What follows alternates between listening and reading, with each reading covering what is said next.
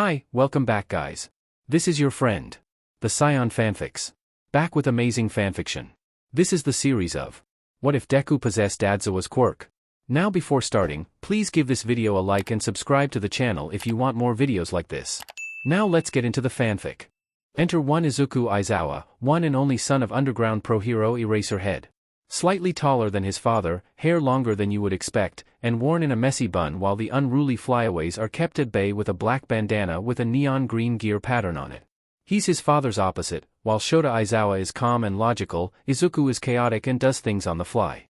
Izuku is only 15 yet. He's a second-year high school student in UA's support department class 2H, basically raised in UA and was taught by Nizu himself until he reached high school level. Then Nizu allowed him to enroll as an actual student before he began teaching him hacking, analysis, communication codes and statistics. Izuku has made a name for himself at the school and goes by the name of Junk Rabbit. He doesn't mind being called Rabbit or JR either, whatever you're comfortable with calling him, he's cool with it.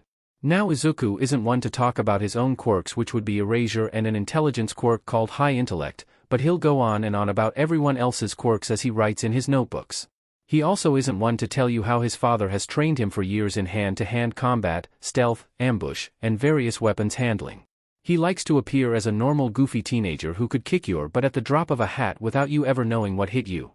Izuku doesn't have a mother as she had passed during childbirth. Part of Izuku blames himself for her passing, another part blames the quirkless doctors for not trying hard enough to save her as she was a quirkless woman, and another part of him knows that anything could happen during labor and childbirth, including death. It took Shota forever to convince Izuku that her death was no one's fault and that it was just an unfortunate outcome that can happen with birth. Izuku is about to be moving on to his third year at UA and is sitting with Shota and the rest of the staff watching the new first years doing the practical portion of their exam. Man, what a bunch of show-offs, Izuku huffs as he watches the screens. That's the limelight mentality for you, bunny, nothing anyone can do about that. It's their own fault for thinking that only flashy quirks make heroes, Shota states as he pats Izuku's bun. You ever gonna cut that hair? Hell to the no, that's a big ol' negatory there, Knight Rider. Me and my hair are CC just like this, so no change is necessary, Izuku says while gesturing to himself. Shota snorts as he rolls his eyes. What a weirdo. Being weird is the best though. Oboro chirps out. Can't live life all boring and sheet, gotta let loose and be a little weird and wild. Izuku gestures over to the cloud user. See. Weirdness rules over all, Fada. Ugh, stop calling me father in German, sound like Hitler or some sheet, Shota grunts out.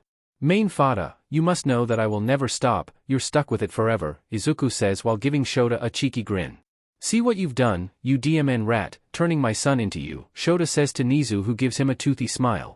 I have no idea what you are talking about, Shota-kun.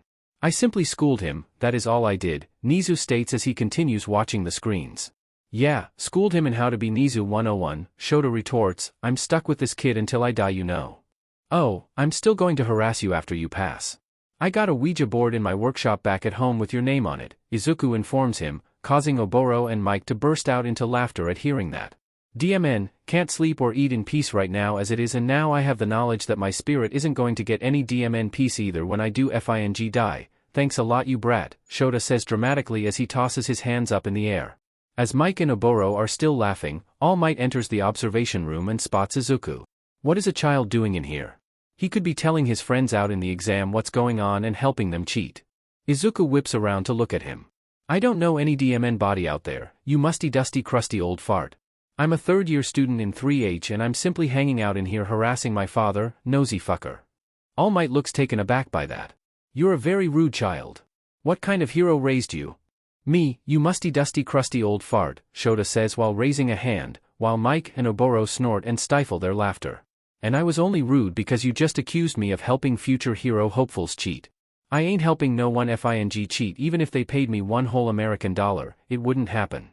I ain't that DMN nice of a person, sheet. You got me fed up if you think that's the kind of person I am when you don't even know me, Mr. Limelight Show-Off, Izuku says in a defensive and angry-sounding tone. All Might scoffs at him. Being raised by an underground has made you into the kind of people I despise. Well, I definitely despise you if that makes you feel better, Izuku retorts, then studies him for a minute. Looks like you're running hot by using your quirk to bulk yourself up. Maybe I should erase your quirk for you so you can take a chill pill. The teachers all snort and hide the fact that they are amused by Izuku calling out All Might and his bulked-up form. All Might glares at him. How do you know that? Only staff are supposed to know that. Izuku laughs at hearing that. Oh, so I was right. Thanks for telling me yourself, you ding-dong. All Might sputters, why you tricked me? It's easy to trick idiots, Izuku answers simply as he turns back around to watch the screens. After a little while Izuku speaks up, boom boom bomb boy right there looks like he'd be a pain in the butt to deal with. Cocky looking fucker grinning like that. He has the highest amount of points as of right now, Shota points out as he looks at the scoreboard. All villain points and no rescue points, typical of someone aiming for the limelight, Izuku huffs as he takes a glance at it. Limelights do plenty of rescuing, All Might states. Someone from the support department wouldn't know that.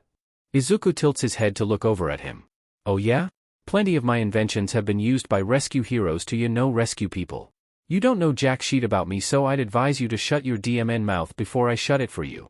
Are you really threatening me? The #1 hero? All Might asks with annoyance lacing his voice. Not a threat, it's a promise, so shut up and leave me alone, Izuku says while rolling his eyes and turning his head back around to face forward. Oh. I almost forgot. My son is going to be flying in tomorrow, so he'll be just in time for his exam. Oboro says after a long stretch of silence. He was living in the US with his mother, and me and him have only ever been able to communicate via letters, so I'm super excited for him to finally be here so I can get to know him better in person. I haven't seen him in person since he was 5 years old. He turns and faces Izuku. I think you two would get along really well if you'd be up for meeting him. Izuku gives him a smile. Sure. Of course, I'd love to meet him. Since the dorm system is a new thing that's been added this year, we'll have plenty of time to get to know each other. If he ever needs any work done, I'd be more than happy to help him out. I know first-year support students mainly work with first-year hero course students etc., but I'd be willing to make an exception for him. Ah. Thanks, Zuzu. You're the sweetest. Oboro chirps out with a wide smile on his face. I know. I'm the sweetest little angel. Izuku says while placing his hands under his chin and fluttering his eyelashes. Ugh, stop making his fat but head swell, Oboro, Shota grumbles out. It's already big enough, doesn't need to be any bigger. Rude. Izuku says in mock offense. You'll get over it, problem child, Shota says with a smirk as Izuku glares at him. Hitoshi Shirakumo, only son of Loud Cloud, enters next and is glad that he's finally going to be able to be with his father after 10 long years of being separated from him. His mother never allowed phone calls or video chats, the only thing she ever allowed was letters, and she had to approve said letters before they were mailed off. Hitoshi tried telling his father that his mother was abusing him, but she caught on and he was severely punished for it and was unable to write to his father for 6 whole months as his hands were in casts. He had run away one night and ran into an underground hero who had asked him what he was doing out so late, so he told the man and was finally able to get the help he needed.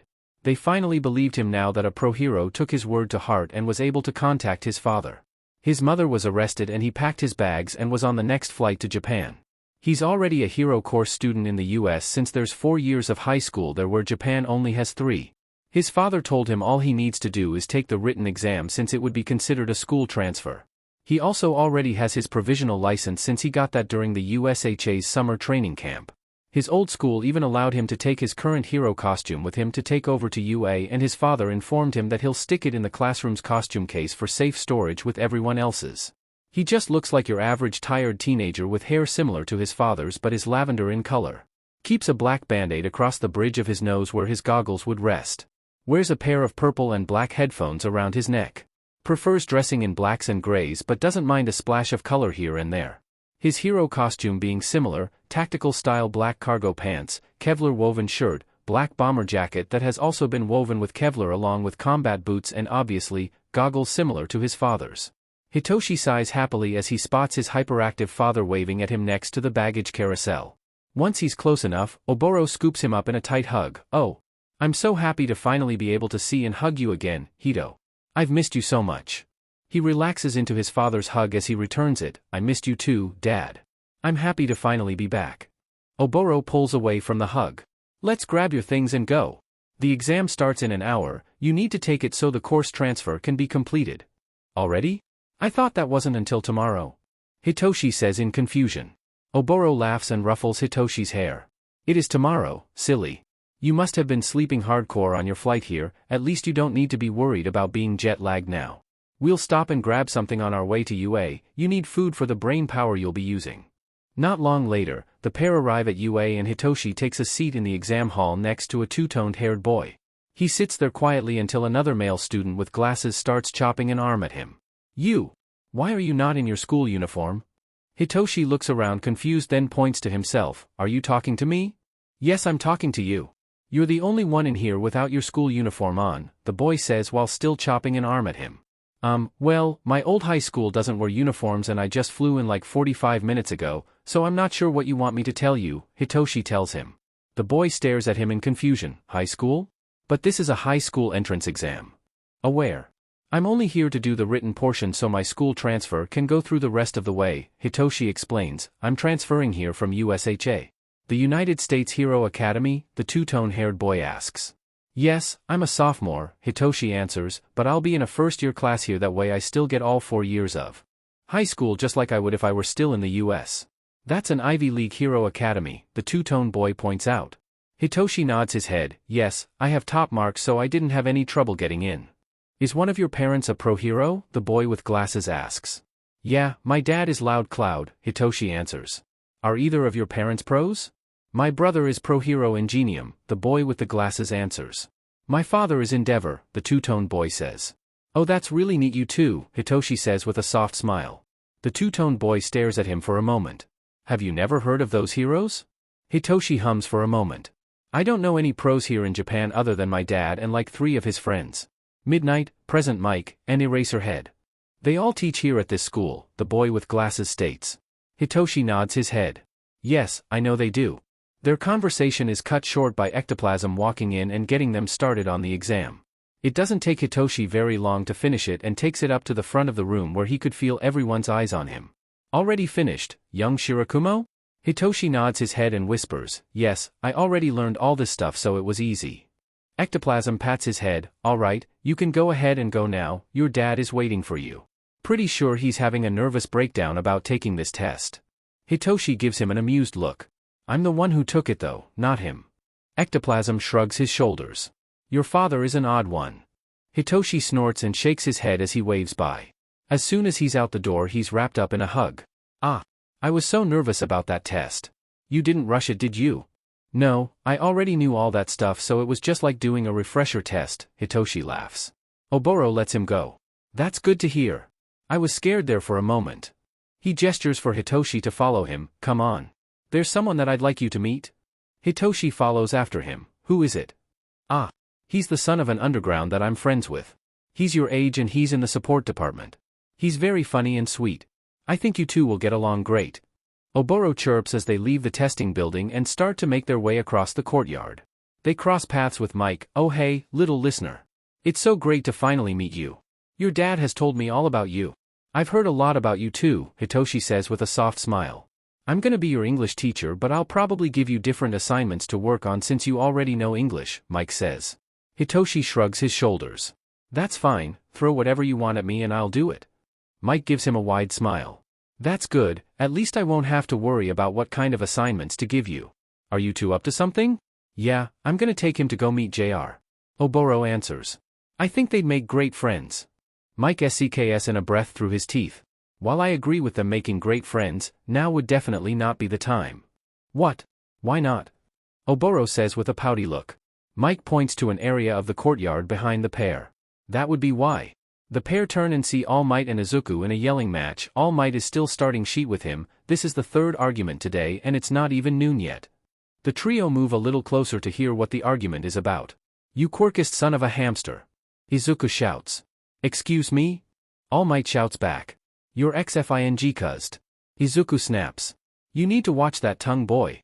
That's no way to speak to the number one hero. All Might yells while jabbing Izuku in the chest. Izuku slaps his hand away.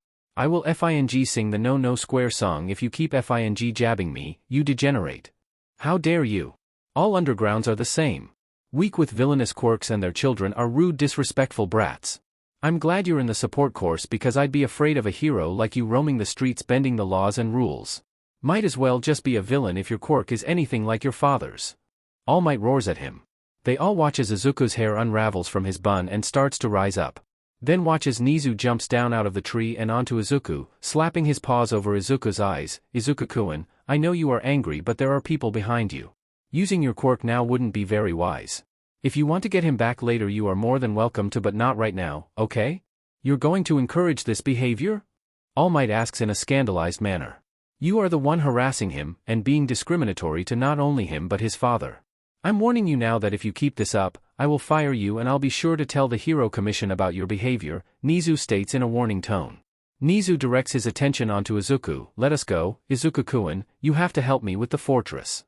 Izuku turns and walks away with Nizu perched on his shoulder. Yeah, we need to finish that up. Wow, JR rarely uses his quirk, Oboro states. He super duper set off then. Well, All Might has been starting arguments with him for literally no reason, Mike says. He used his quirk fully earlier while you were picking your kid here up. Ah, I missed it. Oboro whines. I wanted to see what color his eyes turn when his quirk is active. Mike snorts. They turn cerulean. Really? Not red? Oboro questions. His pupils do, Mike says.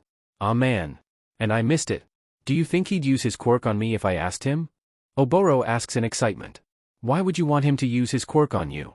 What's his quirk anyways? Hitoshi questions. Because I want to see what his quirk looks like. He rarely uses his quirk because of the drawback being like his father's, and well, I would tell you what his quirk is, but I'd rather you ask him. You'll be able to meet him later so you can ask him yourself then if you're comfortable with asking him about it. He may not give you a straight answer either because he's a little chaos demon and likes to make people guess shit, Oboro says with a wide smile. Mike laughs loudly. That's an understatement. I don't know how his dad does it, hell, I don't know how Power Loader does it either. Glad none of us have to teach him. That's all on Nizu. The principal teaches him? Hitoshi asks softly. Oboro nods his head. JR also has an intelligence quirk, so he's more advanced than the others and needs challenges instead of lessons, as weird as that sounds.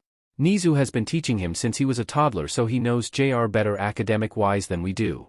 Hitoshi hums as he looks in the direction Izuku and Nizu disappeared into. Well, at least I'm not afraid of him judging me for my quirk. It's a couple of weeks later that the first official day of school starts for UA High. Hitoshi is the first to make it to the classroom as his father is a teacher here and arrives earlier than one would expect. Tonight though, he'll be staying in the dorms with the rest of 1A. It's about 10 minutes later that an ashen blonde-haired boy stomps into the classroom and sits down aggressively and tosses his leg up the desk. Hitoshi gives him an odd look before going back to reading his book. The next to walk in is a pair, a girl with her hair in a ponytail and the two-toned-haired boy from the written exam. He walks up to Hitoshi and taps his shoulder. Hitoshi looks up at him. Yes? How can I help you? You're the boy from USHA, right? The one I spoke to at the written exam, the boy asks him. Hitoshi nods his head. Yes, I am. I'm Hitoshi Shirakumo. I'm Shoto Todoroki. I'm glad to see you in 1A. We could maybe be friends? I'm not very good at making friends, Todoroki tells him. Hitoshi gives him a look of surprise. Sure. I'm not very good at making friends either due to one of my quirks. A lot of people don't really like mental-based quirks. You have multiple quirks? Todoroki asks. Yes, my quirks are Cloud and Brainwashing. My hero name is Mind Cloud, Hitoshi answers. The ashen blonde whips around. How the F would you have a hero name? It's the first day of FING school? Well, I'm technically a sophomore back in the US, which would make me a second year. I got my provisional license during my summer camp while I was still there, Hitoshi answers as he pulls out his wallet and reveals his license. I've been placed in a first-year class, that way I still get all 4 years of high school, just like I would if I were still in the US. The blonde growls deeply at him, then quickly turns back around. Geez. Who said in his cereal this morning? Sheet, I hate mornings too, but DMN. I do hope that isn't his personality, Todoroki states, then turns his attention back onto Hitoshi. My quirks are fire and ice. My left side makes fire while my right makes ice. And before you ask, no, my facial scar isn't from a quirk accident. Hitoshi shakes his head. I wasn't gonna ask you about that. I'm not one to pry into people's personal lives like that. Todoroki nods his head. Oh, okay, I appreciate that. You also have some pretty bad scars on both of your hands. Hitoshi holds his hands out in front of him. Yeah.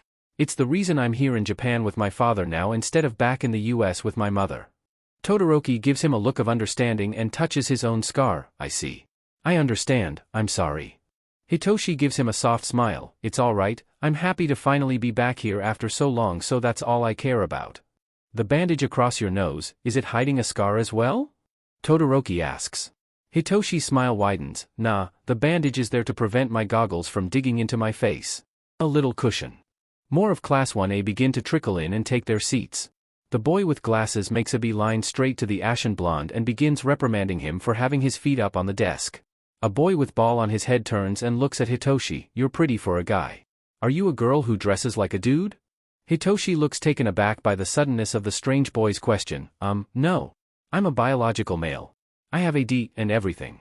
I don't believe you, you'd have to prove it to me in order for me to believe that, the boy says with a sly grin on his face. Hitoshi stares at him in disbelief, then looks over at Todoroki, who also has a similar look on his face. Hitoshi turns his attention back onto the boy. I swear, if you ask me to SCK your Vienna sausage-sized pecker too, I'll bite it off and shove it down your throat. The boy pales and quickly turns back around. Fucking pervert. If I see you messin' with the girls, I'll send your butt into the stratosphere with my quirk and let you plummet back down to the Earth's surface when it disappears on its own. A girl with earphone jacks on her earlobes gives him a slow clap. Yas king, put that perv in his place. Another girl with an invisibility quirk does a similar one. Yes. That creep was trying to look up my skirt to see if all of me was invisible. The bald-haired boy whips to look at her. What? No, I wasn't. Yes, you were. I swatted you away with my tail, a boy with a tail mutation confirms. The boy goes to argue again and Hitoshi slaps a cloud into his face, causing the students to all gasp in surprise. Shut up, you creepy but pervert. If any of us guys see you creepin' on the girls, we'll string your butt up somewhere in the NDE and leave you there for all to see. Now that, I'll be willing to join in on, mind F-, the ashen blonde states with a malicious grin on his face. Don't call him that. That's not nice, a girl with a brown bobbed haircut states. I've heard worse nicknames so it doesn't bother me, Hitoshi says as he and the ashen blonde make eye contact, in which the boy tisks and turns back around. The classroom door slides open as the bell rings, revealing Shota in his yellow sleeping bag with a jelly pouch hanging out of his mouth. Took you a few seconds to shut up. We'll have to work on that. He slips out of the sleeping bag and makes his way up to the podium. My name is Shota Izawa, I'll be your homeroom and law and ethics teacher. He pulls the gym uniforms that he had in his sleeping bag out and sets them on top of the podium. We'll be having a quirk assessment test today instead of going to orientation. Those things are a waste of time, and here at UAS teachers teach however we see fit. So, get changed and meet me out on the PE fields. Shota turns and leaves the classroom. In the locker rooms, the pervert boy watches Hitoshi as he changes. Maybe you are a guy. Hitoshi and the other boys all turn to look at him in disbelief. Are you fucking serious right now? I can't fucking change in peace without some fucking creep staring at my D-. Want me to just get buck butt naked for ya and show you my goods? You'd be face to PP with them.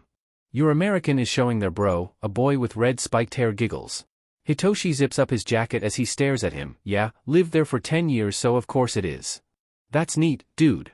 Where in the States were you living? A boy with electric blonde hair asks in excitement. Texas. I went to USHA and that's where that particular academy is located, Hitoshi answers as he slips on his shoes and heads to the exit. Isn't it kinda like one of those hero soldier schools that they have over there? A boy with oddly shaped elbows asks. No. USHA is an Ivy League academy. You're thinking of USHM and that's for adults who are enlisting into the military, not for kids, Hitoshi explains, and the boys all go ooh. He walks out of the exit and is greeted by the girls of the class. Hi. I'm Mina Ashido. Thanks for telling that creep off earlier. It was really sweet of you. Mina chirps out at him. It was no problem. I'm Hitoshi Shirakumo, Hitoshi says in response. Like pro hero Loud Cloud's last name? Ribbit, and I'm Azui Tsuyu, but you can just call me Tsu, Ribbit, Tsuyu tells him. Hitoshi nods at her. Okay, and yeah, Loud Cloud is my father. The girls all look at him in excitement. Ah. No wonder you're so pretty. You get your looks from your dad. Uraraka states, oh. And I'm Ochako Uraraka. Hitoshi blinks at her for a moment. Thank you? I've never had someone call me pretty before, so that kinda sounds a little odd. Pretty, handsome, good-looking, all the same. Hagakure chirps, I'm Toru Hagakure. I'm Kyoka Jiro, Jiro says as she introduces herself. And I'm Momo Yayorozu, but you can call me Momo or Yamamo, either one doesn't matter to me, Momo tells him with a smile.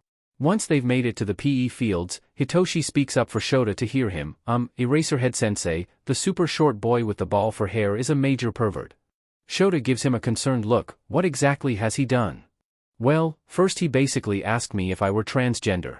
Then said he'd have to check for himself to make sure I'm not lying, then he literally watched me change in the locker rooms.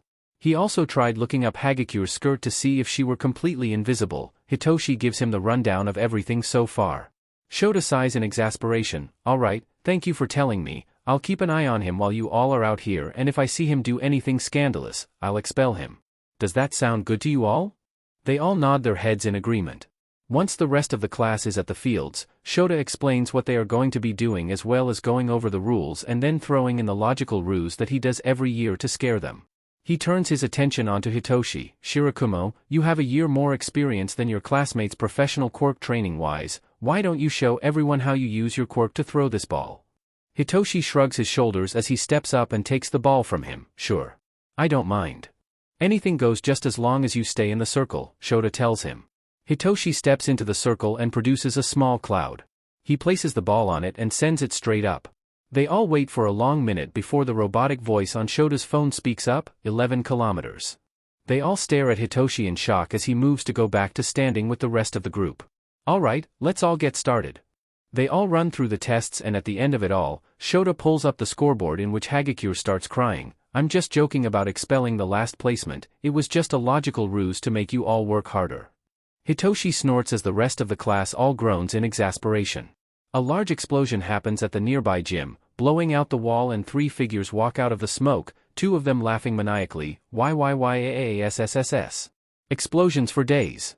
Izuku laughs. Let's go blow something else up. A girl with pink dreads suggests. Yeah. I have some failed inventions that need to be dismantled so let's just go blow them up instead. Izuku cheers in agreement and the pair take off running while still laughing maniacally. Power Loader sighs in defeat and looks over at Shota. You should go stop him. He's a horrible influence. He's not my problem, he's yours, Shota says while waving a dismissive hand. If anything, just get Nizu to stop him. Problem Child will listen to him before he listens to me, he's not afraid of me. Power Loader groans and goes to follow after the 2 pyromaniacs. Sensei, who were those students? Kirishima asks. The pink-haired one would be Mei Hatsum, she's in 1H and the black-haired one you all can just call Junkrabbit. He doesn't go by his real name at school due to his father being an underground, he's in 3H, he's actually the same age as all of you. One of his quirks is a mutation quirk that increases his intelligence so. That's why he's a 3rd year, Shota explains to them. And that's who my dad wants me to be friends with? He seems to be a little too high energy for me, Hitoshi says, causing Shota to snort and hide his face with his capture weapon. If you can handle your father, you can handle JR, Shota tells him while still hiding his smirk in his capture weapon. The following day the students started having normal classes and once Heroics class rolled around, All Might came into the classroom in the most dramatic way possible. I am coming into the classroom like a normal person. I am here. Hitoshi gives the man an unimpressed look, having already decided that he didn't like him based on what he witnessed when JR was arguing with the man. All Might goes on to explain what they will be doing before looking at Hitoshi. Young Shirakumo. I believe it would be best for you to sit out during this exercise, your quirks are not quite suited for heroics. Excuse me? Hitoshi growls, my father is a pro hero and one of my quirks is exactly like his. I also already have my provisional license. I got it when I was still attending USHA. If my quirks weren't suited for heroics, I wouldn't have one. You can't exclude me from training because of your quirkist views. I am not being quirkist, I'm simply stating a fact, All Might states firmly. Hitoshi glares at him. JR was right, you are a son of a hamster. All Might's face turns angry at that. Oh? So you're friends with that rude, bratty underground child? I have yet to sit down and have a conversation with him. I simply witnessed you starting an argument with him and I'm going to safely assume it's because of his quirk, Hitoshi snaps back at him. A quirk that disables another's quirk is villainous, All Might states. Hitoshi's eyes widen in shock as the other students gasp, what the F dash? You can't announce what the quirk is of an underground child nor what their parents' quirks are. That's illegal and dangerous. The hell's wrong with ya? All Might ignores his angry questions and opens up the costume case. Everyone grab your costumes and meet me at ground beta. Everyone grabs their costumes and heads to the locker rooms. Hitoshi is still seething as he changes into his costume. All Might told you to sit out, Mineta tells him. Hitoshi shoots him a hard glare. All Might, he can't make me sit out, cause he thinks my quirks aren't suited for heroics. If they fucking weren't, I wouldn't have my license. Plain and simple. He can kiss my pail but for all I care. Hitoshi storms out of the locker room with 3 of the boys quickly following after him. Bro, you got some hella ball to talk back to All Might, Kirishima says, super manly, dude. Yeah man. I thought I was going to PSS myself while watching that argument in the classroom, Kaminari adds on. Why don't you just show him your license, amigo? Maybe if he sees it for himself he'll change his mind, Zero suggests. You can't change how a quirkist thinks just like that. He's only looking at my brainwashing, he doesn't care that my cloud quirk is just like my father's, who also happens to be a pro, just like he is. When I first saw JR, him and All Might were in a heated argument and Mike Sensei said that it was the third one that day and it wasn't even FING noon yet. JR's dad is an underground, which means the man is a pro hero, and yet All Might was calling them both villainous and flat out told JR that he should just go and become a villain. Who the F says that to a 15-year-old kid? A quirkist BSTRD, that's who, Hitoshi rants as they get closer to ground beta. That's a pretty fair argument there, Zero says while Kaminari nods in agreement. I don't see why All Might would even be quirkist. I thought heroes were supposed to be, you know, nice and caring to everyone they meet regardless of their quirk, Kirishima states. Yeah, well, some people shouldn't be heroes, Hitoshi grumbles. Once everyone has made it to ground beta, All Might does something unexpected. Young Shirakumo, you say you have your provisional license? Yes, why? Hitoshi answers. May I see it for a moment? All Might asks while holding out his hand. Hitoshi gives him a look before pulling out his wallet, then handing over his license. All Might stares it for a moment before snapping the card into 4 pieces and handing it back over to him. You do not need this. Hitoshi stares at his broken license as the students all watch on with shocked expressions. F you piece of fucking shit, Hitoshi growls at him. You can be quirkist to me all you want, I'm fucking used to it, you can destroy my sheet all you want to, but I'm just gonna fight back against you twice as fucking hard. If you think that this is gonna stop me from participating in today's exercise, you got another thing coming for ya. All Might glares at him for a long moment. Suit yourself. If you get injured, it will be on you. They all draw teams, and whether or not they are heroes or villains. Uraraka comes bounding up to him. We're hero partners for this exercise. She looks over at Bakugo and Ida. Those two look really strong though. Cocky Bomb and Mr. Stuck-Up? Those two will be predictable, Hitoshi says as he pulls out a small notepad and pen. Boom Boom Boy will be roaming, Vroom Vroom Boy will be guarding. You take gravity away from the things you touch, yes? Hitoshi asks and she nods her head. Good, I'll put you on one of my clouds, and when you find what floor he's on, you give me a thumbs up and I'll have my cloud stop moving, that way you can get in. I have a feeling that they'll move their bomb from the bottom floor to the 3rd floor because moving it to the top would be too obvious. If I'm right, I'll move my cloud to the 4th floor and you get in through like that and collect as many loose objects as you can handle to use them as weapons against Ida, like a meteor shower, and while he's fighting off your attack, you float yourself up out of his reach and make your way to the bomb from above. I'll face Boom Boom Boy and catch him with my quirk and capture him. If you have trouble with Vroom Vroom Boy, get yourself away from him until I'm able to get to you, then we'll take him down together. Uraraka stares at him for a long moment before speaking. You're a genius. You thought all of that up in a matter of minutes. Hitoshi nods his head. Well, I was trained to do that. My quirks are best suited to provide support for my comrades if working with a team. If working alone, coming up with plans like that can help me get the job done safely and quickly. She vibrates in excitement. Oh man. I feel like we'll win this one. He gives her a soft smile and a nod. Once it's their turn, Hitoshi produces a cloud for her to ride on. Go ahead and hop on, it's safe, I promise. Uraraka climbs up onto the cloud and steadies herself. Oh, is so soft and fluffy. Hitoshi snorts a laugh. Yeah, I like sleeping on them sometimes. Okie dokie, up you go, let me know when you find it. Hitoshi sends her up to start looking in the windows, and just as he predicted, they moved the bomb to the 3rd floor and Ida was guarding it. He moves her up to the 4th floor and she climbs in. He rounds the building and sneaks in through the back. He can hear Bakugo stomping around on the 2nd floor.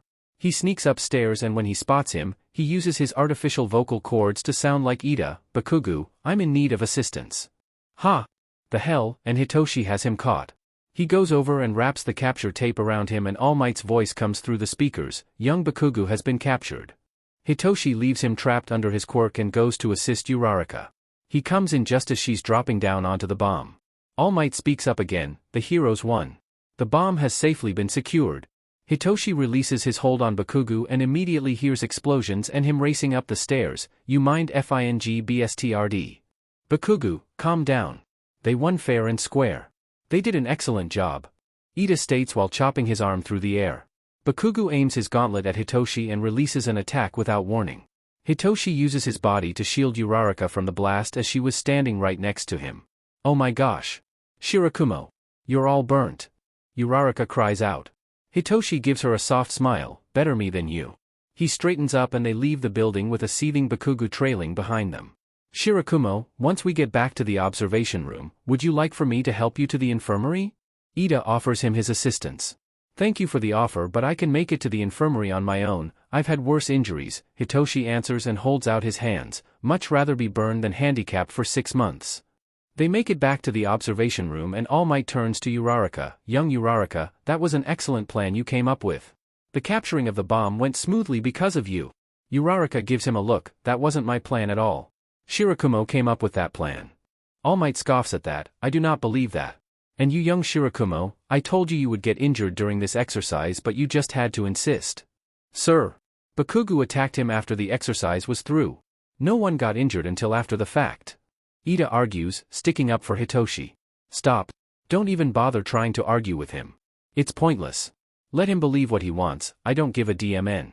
Arguing with him is just a waste of oxygen, Hitoshi says to Ida while giving him a sad smile. If you'll excuse me, I'm going to the infirmary. He goes to leave but All Might stops him. No. You'll wait until class is over. Just sit down, I think you can wait a bit, All Might instructs as he points to a chair. Hitoshi glares at him and plops down in the chair to wait. Bakugo comes up to him. Are you really just going to sit there and not go? Hitoshi's glare becomes directed at him. I'm doing it out of spite. Bakugo looks taken aback by that. I apologize. I have some anger issues that I've been working on and well, I'm a bit of a sore loser. I'd FING say, you burnt the F out of me and destroyed my costume. I'm honestly surprised that my butt isn't hanging out the back from how effed up my costume is now, Hitoshi states angrily. Bakugo just nods his head and walks away. After class lets out, Hitoshi goes straight to the infirmary. My god, child. What on earth happened to you? Recovery girl shouts out as she spots his wound. One of my classmates is a sore loser and All Might wouldn't let me come to the infirmary until the class was finished, Hitoshi explains to her. She stares at him for a long moment. How long were you made to wait? Hitoshi hums as he thinks for a moment. My team went second so almost the entire class PR'd. She sighs in exasperation. I do not know what that man's problem is lately. He was being quirkish to me. He told me that my quirks weren't suited for heroics and told me to sit out. I refused and he said that if I get injured during the exercise, it'd be on me but I got injured afterwards and him making me wait to come here was my punishment I guess. He even destroyed my license saying that I don't need it, Hitoshi explains to her while digging out his destroyed card and showing her. Have you called your father? She asks him as she takes the card and sets it on her desk. My phone is in the classroom, Hitoshi answers. Then I'll give him a call and let him know what happened, she says while patting his knee softly. Not long later Oboro and Shota arrive, both with angry looks on their faces. Oboro wraps Hitoshi up in a hug. OH. My poor sweet innocent little baby. Now my child is being bullied by All Might too. Oh, that reminds me, All Might basically told 1A what JR's quirk is, Hitoshi says as he remembers what happened in the classroom. He said and I quote, a quirk that disables another's quirk is villainous. What? Shota shouts out angrily with quirk activated, that BSTRD. I'm gonna F him up. Sho, Oboro says softly while giving him a look. Hitoshi is staring wide-eyed at Shota, having never seen his homeroom teacher's quirk before. Shota closes his eyes and calms down before applying eye drops. Sorry. I need to go have a chat with Nizu. I already reviewed the footage so we'll take care of All Might and Bakugo. Bakugo apologized to me. He says that he has some anger issues that he's been working on, Hitoshi informs him. Shota nods his head, alright. I'll keep that in mind. He takes his leave quickly to go and speak to Nizu. Oboro turns his attention back to Hitoshi. Are you feeling a little better now? RG wasn't able to heal all of it because it wouldn't be very good for you if she sapped all of your stamina. Hitoshi nods, yeah, I'll just come back tomorrow for the rest of it. Oboro gives him a soft smile. I think it's time you met JR. He can hook you with a new costume in no time flat. He's a fast worker. Fast like a rabbit. Hitoshi smiles softly and nods. Hitoshi makes his way down to the support lab to go and speak with JR, being told that he likes to stay in the lab until curfew. He first knocks on the lab door before opening it and being met with heavy metal music and JR, who was wearing a welder's mask and working on a civbot. Hitoshi smiles softly as he watches him lightly headbang while working. He narrows his eyes at the brightness of the welding as he reaches over and lightly taps JR's shoulder. The work stops, the music is paused, and JR takes his welding mask off before turning and looking at Hitoshi, both boys immediately blushing. Hi, JR, I'm Hitoshi Shirakumo. My dad suggested that I come to you to get my costume fixed or whatever you need to do with it. Izuku nods his head as his blush deepens. Yeah, I told your dad that I'd work on your stuff when he mentioned that you were moving back here to be with him. And you can call me Izuku if you'd like, you don't need to call me JR when it's just us. Oh okay, you can just call me Hitoshi then, it would only be fair if you call me by my given name as well, Hitoshi says with a soft smile before passing his hero costume over to Izuku. Izuku takes it and looks it over. Holy shit, it looks like you got hit with a FING flamethrower. Yeah, Boom Boom Boy in my class has some anger issues and was a sore loser earlier when I brainwashed and captured him, Hitoshi explains. Izuku continues to look it over. Oh yeah, I watched that cocky-looking fucker during his entrance exam, only villain points, no rescue points. Just going to be another FING Endeavor. Endeavor's son is in my class, he at least seems like a nice boy, he doesn't mind my quirks. Unlike All Might, the quirkist BSTRD broke my provisional license saying that I don't need it, Hitoshi tells him. But might be giving you trouble too then? Izuku says while looking at him, causing Hitoshi to blush while making eye contact with the black irises and white pupils of Izuku. Yeah. He punished me after I was attacked by making me wait to go to the infirmary, but before that, like in the classroom, I kinda sorta told him that I agree with you on him being a quirkist son of a hamster and he told 1A a description of your quirk calling it villainous, Hitoshi tells him. So he's now going around telling people my quirk? Next he'll be announcing to everyone on who my father is, not that that would necessarily bother me but my dad likes to keep me in the shadows to protect me. I'm honestly surprised that your dad hasn't told you himself, your dad can get a little too chatty with people, Izuku says with a laugh. You're not angry at me for causing him to call you out like that? Hitoshi asks him. Why would I be mad at you? You're not the quirkist BSTRD going around telling people what my quirk is, Izuku states. Izuku tilts his head at him and smirks. Based on my quirk's description, what do you think it's called? Well, All Might only said that it disables another's quirk, he never gave a full description on the aspects of your quirk, Hitoshi answers. Izuku snorts, he's only half right. My quirk only works on emitter and transformation types. It weakens mutation types but not enough that it would give me an advantage over them. Oh, well that's still not enough information for me to guess and I have a feeling that you're not going to outright tell me either. My dad told me that you're a chaos demon and likes to make people guess shit, Hitoshi says with a soft smile and then blushes as Izuku smiles wider, revealing that he has a smiley piercing. You have a piercing. Izuku laughs loudly at that then shows him his tongue. Yeah, I have a few. Did them myself and my dad still hasn't forgiven me for it. I made him question his life when I told him that I asked my mom if I could get them by using a Ouija board to ask her. Hitoshi gives him a shocked look, causing Izuku to laugh harder. Dark humor is the best humor. My mom died when I was born so it's easy for me to make jokes like that. Helps me to not feel as guilty. My dad says that it wasn't my fault but my brain tells me otherwise. You shouldn't feel guilty for something like that, that was out of your control, Hitoshi says, then shows him the tops of his hands. This is what my mother did when she caught me trying to tell my dad that she's been abusing me. She would monitor the letters that I'd write to him and only let me mail them off if she approved of it. A new blush appears on his face as Izuku takes his hands and rubs his thumbs over the surgical scars. I have some cream that I created that'll get rid of these for you if you'd like, Izuku tells him softly. You have very beautiful skin, it shouldn't be all scarred up like this. Hitoshi's blush deepens and speaks nervously. Why you are really have something like tea that? They make eye contact again and Izuku smiles at him softly. I do, I also have burn cream that I made as well because I'm going to safely assume that Granny wasn't able to heal you all the way. No, I'm supposed to go back to her tomorrow for her to finish healing me, Hitoshi answers. I have clean jars in my dorm room, I have jars here but I highly doubt you'd want jars that have had my dirty but fingers in them, Izuku tells him. I'm in dorm H, 5th floor, very last door at the end of the hall. I'm the only one on the 5th floor.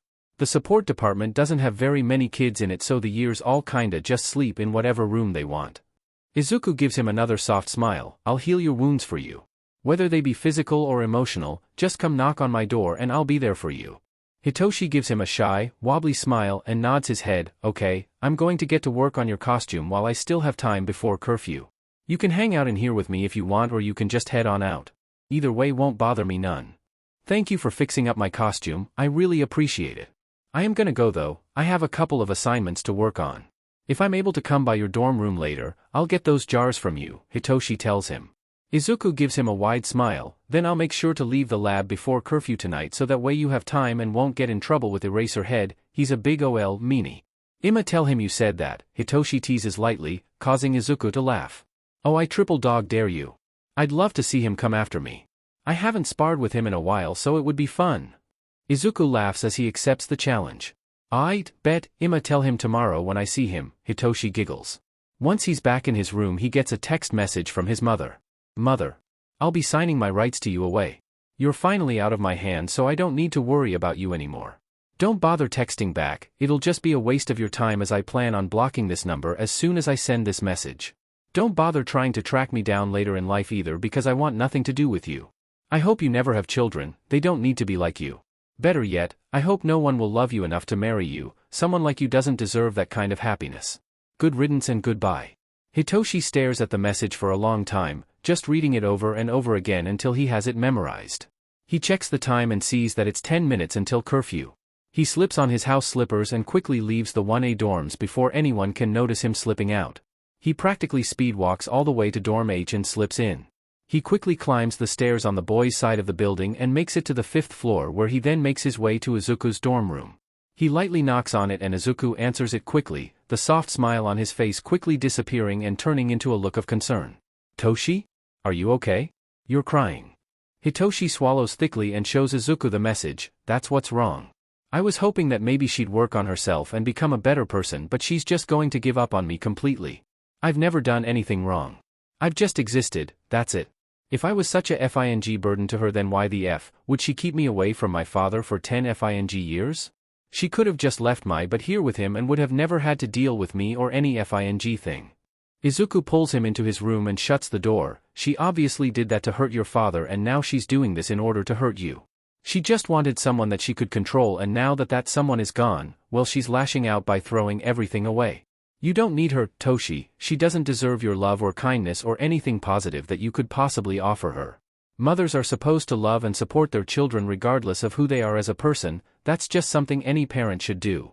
Izuku reaches over and wipes the tears off of Hitoshi's cheek. I know that you were hoping that she'd get the help she needed in order to get better, but this makes it obvious that she doesn't. She's not worth the tears. Your life will be a lot more joyous without her degrading and hurting you. Hitoshi steps forward and presses his face against Izuku's shoulder. Izuku just pulls him into a hug. Haven't even known each other for a day and I'm already getting hugs from you. Hitoshi laughs wetly. Well, you're the one who told me that you'd heal my wounds, whether they be physical or emotional. I know, I just needed to get a laugh out of you. Laughter is the best medicine, Izuku says softly and pulls away from the hug and pats the bed. Sit down, I'll get that cream out for you. Hitoshi sits down and Izuku starts digging through a drawer. He notices a photo on Izuku's desk of Izuku and Eraserhead together. He stares at it for a long moment, then it clicks. Holy shit. You're Eraserhead's son and your quirk is Erasure. Izuku begins laughing maniacally. Right you are, I was wondering how long it'd take you to figure it out. Me and my dad share a lot of features, not just quirk. Our biggest difference is the freckles. I got those from my mom. Same with the pupil color, that's from my mom too. You got your intelligence quirk from your mom then? Hitoshi asks. Nope. Izuku says while standing up while holding 2 small jars in his hand. My mom was completely quirkless.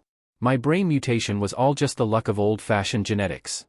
Izuku sits down on the bed and opens up the jar with the white lid. This one is the scar cream. He takes Hitoshi's hand and lightly rubs some over the scars. It'll take like a week before you notice them starting to fade. Works best on fresh scars. These don't look that old, so they should fade faster. Who knows, everyone's skin is different. Hitoshi nods his head and lets Izuku put the cream on his hands. Let me see the burn. I'll help you with that too since it is on your back. Hitoshi turns around and pulls up his shirt. Granny did a good job. Looks like you just got hot wax or something on you now. This cream should take care of it the rest of the way.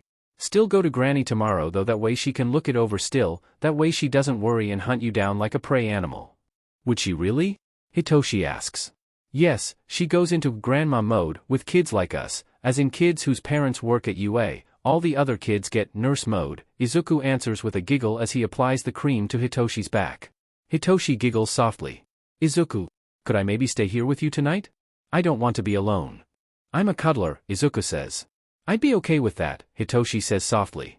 Shota enters the teacher's dorm after doing room checks after not finding Hitoshi anywhere in the 1A dorms. Oboro, is your kid in here with you? No, why? Oboro answers in concern. Well, your kid isn't in his room or anywhere in the 1A dorm for that matter, Shota tells him. What? Where the hell would he go? We would have gotten an alert if any of the students tried to leave campus. Oboro says in a panicked voice. Calm down, Oboro-kun, let me pull up the security footage to see where he went, Nizu says as he pulls out his laptop and sets to work on pulling up the footage. Looks like he headed to dorm H. What? Why would he go there? Oboro asks as he looks over Nizu's shoulder. It appears that Hitoshi-kun had been crying, Nizu says as points to the paused video of Hitoshi's face. That still doesn't explain why he would go to dorm H, Shota grunts out. Nizu pulls up the dorm footage showing Hitoshi going to Izuku's room. Looks like he went to Izuku-kun for comfort for whatever was upsetting him. Looks like Hito is showing Izu his phone, Oboro points out. He must have gotten a message or something of that nature that upset him, Shota says as they watch Izuku pull Hitoshi into his room. Power Loader walks in after doing his dorm checks. Oboro, Shota, your kids are cuddled up in Izuku's bed, want me to wake Hitoshi up and send him back to his own room? Kid looks like he cried himself out. Nah, just leave him there. I'll talk to him tomorrow and ask him what was wrong, Oboro says with a smile. It is good to see him already making fast friends with Izuku. I just wish he would have come to me with whatever was bothering him. He may have just wanted someone his own age to talk to, Nizu says. Izuku-kun is a good person for that. He's a very good listener and has a way with words that put your mind at ease. He'll come to you with his issue tomorrow. Sometimes going to someone your own age to just talk things through first helps sort out your emotions, so don't take all this to heart, Oboro-kun, just normal teenage behavior. Hitoshi wakes up to an alarm blaring next to his head, the alarm receiving a smack then a face being nuzzled into his neck. When he moves his head out of the way, Izuku lightly kisses his neck causing him to mmm softly and earning a shiver from Izuku. Don't do that, you'll start something and we barely know each other, Izuku whispers. Definitely a good way to get to know each other though, Hitoshi whispers back, causing Izuku to sit up quickly with a sly smirk on his face. Oh, you're a naughty boy, Toshi. I like it. Izuku teases. Hitoshi blushes softly, you were the one literally kissing my neck. It felt good. Am I not supposed to react to something like that? I'm honestly surprised that it didn't freak you out, definitely didn't consider us not fully knowing one another before doing that either, so that's on me, Izuku says as he has his own blush on his face. Why would I freak out when I moved my head out of the way giving you more access to my neck? I was simply going with it, nice way to wake up even though that alarm basically deafened me, Hitoshi giggles. Izuku laughs at that, well, I need my alarm to be loud so it'll actually wake me up, I sleep like a corpse. Never heard a corpse snore before, Hitoshi teases with a laugh. Izuku gasps and places his hand on his chest in mock offense, how dare you? I do not snore. My memory of last night tells me otherwise, Hitoshi continues to tease him. Izuku gives him a playful glare, yeah, okay, Mr. Handsy. What the hell does that mean? Hitoshi asks. You kept sliding your hands up the back of my shirt, kinda surprised you didn't go down the back of my pants to catch a feel of my butt, Izuku laughs at Hitoshi's deep blush. I was not feeling you up. Hitoshi says in shocked protest. Oh yes you were, your asleep self was definitely loving up on my back muscles, Izuku says while nodding his head at Hitoshi's head shaking. Izuku leans down and presses his nose against Hitoshi's and the pair stare at each other in silence for a long moment before Izuku makes the first move and kisses him fully, it quickly being reciprocated. Izuku's second alarm blares, startling both of the boys. Geez, you got two? Hitoshi asks after Izuku slaps the alarm again.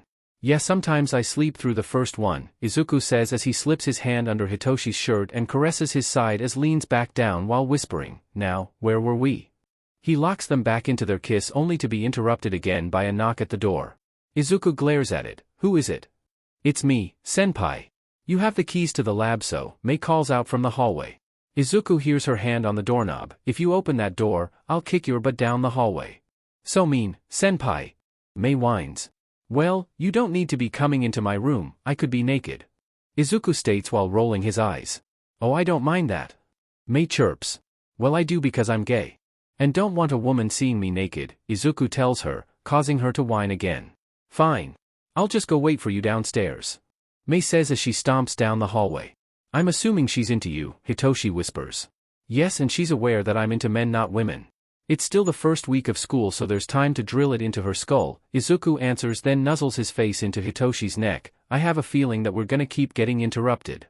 Probably, Hitoshi whispers. Also, were you planning on going all the way cause the way you were caressing my sides was definitely making me feel like you were.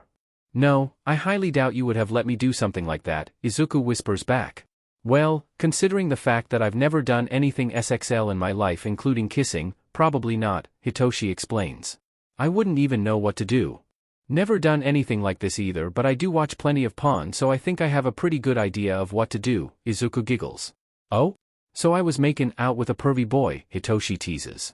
Izuku snorts out a laugh, wouldn't say that I'm a perv, a hormonal horny teen yes but a perv, I wouldn't consider myself one.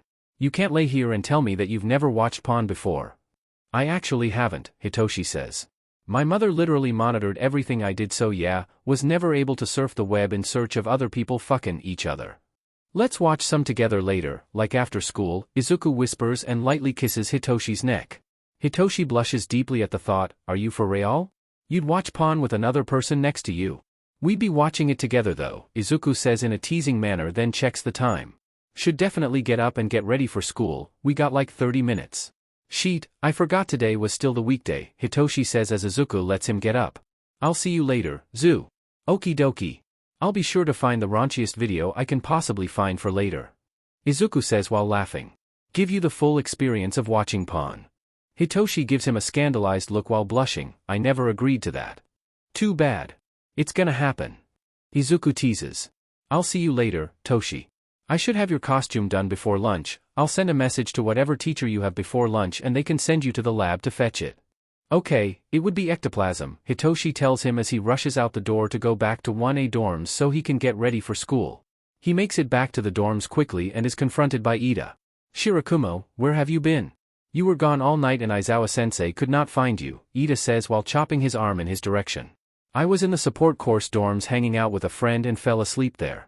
Powerloader-sensei could have woken me up but I guess he chose not to, Hitoshi tells him.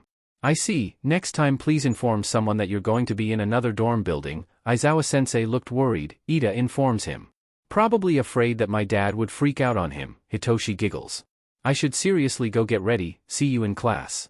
Once everyone is in class and Shota has entered the room, Hitoshi raises his hand and Shota nods at him. JR says that you're a big ol meanie. He triple dog dared me to tell you that. I should have asked him to pay me instead now that I think about it. Shota pinches the bridge of his nose in order to hide his amusement as the rest of the class all giggles. I'm assuming that's his way of starting a spar with me? I have no issue going and kicking his goofy self into next week. Yes, Hitoshi answers simply. I'll have to hunt him down later and make him eat his words, Shota grumbles before starting the class. Classes continued on like normal until it was getting to the end of ectoplasm's class. Young Shirakumo, go ahead and head down to the support lab. JR told me to send you, your costume is all fixed up. Sweet, thanks for telling me, I'll head there now. Hitoshi stands while grabbing his bag and quickly heading out the door. When he makes it to the support lab, he spots Izuku standing outside of the lab with it. Once he's close enough, Izuku holds it out for him to take. Here you go. One fixed up hero costume. Hitoshi takes it from him with a soft smile on his face. Thanks, I really appreciate you fixing this up for me. Of course. Izuku chirps, ooh, we should head to lunch early. But I should get back to class, Hitoshi says, protesting slightly against that idea. You're a smart cookie though, so missing the last few minutes of math isn't going to hurt you or your grade, Izuku says with a mischievous smirk. Why do I get the feeling that you are up to something? Hitoshi asks while narrowing his eyes suspiciously at him. What? Innocent lil ol, me? Nah. Izuku laughs while waving a dismissive hand. You are totally full of shit right now, Hitoshi huffs at him. Oh come on. Let's just go. If anyone asks you just say that I was going over your costume with you, boom. Problem solved. Izuku suggests with a mischievous smirk, making a comeback. Fine, but if I get in trouble because of you, I'll never let you kiss me ever again, Hitoshi says with a huff. A threat that you'll never actually follow through with. I like it. Izuku laughs as Hitoshi pouts at him and follows him down the hallway. Just as they are about to pass the records room, Izuku grabs Hitoshi's arm and pulls him inside, shutting the door behind them. I knew it, you are up to something, Hitoshi grumbles out before Izuku locks them into a kiss. They kiss for a long moment until Hitoshi pulls away. What are you up to? Finishing what we started this morning, Izuku whispers as he untucks Hitoshi's shirt and runs his hands up his sides while pulling him back into the kiss. He moves onto Hitoshi's neck, leaving a hickey and once again, about to be interrupted. Playing hooky in the middle of the school day, a scratchy-sounding voice asks, startling the two boys and lock eyes with a villain with hands all over his body and a purple misted villain. Technically it's lunch PRD, so it's not hooky, Izuku retorts while drawing AV on Hitoshi's back, letting him know that those are villains. Lunch is important for growing boys though, the mist villain states. I had a big breakfast, Hitoshi tells him while lacing his quirk into his voice. It is, the mist villain goes to argue but Hitoshi catches him. What did you do, you brat? The hand villain yells while charging at them. Izuku activates his quirk, causing the villain to falter for a brief moment before continuing on with his charge where Izuku takes the first swing and lands a hard hit to the villain's face making him stagger backwards. Hitoshi's eyes widen in shock at seeing Izuku fighting hand to hand with a real villain. He's also shocked to be able to witness Izuku using his quirk. The villain and Izuku continue their brawl, the fight becoming more violent as it drags on. The pair end up falling through the door of the records room and out into the hallway where 1A and 1B are heading to the cafeteria. Their violent fight continues out in the hallway front of the 39 students who are all watching on with mouths agape. The villain takes off running down the hall with Izuku hot on his tail, and once he's caught up to him, Izuku body slams the villain up against the wall where he then grabs him by the head and slams it down onto the floor, knocking him unconscious. Izuku stands over him while panting heavily for a moment before pulling out his eye drops and applying them to his now dry eyes. Hitoshi quickly fixes his shirt and turns to the mist villain, "Follow me." He heads out the door with the villain following closely behind him, causing the students to gasp when they see that there's a second one. "Holy shit, man. You and that support dude caught real villains," Kirishima says as he goes to step closer, but Hitoshi stops him. "Do not come any closer. If you accidentally bump him, my quirk's hold will break and then he'd escape." Hitoshi speaks loud enough for the two hero classes to hear. Izuku has the hand villain by the ankle and is dragging him back up the hallway. "This dude's quirk hurts like a beach. I blinked once and he got me on the shoulder." He shows Hitoshi his shoulder that has the skin completely missing, revealing the muscle underneath. "Oh my god. Zu. You need to get to recovery, girl," Hitoshi says in horror as he studies it. "I'll do it here in a minute." Waiting for someone with some quirk-suppressing cuffs to get here, Izuku says while shrugging. "It's not hurting at the moment, definitely hurt when he first touched me though. Felt like my skin was melting." "There ain't no FING way you're not hurting right now, you DMN nerd, your muscle is exposed," Bakugo growls at Izuku. Izuku grabs the hand villain's wrist and holds the villain's hand out to Bakugo. "Wanna see for yourself, boom boom bomb boy? 5-point contact quirks are always active so it'll still work even though he's unconscious." No. Bakugo shouts out. "Okie dokie then," Izuku says as he drops the villain's hand. "Where did you learn how to fight like that?" a snarky blonde boy from 1B asks. "My dad's an underground pro so I've been trained in all kinds of stuff, copycat," Izuku answers. The blonde stares at him for a moment. "How do you know my quirk? Who do you think made all of your hero costumes?" Izuku answers with own question. "I know all of your quirks, I need to so I can make appropriate costumes and gear. Like Boom Boom Bomb Boy's gauntlets that I honestly should take away from him since he used them against his classmate instead of an actual threat." Bakugo scowls at him. "You know about that?" "Of course I do. I gave Toshi some of my homemade burn cream since Granny couldn't heal him all the way," Izuku tells him, and Bakugo looks away, avoiding eye contact. "I swear to Sky Daddy, what the hell happened here?" Shota grumbles as he and Oboro round the corner with cuffs in tow. "The rest of you, go to lunch now. We'll take it from here." The two classes quickly left so as to not anger Shota further. "These two broke into the records room and me and Toshi caught them," Izuku answers. "What were you two doing in the records room?" Oboro questions. "We weren't," Izuku answers with a wobbly smile. "We were just walking by and heard a noise so we investigated." Shota narrows his eyes at Izuku. "You're lying. Just get the cuffs on them, Tsukachi is on his way here." Izuku takes the cuffs and hands one to Hitoshi, who holds it out to the mist villain. "Take these cuffs and put them on your wrists." The villain takes them and cuffs himself. Oboro giggles. "Never seen a villain arrest themselves before, but okay. Didn't want to risk bumping him and breaking my hold on him," Hitoshi answers. "Speaking of, I can release him now." Hitoshi releases his quirk and the villain looks around in shock for a moment. "I see, you tricked me," the villain says to Hitoshi. "Of course I did. Did you really think that you could come into UA and not get caught?" Hitoshi asks him. "Definitely didn't expect to walk in on a makeout session either," the villain retorts, causing Hitoshi and Izuku to blush and both of them to slowly look over at Shota and Oboro. Oboro has a look of surprised shock on his face as Shota stares off into the distance, having dad feelings on learning that his son was making out with someone that he had only just met yesterday, not even 24 hours ago. Oboro starts laughing as he grabs Hitoshi's head and turns it to the side to look at the hickey he had just spotted. "Oh my god. You even got a hickey. JR. You can't just be marking your territory on my son like that, and at school, no less." Hitoshi covers the mark with his hand as he blushes deeply. "I'm sorry." "What? Why are you apologizing?" Oboro asks. "For messing around at school," Hitoshi whispers softly.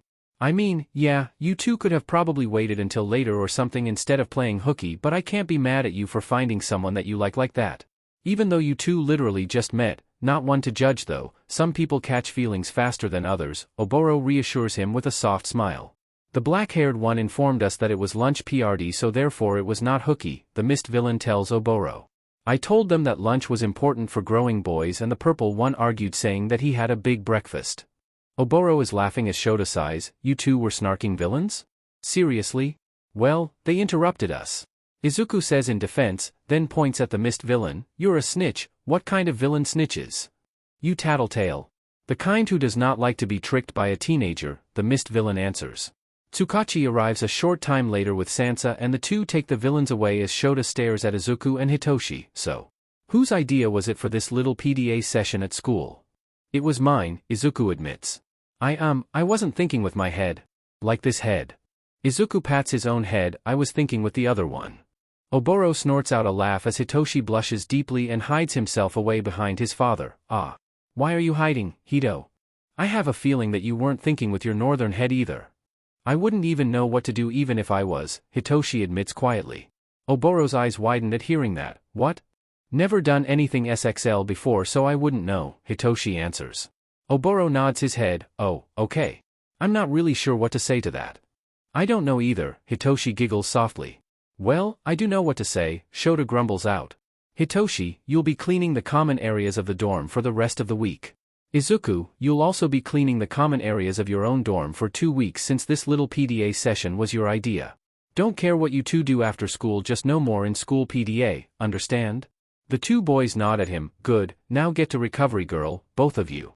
Hitoshi needs to have his burn checked and Izuku needs that wound fixed up. The following day, Shota enters the class and hits the button on the podium to expose the costume case. Alright, we'll be doing rescue training today, so we'll be taking a little field trip. We'll be meeting up with a couple of other pros and an extra tag-along who should already be waiting at the bus and hopefully behaving, the DMN menace. The students all stare at him for a long moment. Well? What are you hellspawn waiting for? Let's get moving, ain't got all day you know. They all quickly scramble and grab their cases and rush down to the locker rooms to change. Hitoshi opens his case and his eyes light up at seeing a new hero costume instead of just a fixed-up old one.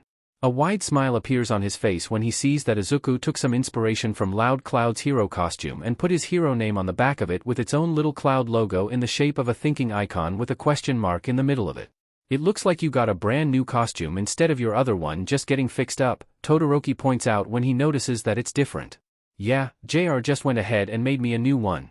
I didn't ask him to either, I guess it's just something that he wanted to do, Hitoshi says with a soft smile.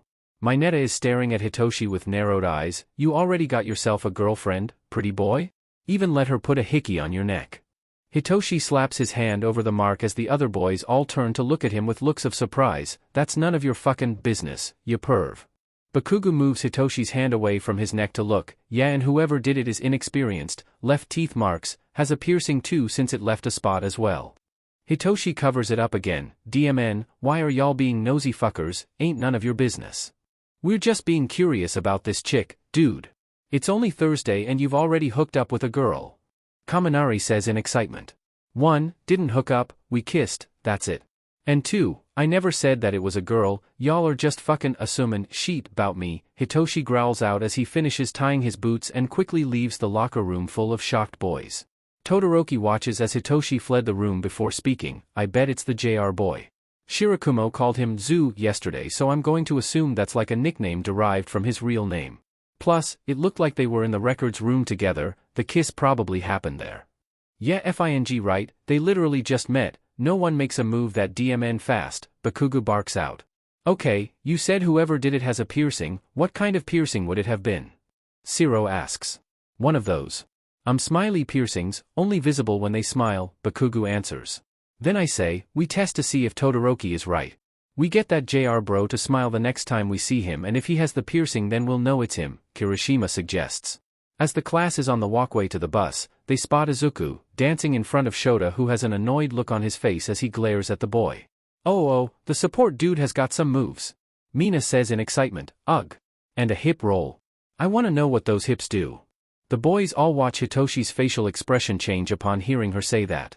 Kirishima taps on her shoulder and whispers to her, Mina. I wouldn't say that around Shirakumo, us guys think that he and JR are together. Mina glances over at Hitoshi as he watches Izuku annoy Shota with a soft fond expression on his face. Oh. Okay, yeah. That's my bad. As they get closer they notice that Izuku has his own hero costume on consisting of black cargo pants with iron knee covers, mid-calf ironclad combat boots, a regular black t-shirt, a dark green capture weapon and is carrying a large case with the words, "All for one is all for done," on it. "Will you stop dancing, problem child?" Shota grumbles out. "Absolutely not." Izuku laughs, earning him a smack from Shota's capture weapon. "Ow. You're such a meanie. Just remember, I have a Ouija board with your name on it. I'll end you then harass you from beyond the grave." Shota smacks him again but this time using his hand. "The hell you are you DMN demon child. Ow. This is child abuse. I'ma call PETA on you." Izuku yells out. "PETA is for animals, JR, Shota states. "Yeah, I know, it's because I'm an animal, rar," Izuku says while doing kitty paws with his hands. Shota closes his eyes and sighs in exasperation. "Shut up. All of you brats get on the DMN bus, let's go." "Okay. Everyone get in line and sit according to your seat number," Ida instructs while chopping his arm through the air. Izuku turns to him. "It ain't that kind of bus, Mini Tensei." Ida sputters at the nickname as Izuku steps onto the bus first with Hitoshi and Shota following behind him. The rest of the class quickly boards and notices that it is indeed an open-plan bus. "I see what you mean now," Ida says as he walks past Izuku and sits down. The boys who are the most curious to know if Izuku is Hitoshi's mystery man, sit down across from the pair and just watch and listen to them. "So, what's in the case?" "Oh this? Just something that I've been working on that's going to be part of the fortress. The only person who would be able to use it is me since I have it programmed with my quirk so it only responds to me when my quirk is active," Izuku explains to him. "I'm assuming you're not just going to tell me? You're just going to make me guess sheet and figure it out on my own again?" Hitoshi questions him, causing Izuku to smile widely and for the nosy group of boys' eyes to widen in shock when they spot the black piercing, proving Todoroki to be right. "I was correct," Todoroki whispers. "Whatever, you DMN icy hot BSTRD, Bakugu grumbles. "Ah, come on, Toshi, I bet you could guess what my kit is," Izuku teases. "Kit? Like a baby rabbit?" Hitoshi asks. "Yees, I am Junk Rabbit after all, it would be weird to call them babies with my nickname being what it is," Izuku explains. "Now, guess, come on." Hitoshi studies it for a long moment. "Some kind of high-caliber rifle? Probably a .50 cal given the size of the case, cause those beaches are big." Izuku gives him a cheeky smile. "See, I knew you'd guess it, but it doesn't fire the kind of bullets you're thinking of." "Then what kind of DMN bullets does it fire?" Bakugu asks, butting into their conversation. "That's a secret, boom boom bomb boy," Izuku says while laughing. "Then why bring it with you?" Todoroki asks. "I'm only checking out the scope to make sure I can use my quirk with it and you all are my test subjects," Izuku answers. I don't want some gay weirdo looking at me through a scope," Mineta says, causing Izuku and Hitoshi to glare at him. "I never told you my sexuality," Izuku growls out defensively. "Didn't have to. Pretty boy there has a hickey on his neck and it matches up with that gross piercing you have," Mineta retorts. "Nosy perverted fucker," Hitoshi growls. "I already fucking told you that it's none of your DMN business. Bet you like getting railed don't you?" Mineta laughs. "Wouldn't fucking know. I've never had SEC before so your guess is as good as mine," Hitoshi states. "Don't understand why you would even care about this to begin with. It's not affecting you in any way shape or form," Izuku adds on. "You're just one of those pervs who targets everyone, huh?" "What? No." Mineta protests. "Then shut the F up, you perv, our private life is no one's business but our own," Izuku says with a deadpan expression then turns back to Hitoshi and the pair continue to speak quietly to each other the rest of the ride to their destination. They arrive at the USJ with the students vibrating in excitement. 13 spots Izuku in the crowd. "JR, since you tagged along with the class today, why don't you go and get everything going for me that way it's all ready to go once we get in there? Please?" Izuku gives her a sarcastic salute. Aye, Capitaine." Then he darts inside. 13 looks over at Shota. "How much coffee has he had today?" "None, that's just his regular crackhead energy," Shota answers. "Oh goody," 13 says sarcastically while laughing then turning to 1A and begins explaining what they will be doing then leads them inside as she continues to speak to them. As she is speaking, Shota notices that Izuku is watching something with narrowed eyes as if he is studying something. "What are you looking at, JR?" "Trying to figure out what the F is wrong with the fountain. It was working fine just a moment ago and now it looks like it's struggling," Izuku answers, gaining the attention of the others as he continues to watch it. Izuku's eyes widen when a blue mist appears next to the fountain then expanding, allowing a monstrous-sized creature in, followed by dozens of other villains. Is this the start of the exercise? Kirishima asks. No, those are real villains, Shota states, then starts giving orders before jumping down into the fray. Shouldn't we go down there and help him? Hagakure asks in a panicked voice as 13 starts ushering them to the door. Don't be fing stupid, Izuku says in a serious tone, you've all only been training for a week, the only ones here with enough experience to provide at least support would be 13, me, and Mind Cloud, the rest of you would end up getting injured or worse, killed. Then why the hell aren't you down there fing helping him then? Bakugo roars at him while getting up into his face. Izuku stares at him for a long moment, if Eraserhead wanted my help, he would have told me to join him, I'm smart enough not to get in someone's way. The blue mist villain appears in front of the door preventing them from escaping. Hello children, we are the League of Villains and this here is my role, leading you to your demise. The League of Villains, huh? Izuku says in a curious sounding tone, causing the villain to look at him. I'm quite interested in your little group, 2 of your pals were bragging about it yesterday and it has me intrigued. The villain narrows her wispy yellow eyes at him, what are you wanting to know? I'm just curious to know who your leader is, I've been in search of the underground's quirk thief, I wouldn't mind trading my quirk for a different one or maybe simply joining his ranks, Izuku answers, causing 1A to look at him in horror. The villain hums for a long moment while still studying his deadpan expression, then you have met the right people. All for One is our leader. A malicious smile appears on Izuku's face as he flicks a syringe at the villain and strikes her in the neck with it. Gotcha, beach. You insolent brat. You tricked me, the villain screeches out as she expands her mist and spreads the students out across the USJ.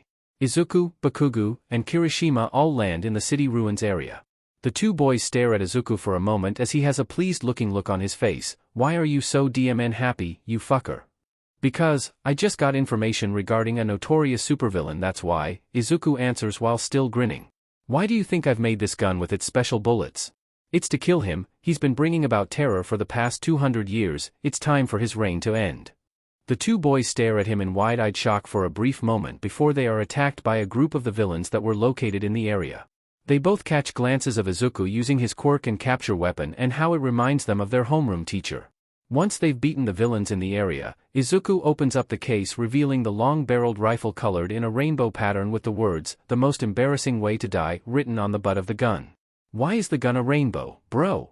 Kirishima asks. Izuku laughs manically, wouldn't you be embarrassed to know that you were taken out by an extra fruity gun wielded by an equally fruity dude? I should add some glitter to it, make it even more fabulous. Bakugo starts laughing, I like the way you think, nerd.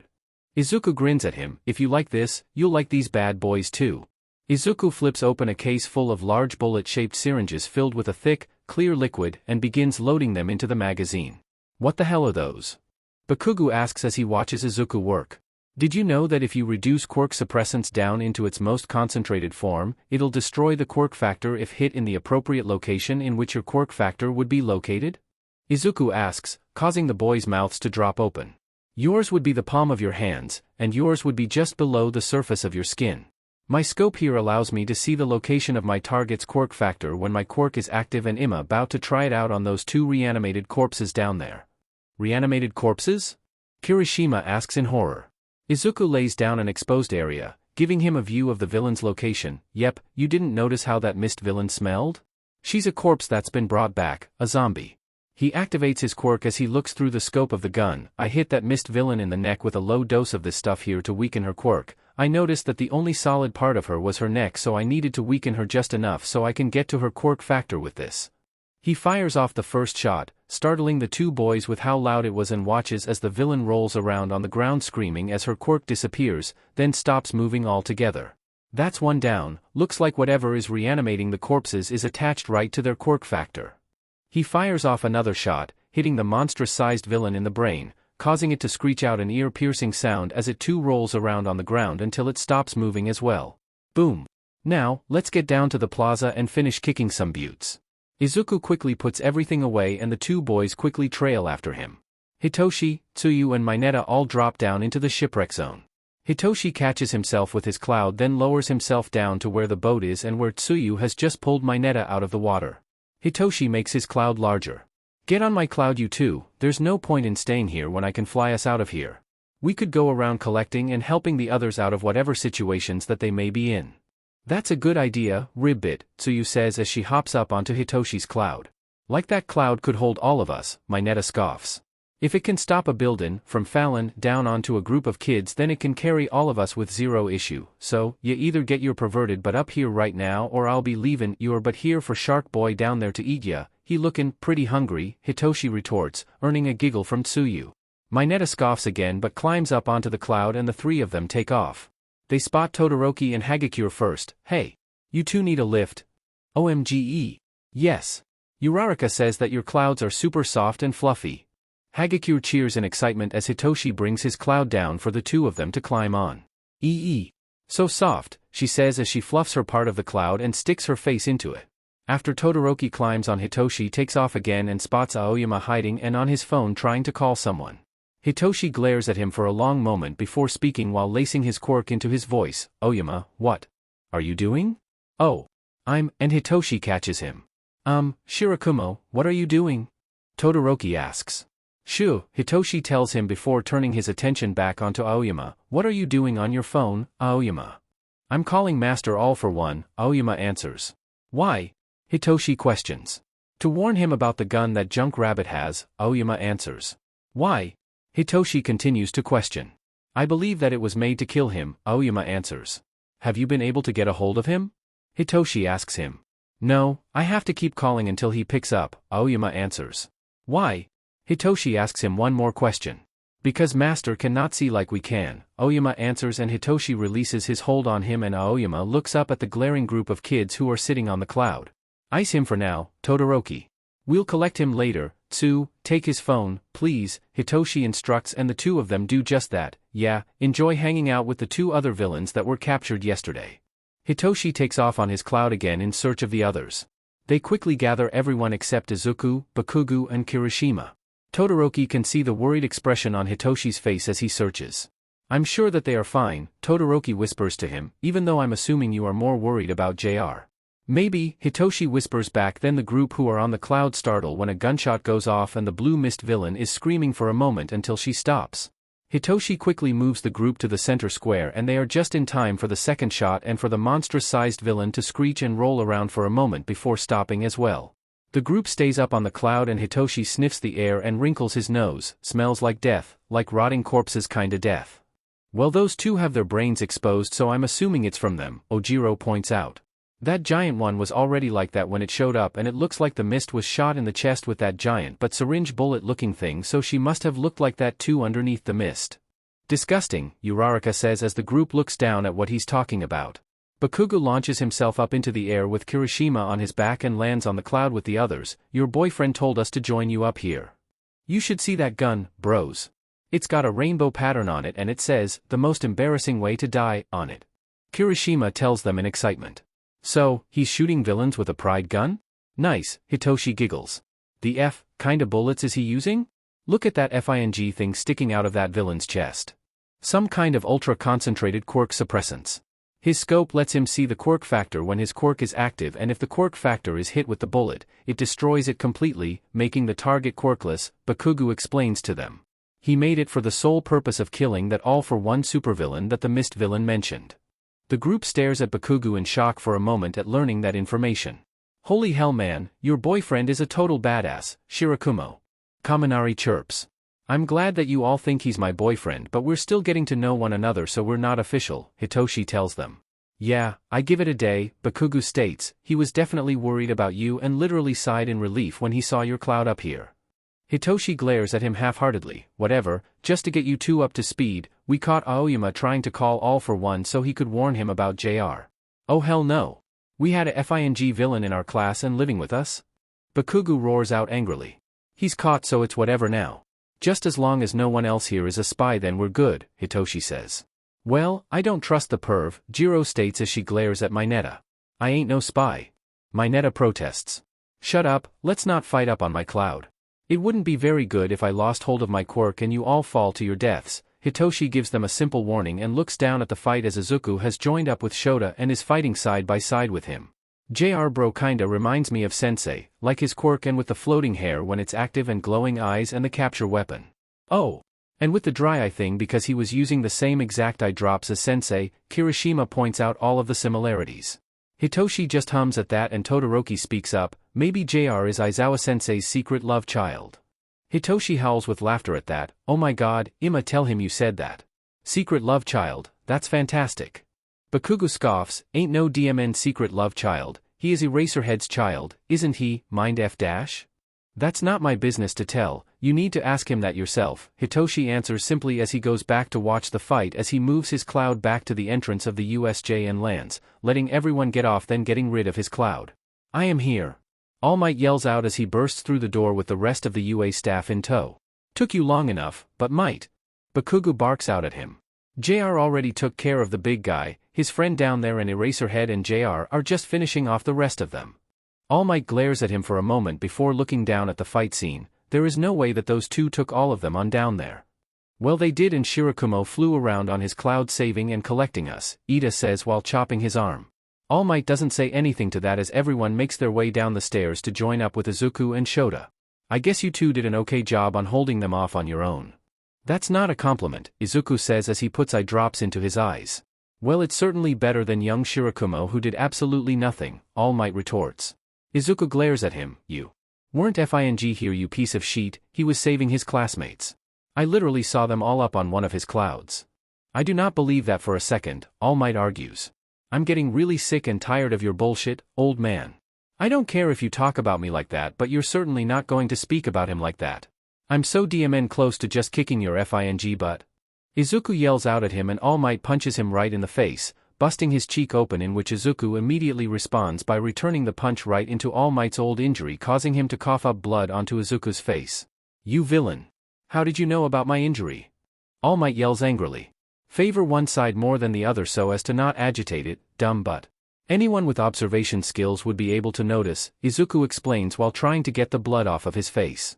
Hitoshi makes a cloud and puts Izuku's face into it, the cloud turning pink as it washes away the blood. I can't believe you just punched a child in the face, this is a new low for you, but Might.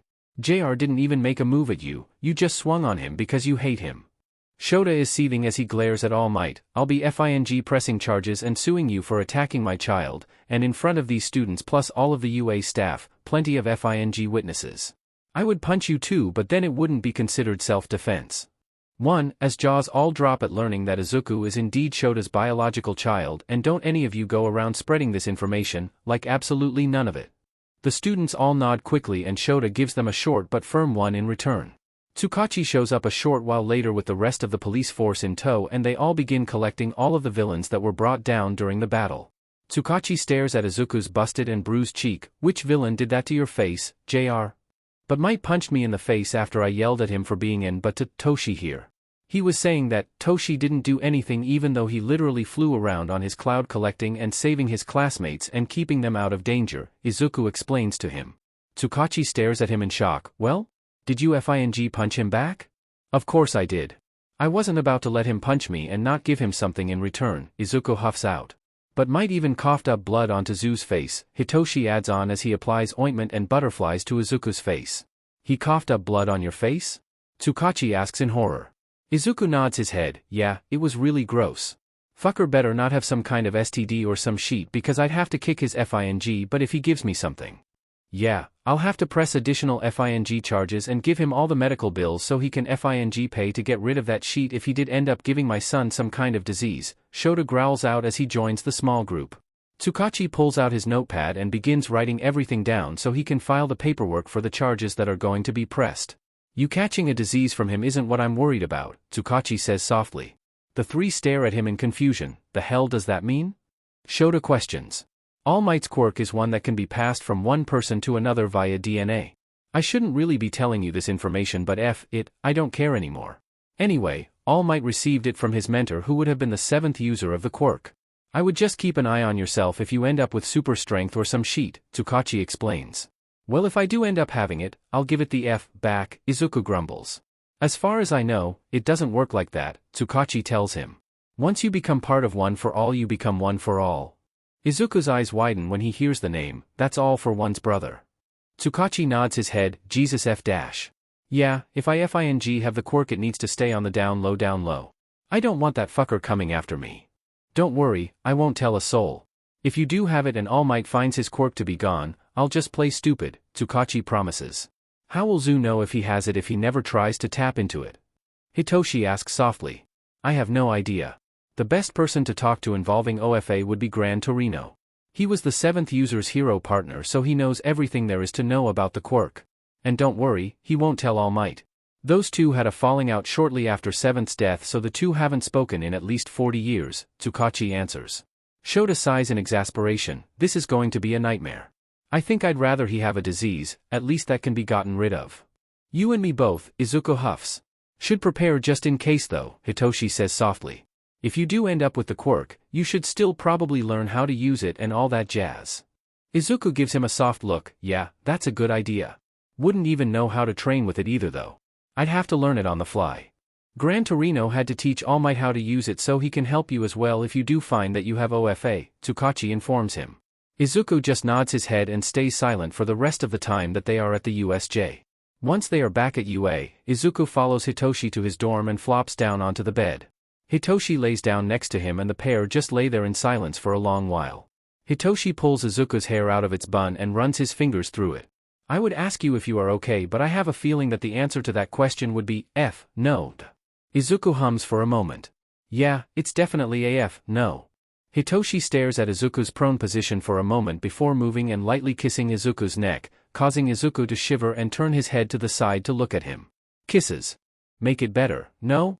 Izuku sits up and pulls Hitoshi underneath him before locking them into a soft kiss that gets deeper the longer they go for. Izuku pulls away from it for a moment. Kisses definitely make it better. He nuzzles his face into Hitoshi's neck as he slips his hands under his shirt and lightly runs his hands up Hitoshi's sides. You seem to like touching me like this, Hitoshi whispers softly. That's because you're very beautiful and only deserve the gentlest of touches, Izuku whispers back. That's very cheesy, Hitoshi continues to whisper. I like being cheesy though, Izuku teases. I like it too, Hitoshi says before Izuku has them locked back into their kiss. Several minutes pass before a knock sounds at Hitoshi's door, startling the two boys. Well, at least we went longer in here than we have any other time, Izuku sighs out. Who is it? Hitoshi calls out. It's Ida, the police chief and the detective from earlier are here and wish to speak to you about something, Shirakumo, Ida states.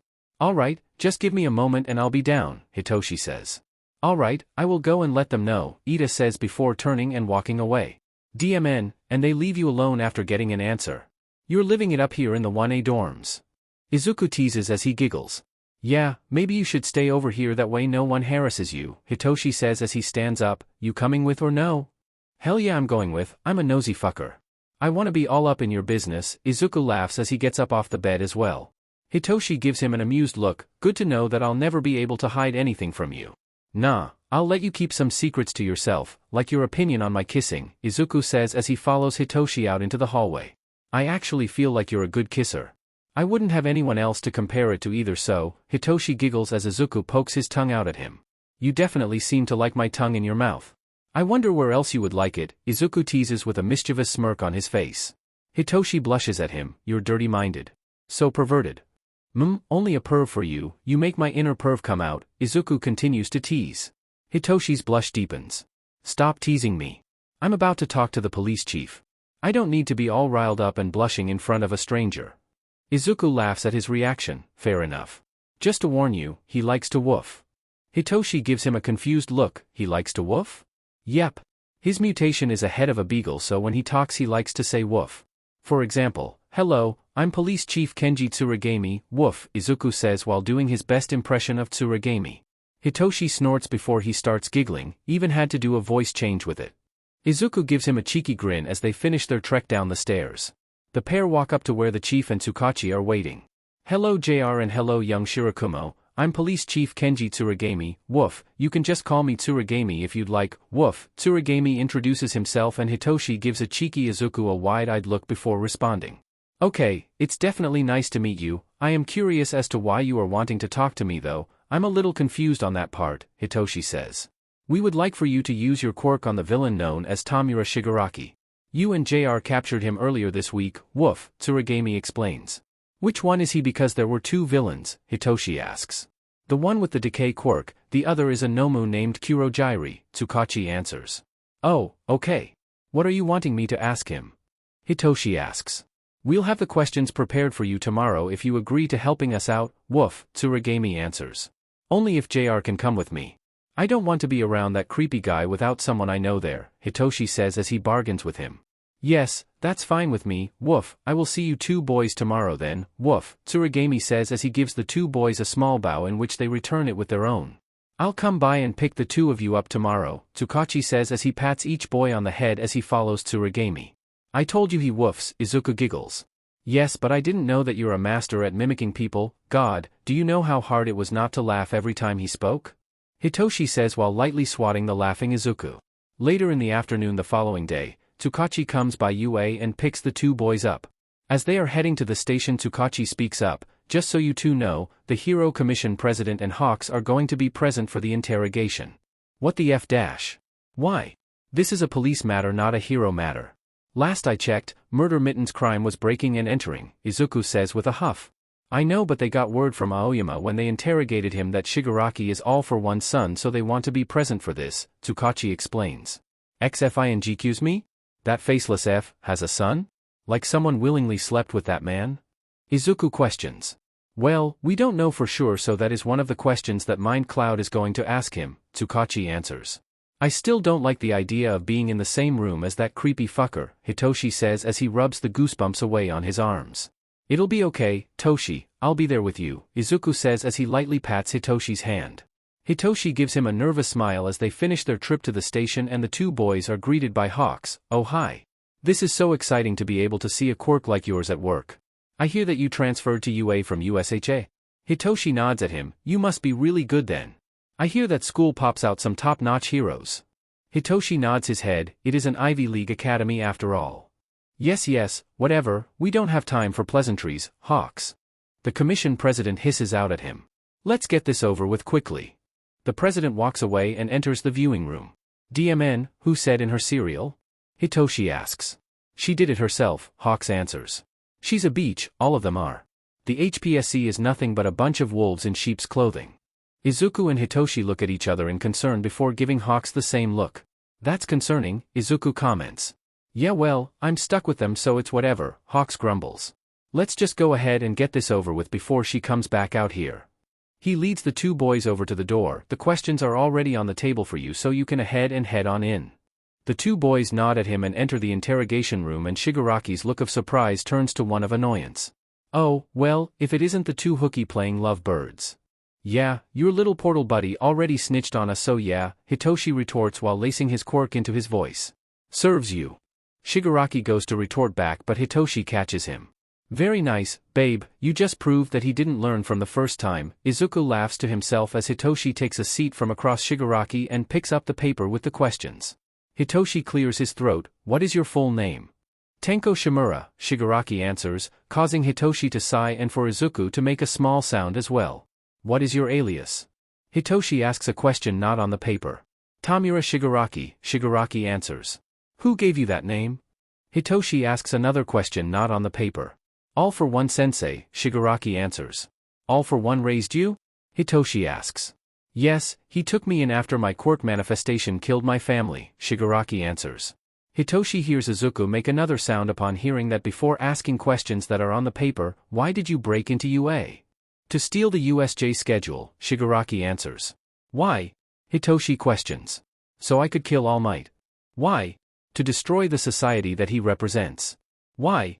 Society relies too much on him. If he's gone, then society will crash and burn, making way for Sensei to rise to power once again. Why do you follow him? I'm his next host body. Hitoshi looks at Izuku in horror and can see that Izuku has a similar look on his face. Well, you've been imprisoned. What's All for One going to do about that? Use his next choice, Shigaraki answers.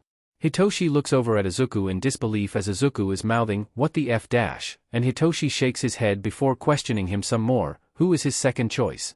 A guy called Dabi, Shigaraki answers. Is Dabi aware of this? No, he escaped from the hospital after the good doctor put him back together. What's this doctor's name? Garaki Kyudai. What hospital did this take place at? I do not know, I was still a child when that happened. Do you know how old this Dabi is? He's a little bit older than I am. Do you know his real name? No. Does he go by a different alias? I do not know. What is All for One's current location? I do not know, always portal to his location. What are the locations of the Nomus? I do not know, they have to be portaled in. A voice speaks up from over the speakers. I think that's good, Mind Cloud, you did a very good job, woof, Tsurigami woofs through the speaker. Izuku and Hitoshi leave the interrogation room before Hitoshi releases Shigaraki from his hold, and as soon as he does, a string of curses and yelling sounds from the other side of the door. The two boys stare at the door as they try not to laugh. The door to the viewing room opens up and the commission president has an angry look on her face. You asked questions that were not on the paper. You went off script. I asked questions that I believed would provide the most insight for the case, Hitoshi defends himself. Tsurigami steps in between. We still got the information we needed plus a lot of extra information, so I'd say that this interrogation was more than successful, woof. The president scoffs, whatever. I need to get back to my office. Good day to you, gentlemen. She storms off angrily as she leaves the station. DMN, what the hell is her problem? Izuku asks. Toshi did a really good job. I do not know what her problem is, woof, but you are right, Mind Cloud did a very good job and asked the right questions, so I thank you, young man, for coming here and using your quirk to help us, woof, Tsurigami says while giving Hitoshi a small bow. It was no problem, thank you for trusting me to help you out with this, Hitoshi says as he gives Tsurigami his own bow. Tsurigami pats his head as he takes his leave. Hawks approaches the two boys while holding out a notepad reading, I know who Dobby is. He's a vigilante who goes by Blue Phoenix. He's my boyfriend and he kinda just goes around doing vigilante stuff as he hides from his father. Do you think that we could all meet up somewhere and form a plan? Like all four of us and somewhere where no one will hear us talking.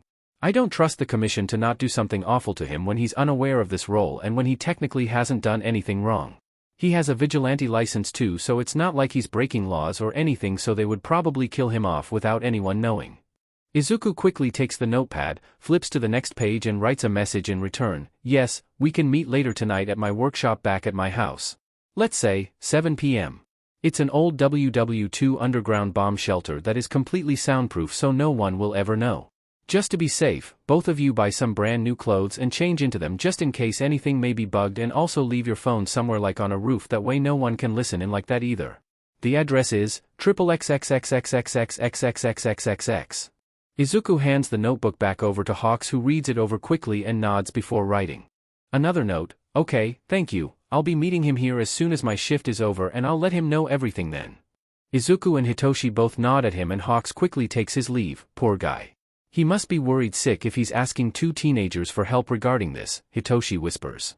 Yeah, but we'll make sure Dobby is safe so he doesn't need to worry. If people become aware of him, like pro heroes at UA for example, the commission won't be able to do anything without getting called out on their sheet, Izuku whispers. Hitoshi nods in agreement before asking, why were you making pained sounds at a couple of those answers? I have OFA and Shigaraki is the 7th user's grandson, Izuku whispers into Hitoshi's ear. Hitoshi stares at Izuku wide-eyed. Oh, that's sad, that must have been awful for them to hear. And when did you find out? Last night when I was sleeping, the past users all came up to me and spoke to me. I'll tell you more later. If I trust Hawks and this Dobby guy enough, maybe they could help us train with it, Izuku whispers to him. Okay, and I'm sorry, us? Hitoshi questions, I don't have it, you do. Izuku nods his head, yeah, I'll tell you more later, too many ears, babe. Babe? This is the second time you've called me that since we've been here, Hitoshi points out. Izuku blushes as he starts to fidget nervously. I was maybe hoping that you would like to be my boyfriend. Hitoshi stares at him in shocked surprise as a blush forms on his face and he nods his head. Yeah, I'd like that a lot actually. Izuku stares at him in excitement as Tsukachi comes up to them with a sly look on his face. So? The reason you two were able to catch those two villains was because they caught you two in the act. We were just kissing, that was it, nothing crazy, Izuku says. Tsukachi narrows his eyes at him as he hums, true. Now tell me, do you know if you have it or not? I do, Izuku answers simply. Tsukachi sighs heavily, true. Alright, I can give you the phone number for Gran Torino if you'd like. Yeah, that would actually be a big help, Izuku says. Tsukachi pulls out a notepad and quickly writes down the phone number for him and hands it over to him. Just call him up when you get a chance and explain the situation, he'll understand and come and help you out. Later that evening, Izuku and Hitoshi are already down in the bomb shelter as they wait for Hawks and Dobby to arrive. Since we're alone. What did you mean earlier when you said us? Hitoshi asks. Well, the quirk is called One for All, it's a quirk for all, it was never meant to belong to just one person, Izuku explains. The vestiges told me that I'm the first user that's been able to see and speak with them. They explained to me that a user has to be willing to transfer the quirk to someone else. But Mike doesn't like me, but the past users like me, and when but Mike coughed blood on my face while I had that busted cheek, they took it as their opportunity to give me the quirk, and they want you to be another user. They said 2 is better than 1. You will get all of their quirks including mine. I'm not sure if you'd get my brain mutation, but you'd get my erasure. That wouldn't be very fair if you share your erasure with me, but I can't share my clouds and brainwashing with you, Hitoshi points out after a few minutes of staring at Izuku in shock. Maybe we could share again? Not really sure how it would all work, but I'd be fine if we couldn't do something like that, Izuku says with a soft smile as he gets closer to Hitoshi. Hitoshi blushes as Izuku lays down over top of him. Zu, what are you doing? It's transferred via DNA, Izuku whispers as he starts kissing him on the neck, causing Hitoshi to shiver and blush deeply. And how exactly are you planning on sharing your DNA with me? Hitoshi whispers as he tangles his fingers into Izuku's hair, earning a soft mmm from him. How would you like to receive it? Izuku asks with a mischievous look on his face. Hitoshi stutters nervously as he speaks, I am not ready for SSEC, Zizu. Izuku gives him a soft look as he whispers a response, I know, I'm not about to make you do something you're not comfortable with, which is why I'm asking you. I'm not in a hurry in regards to section. I know how to wait. Hitoshi nuzzles his face in between Izuku's neck and shoulder, then we can just kiss then. Izuku moves and locks them into a deep kiss, and Hitoshi melts into it, letting the heat of the kiss spread throughout his body before Izuku pulls away from it. Whoa, this kiss feels different. Yeah, Izuku whispers, this feels really fing good. Then locks them back into the kiss to continue chasing after that feeling. I like you a lot, Toshi. Izuku admits softly after they pull away again. Hitoshi stares at Izuku with a soft expression, I like you a lot too, Zu.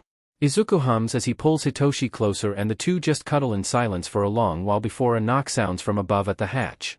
Izuku gets up and steps up the ladder to open the hatch. Come on in, the more the merrier.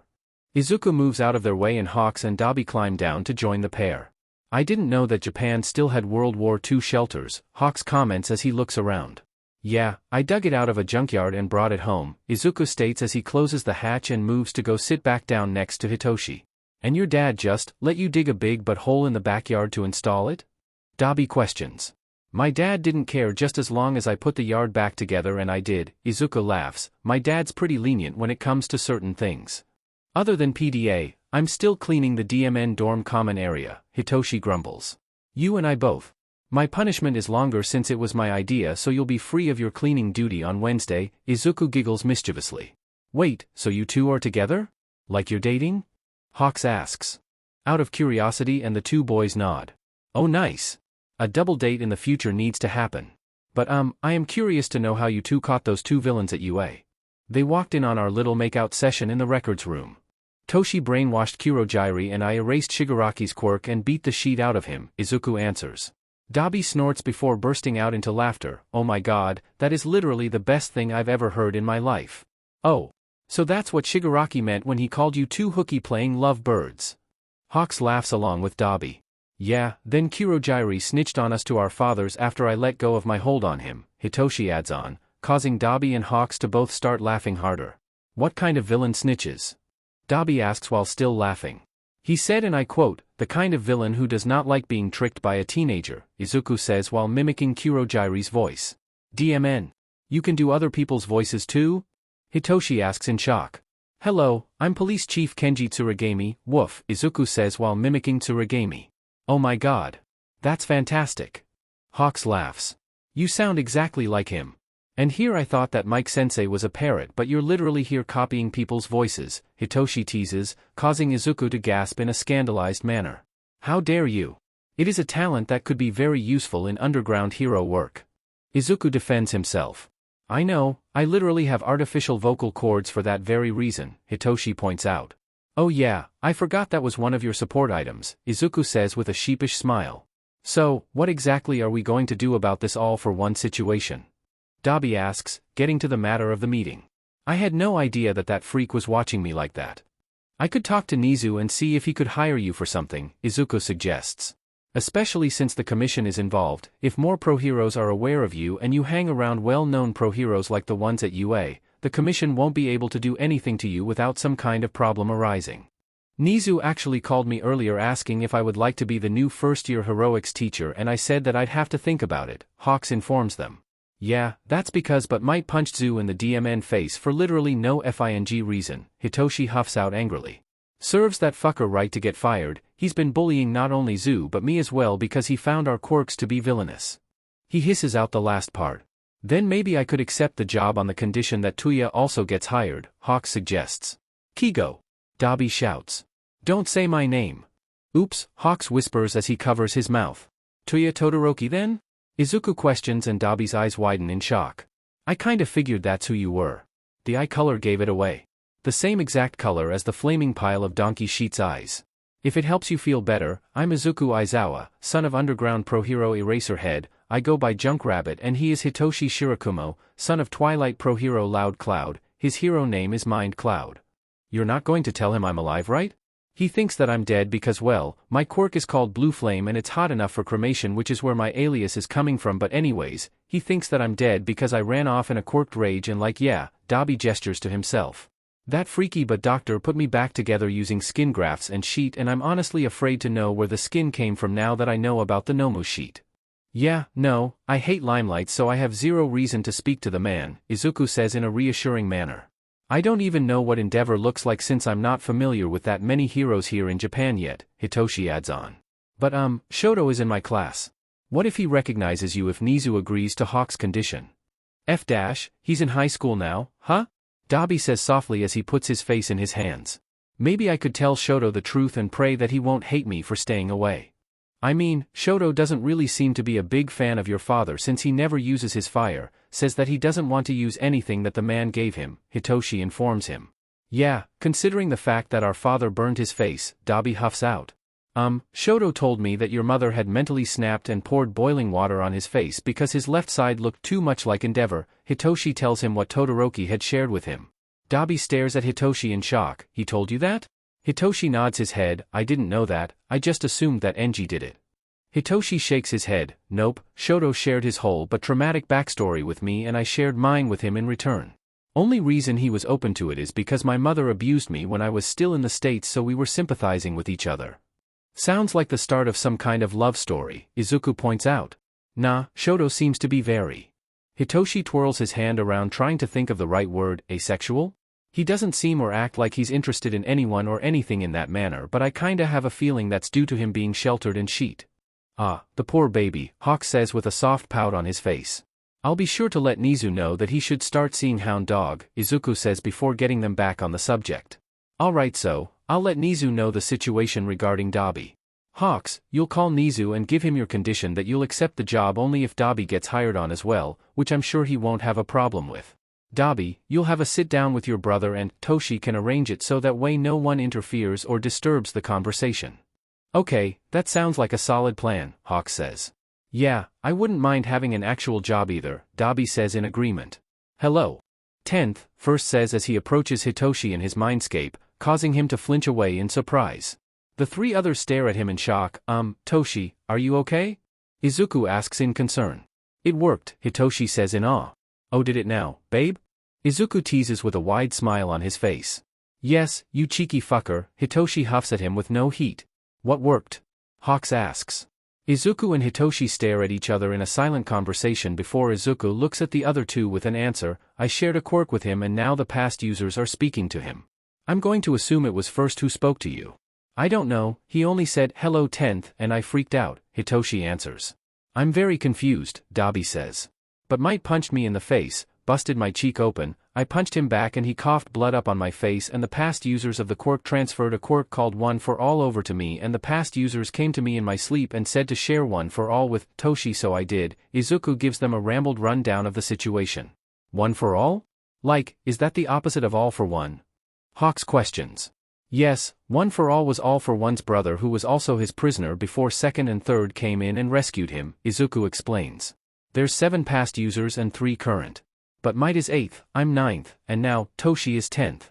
Me and Toshi are obviously the first ones who are able to communicate with the vestiges since First was able to speak to him just now. According to them, me and Toshi will have access to the past users' quirks, which are Transference, Stockpile, FA Gene, Danger Sense, Black Whip, Smokescreen, and Float. Second says his quirk will be a last-ditch effort so he will not tell me what it is, and eighth was quirkless before he received one for all, and since I just shared with Toshi, he'll be able to use my erasure. First says that one for all will make our natural quirk stronger, so we'll have to test it out later. After I tell Nizu what has happened since he's aware of one for all and stuff, and that's how I know about all for one and his brother. I just didn't know the full details of the quirk until like, yesterday. The two men are sitting there with their mouths hanging open while Hitoshi has an angry look on his face. I'm fucking sorry, but did you just say that but Might was quirkless before he got one for all? Yes, I did, Izuku says firmly. That fucking hypocrite. That BSTRD had the fucking audacity to tell me that my quirks weren't suited for heroics, and yet, he's never actually had a natural-born quirk to begin with. Not that there's anything wrong with that, but it's the fact that he's a quirkist a-hole who very obviously forgot where he even fucking started, Hitoshi rants angrily. I know, babe, I'm FING said about that too, Izuku says while patting Hitoshi's hand lightly. That's a lot to take in, Hawk states. Yeah, like what the F-dash? Dabi says in agreement.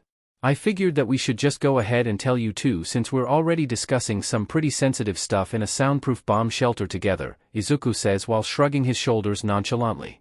Plus, we wouldn't mind the extra help with training with the quirk. I still need to call up Gran Torino so he can help too, since he literally had to teach but might how to use the quirk. Well, at least part of the quirk, not the quirk as a whole, since the man didn't have access to it all. Definitely wouldn't mind helping you two out, Hawk states. Yeah, I don't mind either, since I have a feeling that one for all is meant to take down all for one? Dabi makes an educated guess. That's exactly what one for all is for. There's always been one holder of the quirk, but it's meant to be a quirk for all, so that's why I shared with Toshi. The vestiges said that two is better that one. We could tag team the fucker before he finds a new host that isn't you or Tamura, Izuku explains. We will need to figure out where his hideout is and cheat, that way we can launch an ambush attack on it. I have some things inside of UA's fortress that I've been working on for a hot while, and now that Toshi will have access to my erasure, I can make him his own gun with the special scope that I invented. Oh, can I name it? Hitoshi asks. Well, duh, it would be yours, Izuku laughs. I wouldn't name it the same as mine. Yeah, Kiri says that you named it The Most Embarrassing Way to Die, and that it has a rainbow pattern on it. I can't believe you're goofy but is shooting villains with a pride gun, Hitoshi giggles. Oh my god, that sounds badass. Hawks laughs. I want to see this gun for myself. Same, Dabi chuckles. Izuku giggles mischievously. So, what would you want to name yours, babe? Hitoshi hums for a moment as he thinks about it. How about, From Hell with Love? Izuku gives him an impressed look. Very nice, babe, I can do that for you. Any special requests for it? A silencer, only saying that because holy sheet, yours is ridiculously loud. Not sure if that Nomo screeching like it did when you shot it helped or not cause DMN, I was nowhere near it and my ears were buzzing, Hitoshi says. Yeah, I can do that. I kinda like deafening myself, Izuku says while laughing. Yeah, what gave it away? Your freakishly loud but alarm clock? Hitoshi teases with a smirk. I already told you, I sleep like a corpse so it needs to be loud, Izuku says in defense. And I already told you that corpses don't snore, Hitoshi retorts. Izuku gasps dramatically, I do not snore. How dare you lie on me like that? Is this banter like an everyday thing for the two of you or what, cause this is hella entertaining, Dabi asks while chuckling. The two boys blush. Oh we only started dating today, we met each other officially on Tuesday but we knew of each other's existence for like 2 weeks prior to that, Izuku explains sheepishly as Hitoshi avoids any eye contact. The two men look at the two boys in shock. Holy sheet, you two must seriously be the most compatible people I've ever met in my life. Hawk states, causing both boys' blushes to deepen. Kigo, Dabi says in a warning tone. Leave them be, but I do agree, hella compatible. But I wasn't going to tease them or anything. It's just that young love is so cute. Hawks whines. Anyways. Izuku says, changing the subject, but seriously though, we need to find out where AFO's hideout is so we can watch it so we can ambush it later on. I got a buddy who could snoop around and find out. He's a little odd but he's a nice guy, he could get us the info we need, Dabi says. Okay, just tell him to like find the League of Villains.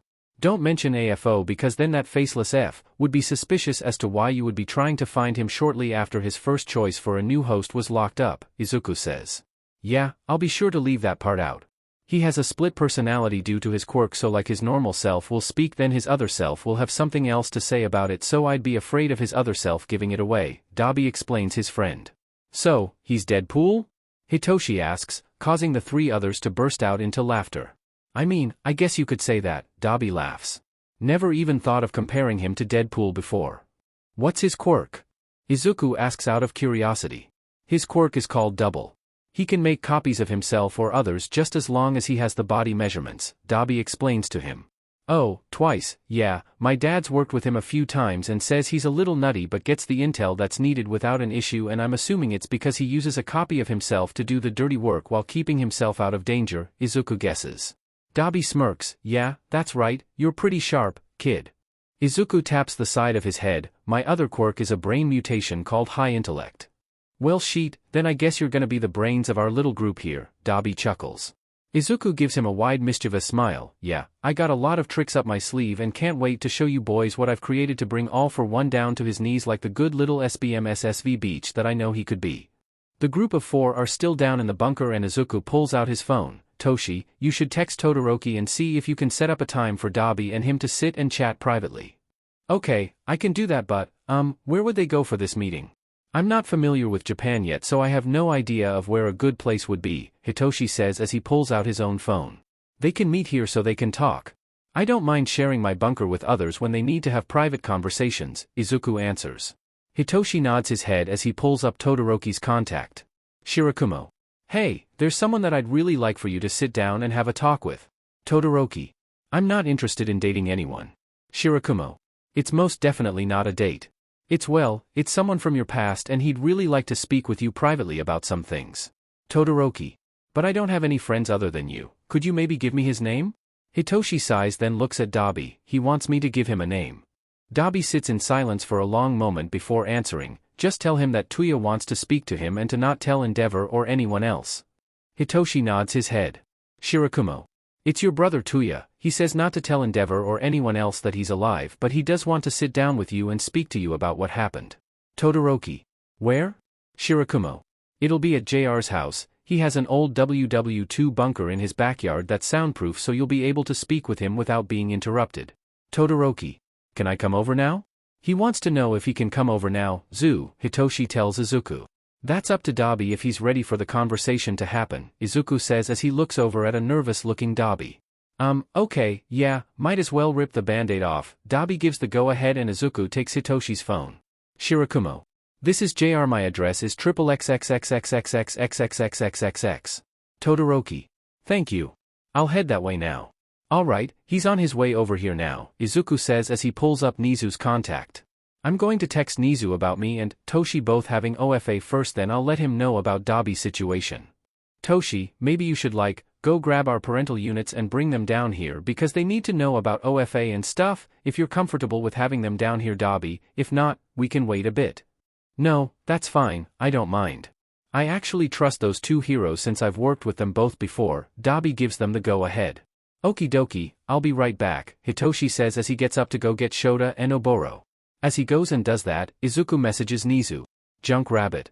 So, me and Toshi both have OFA. I got it from AM and I shared it with Toshi because they said that it's meant to be shared and that 2 is better than 1. Oh, and Toshi and I can speak to them. Suki gave me Gran Torino's phone number, so I'll call him here soon as well. Nizu. Very interesting. Thank you for informing me of this. I'm assuming that you and Hitoshi-kun will be needing areas so the two of you can train OFA? Junk Rabbit. Yes, please, that would be appreciated. Toshi is going and getting our dads so we can tell them as well because they shouldn't be left in the dark about this. Nizu. That's very smart of you, Izuku-kun. I'll be sure to have a new gym and outdoor training ground for the two of you to use. Let me know what Gran Torino says after you get finished speaking with him. Junk Rabbit. Okay, I'll let you know here in a little bit. Toshi just got back with Dad and Cloud. Izuku looks up from his phone and can see a very confused Shota and Oboro. So, what exactly is going on here? I didn't expect to see Hawks and Blue Phoenix down here, Shota questions. Well, we're here discussing something regarding Blue Phoenix since his other name is Dabi and AFO has his eye on him as his next host and we're trying to prevent the commission from doing anything to him when he hasn't done anything wrong, Izuku explains. Shota sighs heavily. Alright, that's concerning. I'm assuming you've already thought of a plan about this. Of course, Nizu asked Hawks if he would like to be the new first-year heroics teacher, so our plan is to use that as a way to get Dabi hired on as well, for something.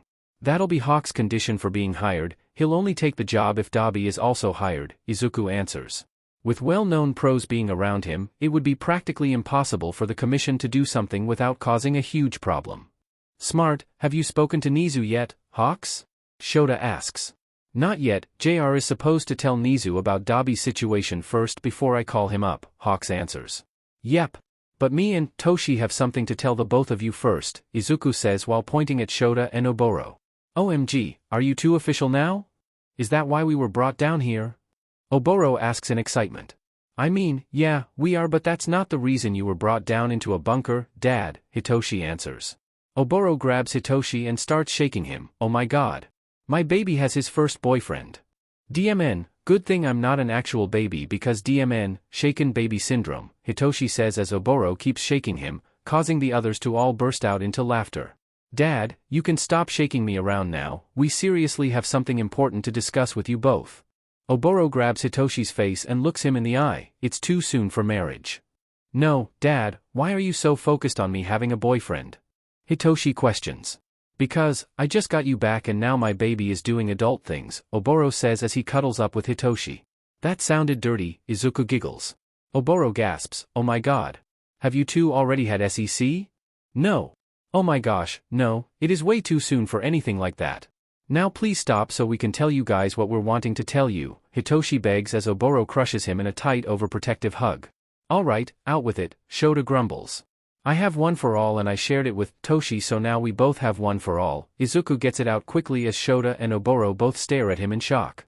I'm the 9th user and Toshi is the 10th. The past users transferred it over to me but Mike coughed blood up on my face and they all came to me in my sleep and told me that they have chosen me and Toshi both as the next holders of the quirk. We'll also both have access to all the past users' quirks and Toshi gets a bonus one from Erasure since I shared it with him. Shota sighs in order to calm himself down. Okay. Now, what are all these quirks? Transference, Stockpile, FA Gene, Danger Sense, Black Whip, Smokescreen, and Float. The second user says that his quirk will be a last-ditch effort so he won't tell me what it is but Might was originally quirkless so he didn't add a quirk to it, Izuku answers. Oboro is petting Hitoshi's hair, so, you two are both quirked out now? Yeah, we're planning on tag-teaming AFO once we've trained with all of the quirks, Hitoshi answers softly. You two are seriously willing to go after a notorious supervillain like that? Oboro asks with a sad air to his voice. That's the point of OFA's existence, it's to bring him down, Hitoshi says softly and Oboro holds him closer. I just got you back, I don't want to lose you again, Oboro sniffles. You're not going to lose him, Cloud.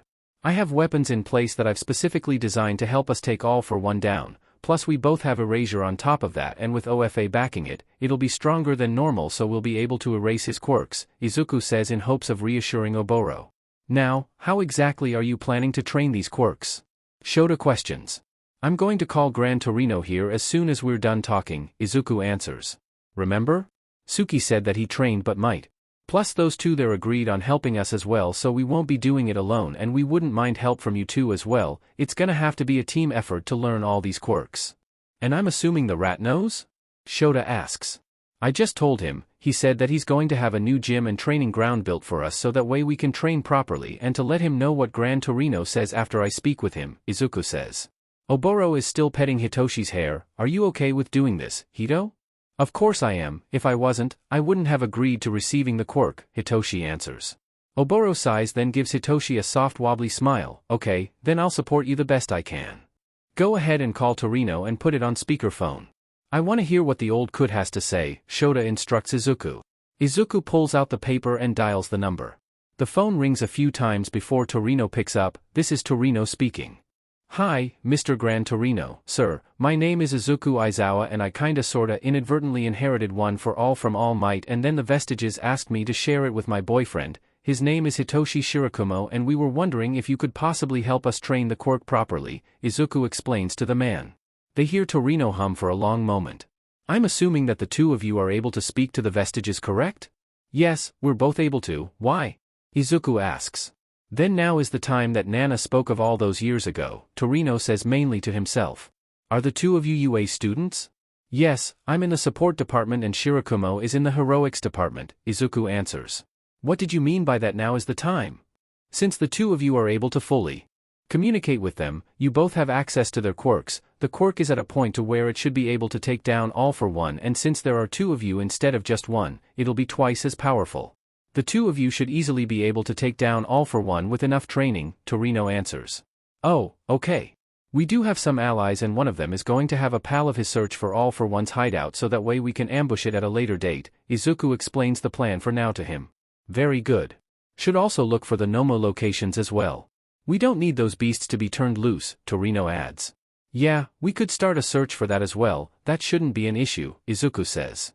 Alright, just let me know when the two of you are ready to start training, 9th, and I'll go to UA and help you two boys out, Torino states. And don't worry. I'm not going to tell that blonde idiot anything, he doesn't need to know. Okay, thank you sir, I'll let you know later, Izuku says. Alright, have a good night, 9th, Torino says before hanging up the phone. Izuku sighs before pulling up Nizu's contact, now to let Nizu know and to inform him of Dabi's situation. Junk Rabbit. Torino says that he'll train me and Toshi and to just let him know when we are ready to start. Nizu. Very good. I should have the gym and outdoor training area ready for the two of you by Monday. Junk Rabbit. Okay, thank you. And we also have another situation involving Blue Phoenix, Tuya Todoroki. He goes by the name of Dabi now and AFO has his eyes on him. He wasn't even aware of any of this until today. Nizu. That is rather concerning. I'm assuming that you would like to help him in some way, Izuku-kun? Junk Rabbit. Yes, he's also Hawk's boyfriend, so we want to try and have him surrounded by pros, that way it discourages the HPSC from doing something to him. Nizu. I'm assuming that you have a plan in place in order for this to happen, Izuku-kun? Junk Rabbit. Yes, of course I do. Hawks will be calling you here in a minute with a condition. Nizu. I cannot wait to hear what this condition is, my interest is piqued. Izuku looks up from his phone and directs his attention to Hawks. You can go ahead and call him now. Hawks pulls out his phone and dials Nizu's number. It only rings once before he picks up. Good evening, Hawks. I'm assuming that you have an answer for me. Yes I do, but only on the condition that Dabi gets hired on as well, Hawks answers. Nizu hums for a moment as if he were thinking, but Izuku, Shota, and Oboro all know that it's meant to build tension. I don't see why not. He could possibly help with quirk counseling and help students who are struggling with their quirks. I wouldn't mind testing his counseling abilities, and if it's not a good fit, then I can find something else for him to do. Does he have a proper costume or just his vigilante one? Just his vigilante one, Hawks answers.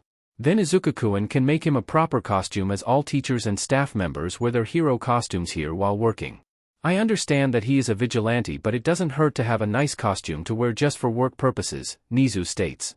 Just have Dabi give Izuku-kun a commission form and he can get everything made and put together quickly. Okay, I'll let him know, Hawk says in response. Alright. I will see you both here on Monday, have a good rest of your night, Hawks, Nizu chirps before hanging up the phone. Welp. It looks like you both have jobs.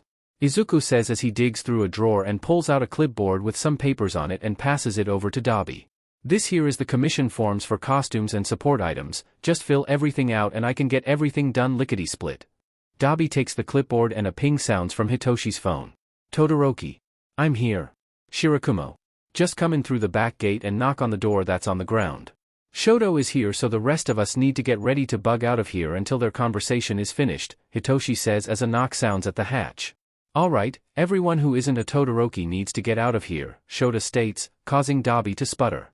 Me and Oboro figured out who you were a long time ago, we ain't going to tell that piece of shit nothing, so you're fine. Yeah, we don't associate with him unless we're forced to, so you're good, man, Oboro says in agreement as they all head to leave the bunker. Todoroki stands back in surprise as they all leave. Izuku turns to him, try not to give him a hard time, he's been through a lot just like I'm assuming you've been through a lot too. Also, don't mess with my sheet, look but don't touch. Todoroki nods his head, okay.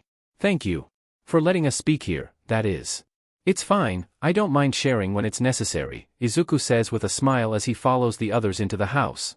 Todoroki steps down on the steps as he pulls the hatch shut and is taken aback by seeing Dabi for the first time. Tuya and I? What happened to you? Well, Endeavor kept telling me that I was basically a failed successor and I took off in a fit of quirked out rage and practically burned myself to death when he said that you were best suited for the role. That all for one freak found me before Endeavor could and took me to some creepy but doctor who put skin grafts on me, and I'm honestly afraid to know where this skin came from now that I have knowledge of what nomas are. I was definitely jealous at the time because all I wanted to do was prove to that man that I was good enough, but every time my quirk injured me, he would look at me in disgust or give me a look of pity and I couldn't take it. When he started training you, it was awful to watch because you were so young and didn't deserve to go through such harsh training and punishments. I wanted to get you out of there but I effed up and got turned into this. The reason I called for this meeting is because, well, I've been hired on as a staff member at UA in order to protect me from all for one. Hawks will be the new first-year heroics teacher and I'm hoping that Nizu will be impressed enough by me to give me the role of a court counselor. If not, then he'll find something else for me to do. Dabi explains everything to him as Todoroki sat in silence and listened to him. Why didn't you come back for me? Todoroki asked softly. I wanted to, I really did. I just couldn't do it. I couldn't let Natsuo and Fuyumi lose another sibling. I know that you all losing me was really hard on you all and I couldn't follow through with it, Dabi explains. They would have followed too, Todoroki points out. Well, maybe not Fuyumi because she's hoping that Dad will change but Natsuo hates his guts and every time they get into an argument, he rubs it in Dad's face that you being gone is his fault. That part doesn't surprise me but if they knew that I was alive and well, they would have told him and then I'd be forced back into that house by everyone and I just can't mentally bring myself to step foot back through those gates, Dabi says softly.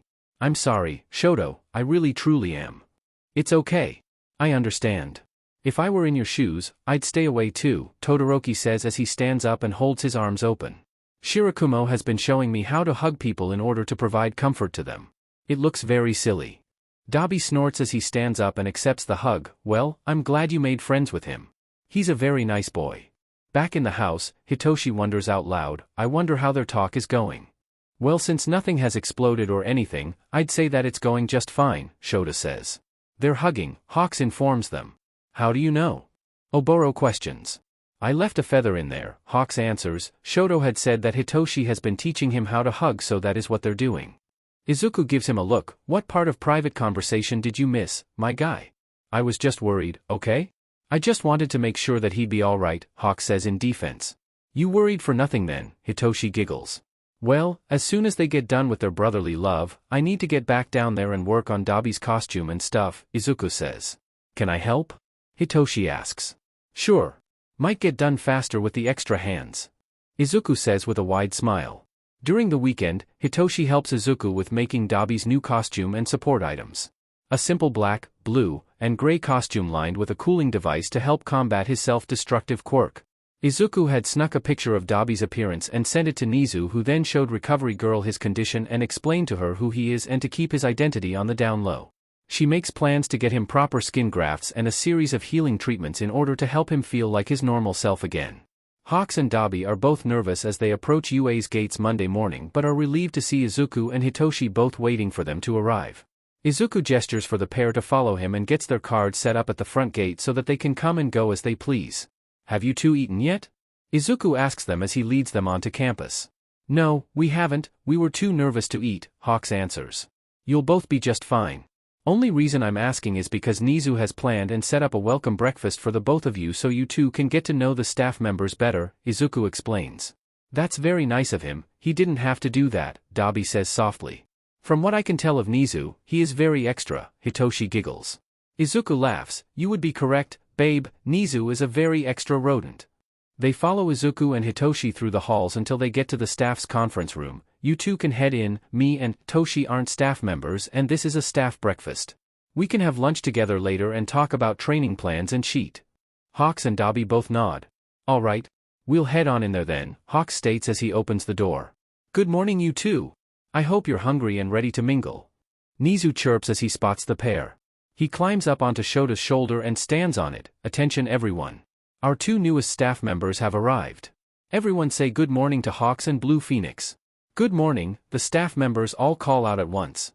Hawks will be teaching the first-year heroics classes since All Might needed to be fired due to him attacking Junk Rabbit unprovoked and Blue Phoenix will hopefully be our new court counselor.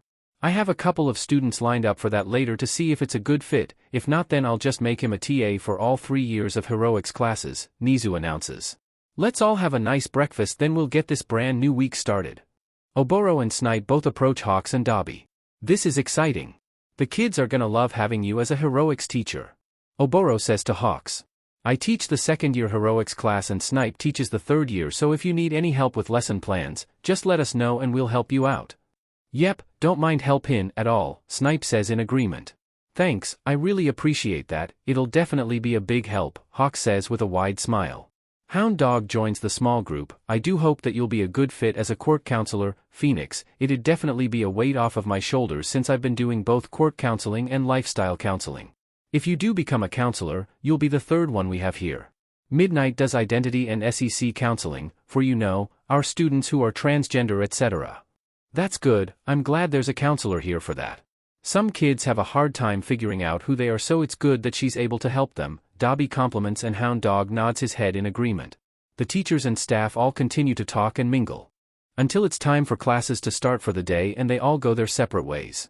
1A Heroics comes up right after homeroom ends, so Hawks makes his way to the class, slightly nervous about his first day, but he knows that Hitoshi is in that class, so at least there'll be a familiar face in the room with him. He slides the door open and of course the girls all quietly squeal in excitement. He gives the class a nervous smile. Good morning, 1A, I'm going to be y'all's heroics teacher starting today. The class all begins speaking in loud excitement and Hawks stands there, not really knowing what to do to calm everyone down until Hitoshi speaks up. All of you need to shut up. The man is trying to speak and teach and you're being rude. The class quickly gets quiet again while looking slightly ashamed for being rude. Thank you, Hito, but yes, since this is my first day I want to get to know all of you as well as seeing what your quirks do, so I say we go out to the PE fields and do a little QAT and we can all get to know each other. Hawks suggests. We already did a QAT on the first day of school, Bakugo points out. Hawks wasn't here during that. He needs to get to know us and our quirks, so let's just do the QAT, that way the man knows exactly what he's working with. Being told one thing is a lot different than seeing it for yourself, Hitoshi argues. I agree with that, let us all go to the locker rooms and change then meet each other out on the PE field, Ida says in agreement, and the rest of the class all murmurs their own. In the boys' locker room, Mineta is glaring at Hitoshi. Why did Hawks call you Hito? Because we met prior to him becoming a teacher here, that's why, Hitoshi answers. How the hell did you meet him? Bakugo demands. Remember last week when Detective Tsukachi picked me and JR up so I could go and use my quirk on a villain that we had captured before the USJ? Hitoshi asks and the boys all nod their heads. I met Hawks there along with the commission president, then me, JR, Hawks, and Blue Phoenix all met up at JR's house. Todoroki even joined us later on. That's correct, JR has an old bomb shelter in his backyard, so we all hung out down there and thought up a good costume and support item for Phoenix because his regular vigilante costume wasn't very good, Todoroki adds on to what Hitoshi is telling them. It really was shit, I'm surprised that he hadn't burned through it with his quirk, Hitoshi states. I know. He told me that Recovery Girl is working on getting him proper skin grafts to get rid of those Nomo ones, Todoroki informs him. That's good. Good thing JR snuck that picture of him to send to Nizu so she could get the ball rolling for that, Hitoshi says. He told me that UA is getting him access to the hero ward so he can have the proper doctors working on him, Todoroki says. He should start wearing contacts once he starts to look like himself again. The flaming BSTRD will raise hell if he recognizes him. He's a grown but adult, why can't he just tell him to F off? Hitoshi asks. 'Cause he's afraid of him, Todoroki answers. We can ambush him and dump a giant bucket of ice water on his giant flaming head, Hitoshi suggests. He'll be at the sports festival so we can get him then, Todoroki says with a small smile on his face. We can get JR to help too. Zoo would do something beyond a bucket of ice water. He'd probably get him with the grossest thing he can possibly find, Hitoshi says while laughing. Then we ice him first then go in with the nasty stuff, Todoroki states. Should we get him on live TV and embarrass him, or should we lure him into the tunnels and get him there? Hitoshi asks as he and Todoroki make their way to leave the locker room. Who are you going to be pranking? Kaminari asks in excitement. Endeavor, Todoroki says simply, and he and Hitoshi leave the locker room together. I kinda want in on that, Bakugo grumbles. Me too, it'd be hilarious. Kirishima laughs. Do not get involved with their immaturity. Ida states while chopping his arm through the air. What's wrong with Todoroki pulling a prank on his own father? Shiro asks.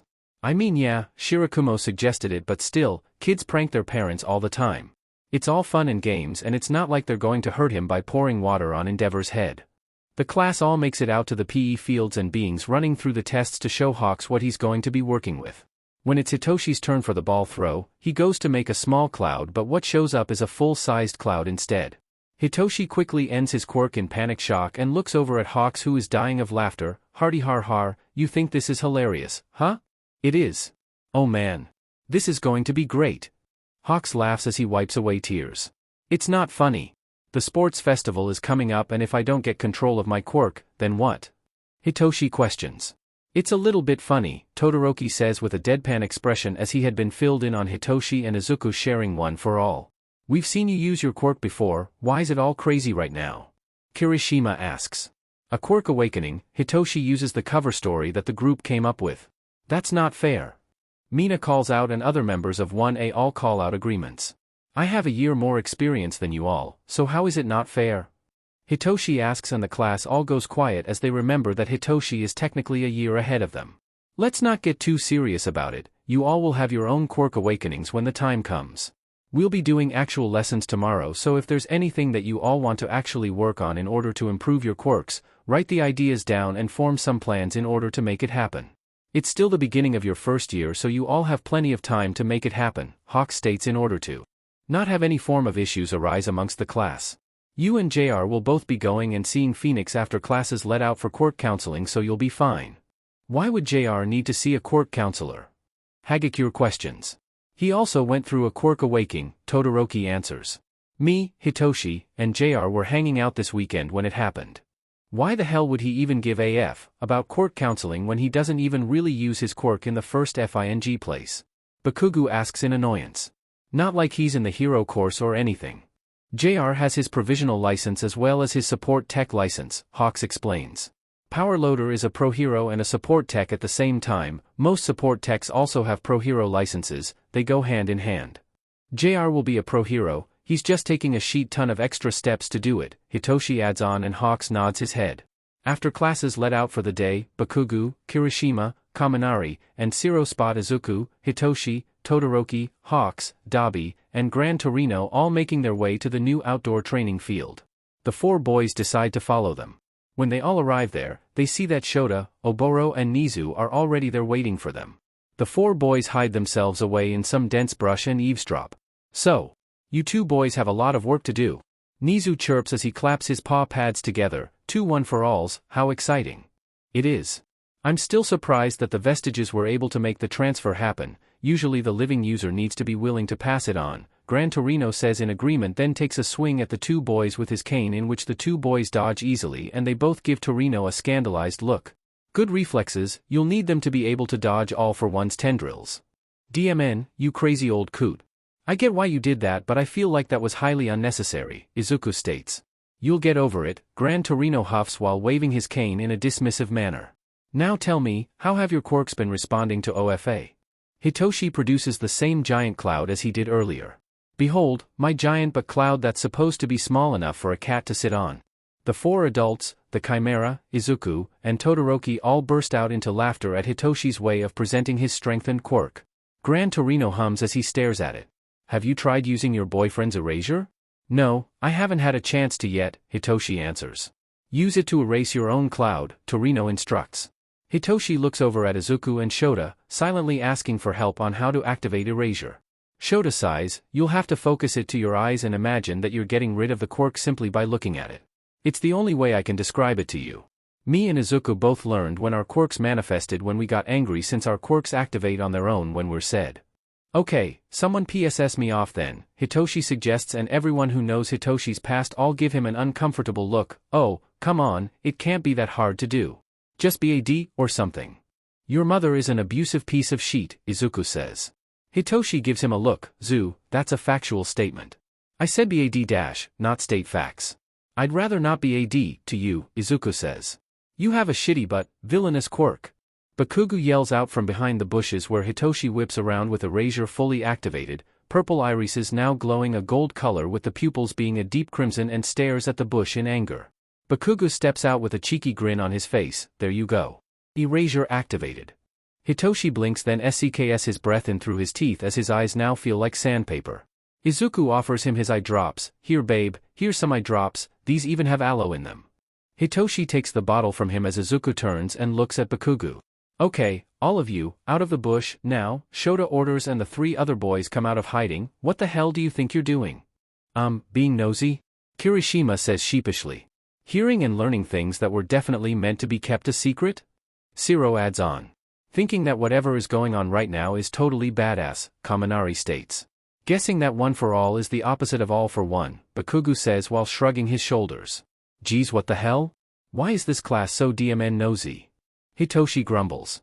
You were acting suspicious earlier, so we followed to see what exactly you were up to, Bakugo says in defense. Suspicious? And you don't think following a group of people to listen in on their conversation isn't suspicious in of itself? Hitoshi questions. The four boys all get the same looks on their faces. Honestly, we didn't even think about that. Also didn't expect Bakubro to just blurt out like that either, Kirishima answers. Izuku sighs as he rubs the back of neck. Are you four going to tell anyone about this?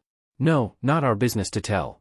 Also sounds like whatever you two are going to be doing sounds dangerous, Zero answers. The old man said, all for one's tendril, so I'm assuming that you two are planning on facing this villain when the time comes? Bakugo asks. Yes, that's the whole point of being one for all. It's not only to keep the Quirk away from him but to also take him down. One for all was all for one's brother. He believed his brother to be quirkless, so he kept him locked away and forced a stockpiling quirk onto him. The second and third users are the two who rescued him, and that is what started the mission of strengthening the quirk and passing it down to the next user to make it strong enough to bring him down, Nizu explains to them. Which users are you two? Kaminari asks. I'm the 9th and Toshi is the 10th, Izuku answers. Dabi's phone rings and he gets a surprised look on his face when he sees the caller ID. It's Twice. I'll put it on speakerphone. Dabi hits the button to accept the call. Yo, what's up, Twice? Dabi, Phoenix. We found one of the hideouts. Yeah, it's shitty. Ah, what he said, it looks like an abandoned BRTHL, but it's just a hidden gem kinda bar, the drinks SCK. I'm still trying to listen in on where the Noma locations are. High-end Noma running the bar. Yeah, I think AFO has also found a new host other than Tamura, so crusty, and you, so crispy, Twice explains. A new host? Who is this new host? Dabi questions. Kai Chisaki, he's leader of the Shai Hasaikai, his quirk is called Overhaul and that's his alias as well, he's a child abuser. He has a little girl locked up and is using her body to make quirk erasing bullets. Yeah, what he said, the guy sounds like a Class A monster, Twice informs him. Overheard a plan where AFO is going to be sending two members of the league who go by Mr. Compress and Toga. The guy's quirk is called Compress, can stick people inside marbles, and the girl is like a teenager and her quirk is called Transform. Whoever's blood she drinks she can turn into them. Yeah, what he said, the girl is hella freaky. She even tried to drink my quote-unquote blood, but I had sent in a double so it would have fallen apart if she stabbed it. I'll have to see if there are any open investigations involving the Shai Hasaikai. I'll also ask Detective Tsukachi to see if he can find any information on the other two, Shota states as he writes down important details. Twice gasps, OMGEE. Eraser Daddy? Oh my god, stop calling him that. You've seen the man. He's gorgeous. Shut up. The 7 students, the 4 pros and Dabi all laugh as Shota stares at the phone with a shocked look on his face. Jean, I'm straight, you know this. I know. No, I didn't. Twice states, yes I do. No. I refuse to accept it. I'm a widower and have a son, Shota reminds him, causing Twice to make a pouting sound. Good lord, such a baby. Yes, I am the baby. Stop it, you weirdo, Twice argues with himself. The following day, the group was in a conference room with Sir Night Eye, Bubble Girl, and Centipeder. So, what exactly is going on? Night Eye asks in annoyance. Well, the Shai Hasaikai have a small girl that they are using to create quirk erasing bullets and we need to get in there and get her out before they cause any more harm, Shota explains. Plus, we need to get in there before a couple of All for One's henchmen get in there and do whatever they are planning on doing, especially if All for One really does have his eyes set on Kai Chisaki has his next host body. How do you know that information? I wasn't even aware of that, Night Eye asks in bewilderment.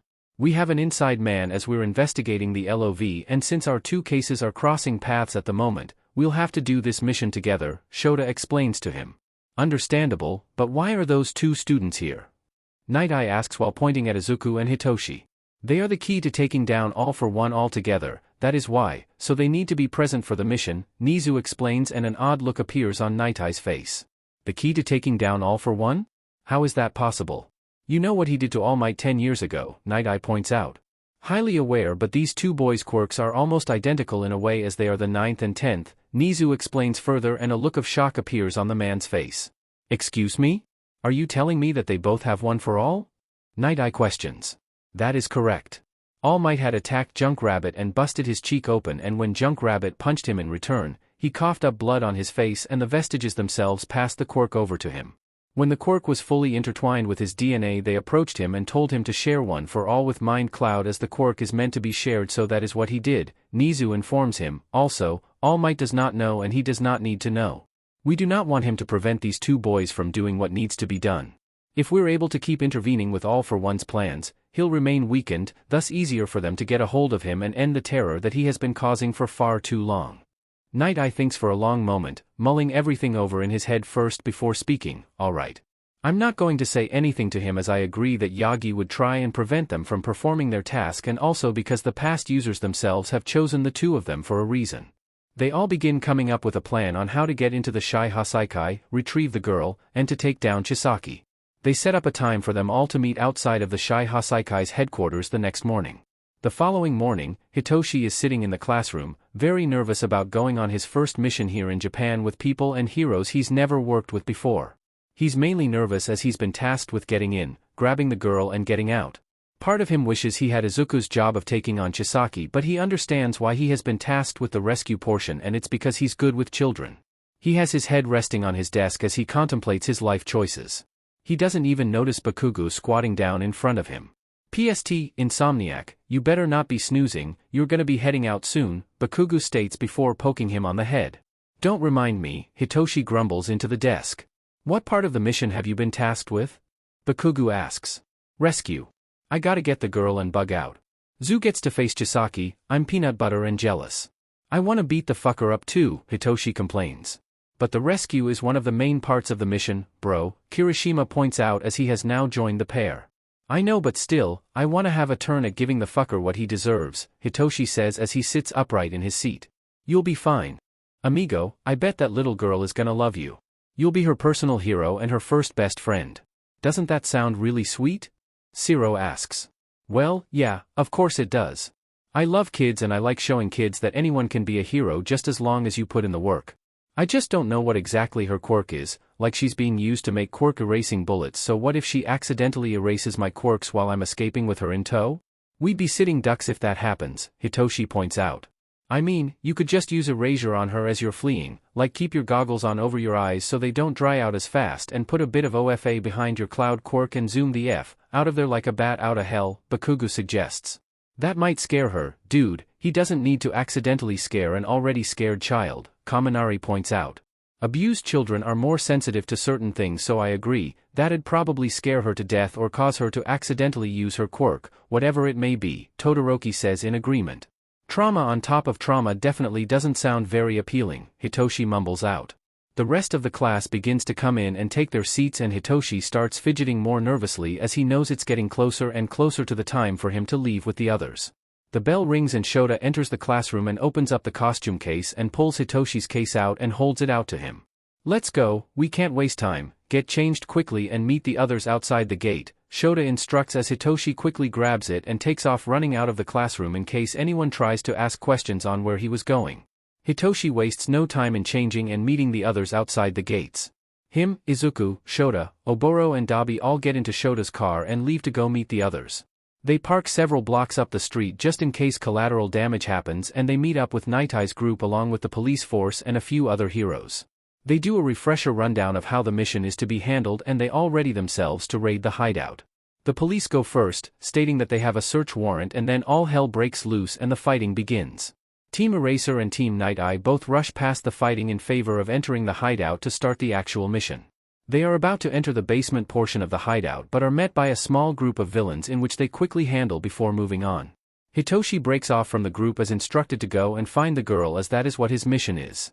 When he gets to the location that Night Eye had seen in his foresight vision, the room and all the other rooms in the area were completely empty.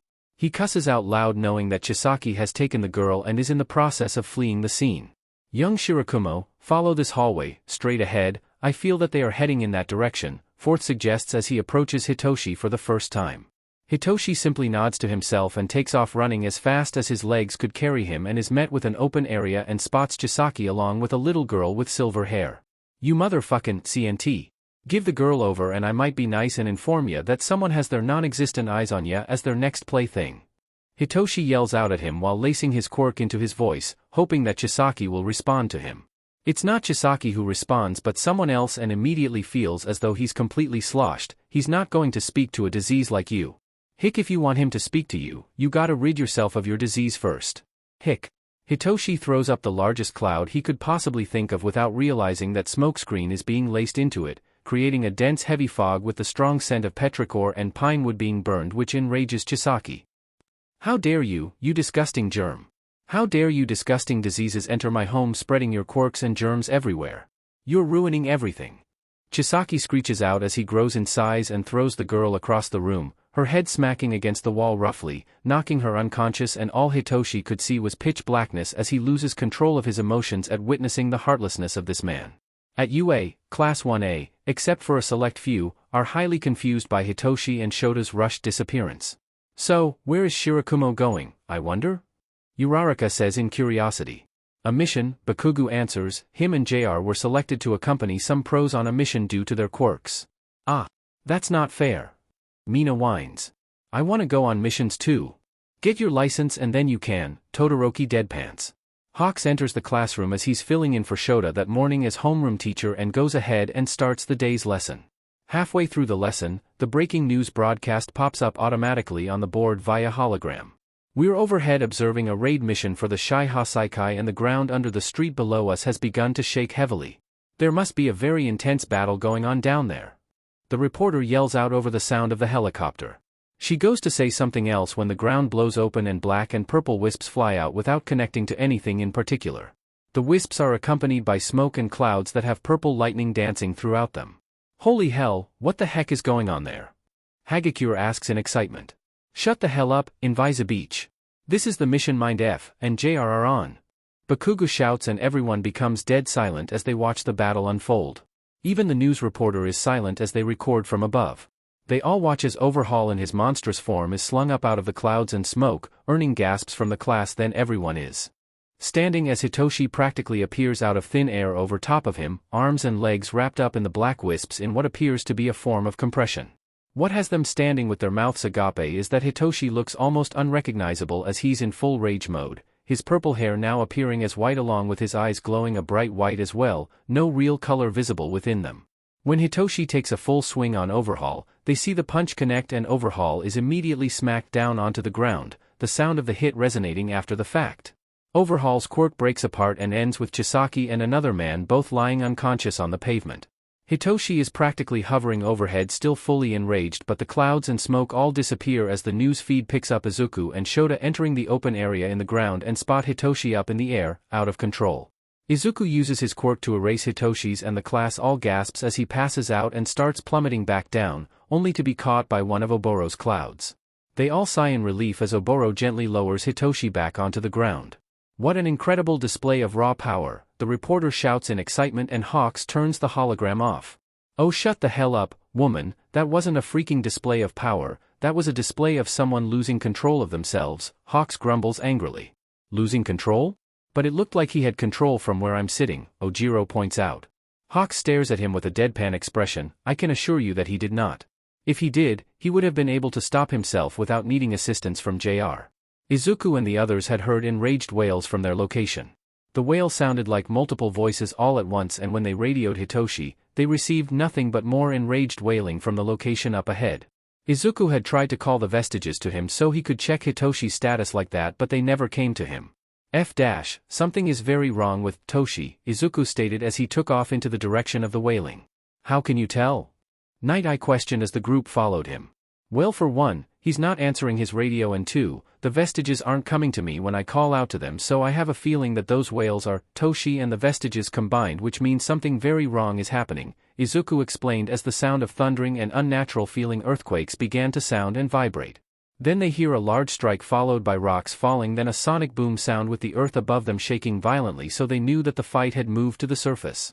Everything was quiet as they all ran out into the open space and saw Hitoshi completely out of control, where Izuku uses his erasure on him and Oboro catches him on a cloud. Night Eye is staring wide-eyed at the unconscious girl who had been wrapped up in the same black and purple wisps that were wrapped around Hitoshi's limbs. He was out of control but still managed to protect the child. Impressive, Night Eye compliments as he looks over at the unconscious Hitoshi as Izuku removes the boy's voice modulator. We should probably keep the two of them together for when he wakes up, don't want him losing control of himself if he finds that the girl isn't within his sight. Yeah. That would probably be the best thing to do, Shota says in agreement as he goes over and picks the girl up. She's a beautiful child. I can't believe someone would be so heartless as to harm this little girl. He lays the girl down on the cloud next to Hitoshi and moves the boy's arm so that it's around her in a comforting manner. Just in case she wakes up first, she'll be able to see that Hitoshi is there for her in a positive way. She'll need someone that she can trust. When Hitoshi wakes up, it's in a hospital bed and he feels his arms around a small figure. He quickly looks down and sees that it's the silver-haired girl and she's staring up at him with large doe eyes. Hi. I'm Hitoshi, what's your name?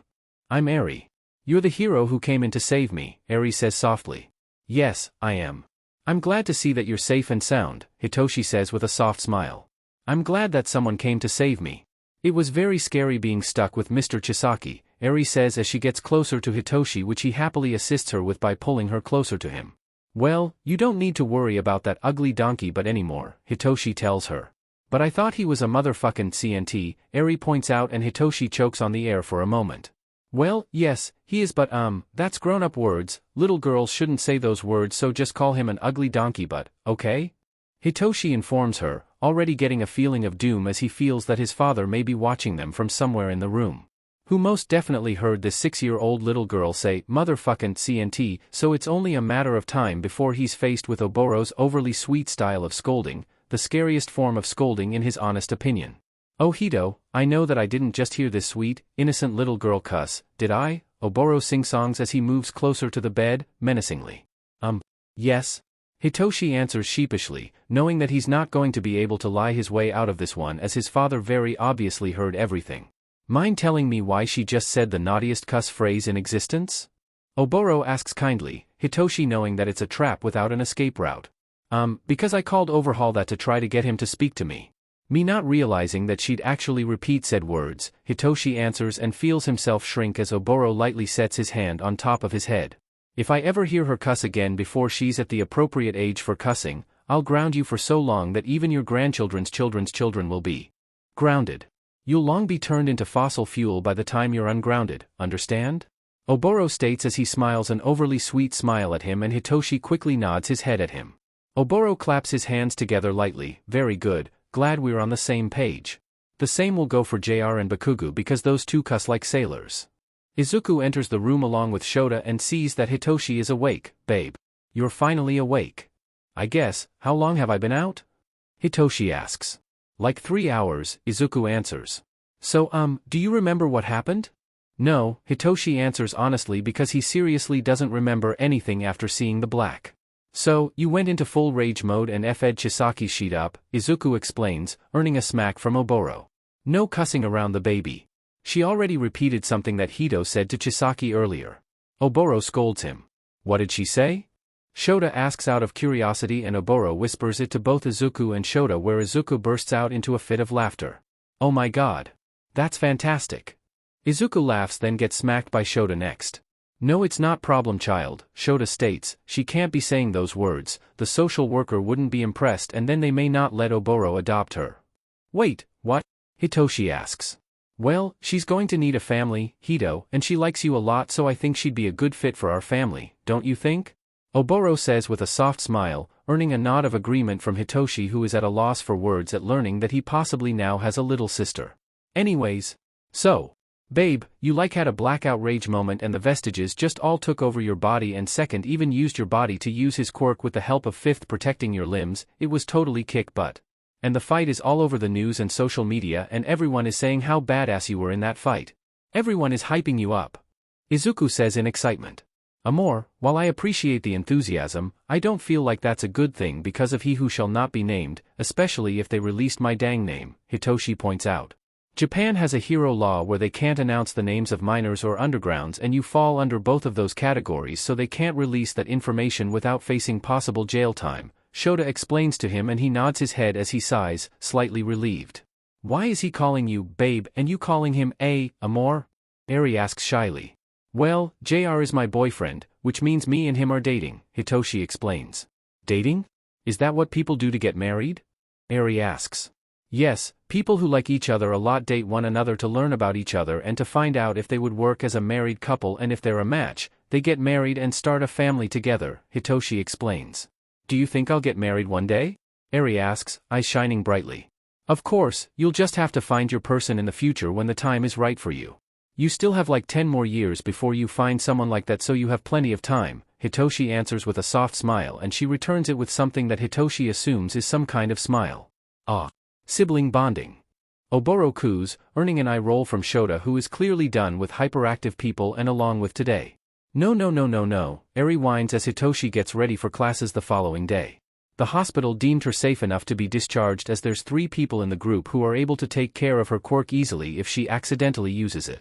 Shota had gifted her a cute charm bracelet that was actually a quirk suppressant to wear until she's able to start proper quirk training. He made sure to get her the same exact bracelet in the non-suppressing form for when she learns how to control her quirk properly. Yes, Hitoshi sing-songs in a teasing manner. I gotta go to class, so you get to hang out in the teacher's lounge and get to know everyone. Everyone is gonna have treats and gifts for you. Doesn't that sound nice? No, I don't wanna. I wanna stay with you, Eri continues to whine. But you've been with me since yesterday. You even cuddled with me all night. Don't you wanna get to know other people?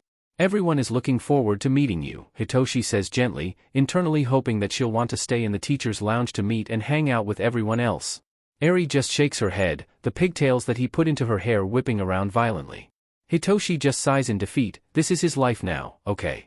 You can hang out with me for today, only then tomorrow you hang out with everyone else, especially Dobby, since he's going to be teaching you quirk control and stuff. The sooner you learn how to use your quirk the better. You won't have to worry about it going all crazy if you know how to use it properly. Hitoshi picks out an outfit for her to wear and helps her get changed.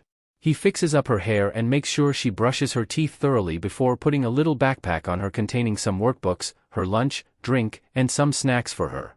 He puts her on his hip and leaves his dorm room and heads downstairs where the rest of the class is all eating breakfast. He manages to snatch a couple of apples and bananas from the counter before making his escape, luckily without any of the class noticing him with Eri in tow. They make it to the 1A classroom and he sets her up a spot at his desk and goes about using his pocket knife to slice up one of the apples of her to eat while he eats his own and waits for the inevitable sheetstorm that's going to start as soon as the class comes in and spots her with him. Luckily the first people to come in are Bakugo and Kirishima, who come up to the pair. Oh my gosh, Hitobro? She's too cute. Kirishima gushes and Eri gives him an odd look as she continues to eat her apple slices. So, what's her quirk do? Bakugo asks. Well, it was never registered, but according to Donkey Butt, it rewinds things back to its original state. So like, if you get a stab wound, she can just rewind it and boom, stab wound gone, Hitoshi explains. Kaminari and Zero have now joined the group and Kaminari is laughing at the use of Donkey Butt. Dude, did you just call Overhaul Donkey Butt? Yes I did, he's a big ol' ugly donkey butt, Hitoshi says, earning a giggle from Eri as he had been successful last night at pulling a laugh and smile from her. Where's this donkey butt insult coming from, amigo? I thought you were more creative than that with the name calling, Zero laughs. Mr. Cloud says that I'm not allowed to say motherfucking CNT, so I have to say donkey butt instead, Eri answers, and Bakugo is on the ground howling with laughter while the other 3 boys all gasp. Where'd she hear that from? Todoroki questions as he joins the group last. Hitoshi raises his hand, guilty as charged, and my dad threatened to ground me so hard that even my grandchildren's children's children will feel it if he ever hears her cussing before a cuss word appropriate age. He also said that the same will go for JR and Bakugo if he hears them cuss around her. Bakugo sits up with a scandalized look on his face. The F dash? He can't FING ground me. He's not my old man, damn it. Zero gestures to Bakugo, Exhibit A as to why Shirakumo-sensei included you in with Hito and JR. The rest of the class all trickle in and gush at Eri from a distance, but when Ida walks in and spots her, he immediately starts his arm chopping and yelling, Shirakumo. It is highly inappropriate for you to be dragging her around with you. Take her to the teacher's lounge immediately. Ida, stop it, she's not doing anything wrong, Hitoshi says in a warning tone. She does not belong here. She needs to leave now. Ida argues back angrily.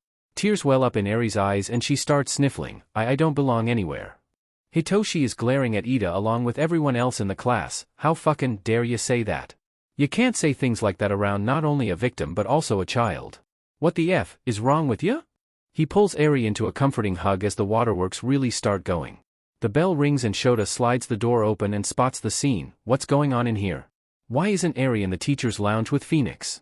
She didn't want to go to the teacher's lounge today, but I made a deal with her that she can tag along with me for today, only then tomorrow she goes to the teacher's lounge. But she's crying because Ida here is a heartless BSTRD and basically said that she doesn't belong here and needs to leave, Hitoshi explains as he continues to soothe her. I was not meaning it in that way. Ida says in defense. She's a 6-year-old, you robo-moron, she's going to take it in that way, Bakugo growls. I think you need to work on your social skills involving children, especially victimized children. Shota just sighs in exasperation. Ida, sit down.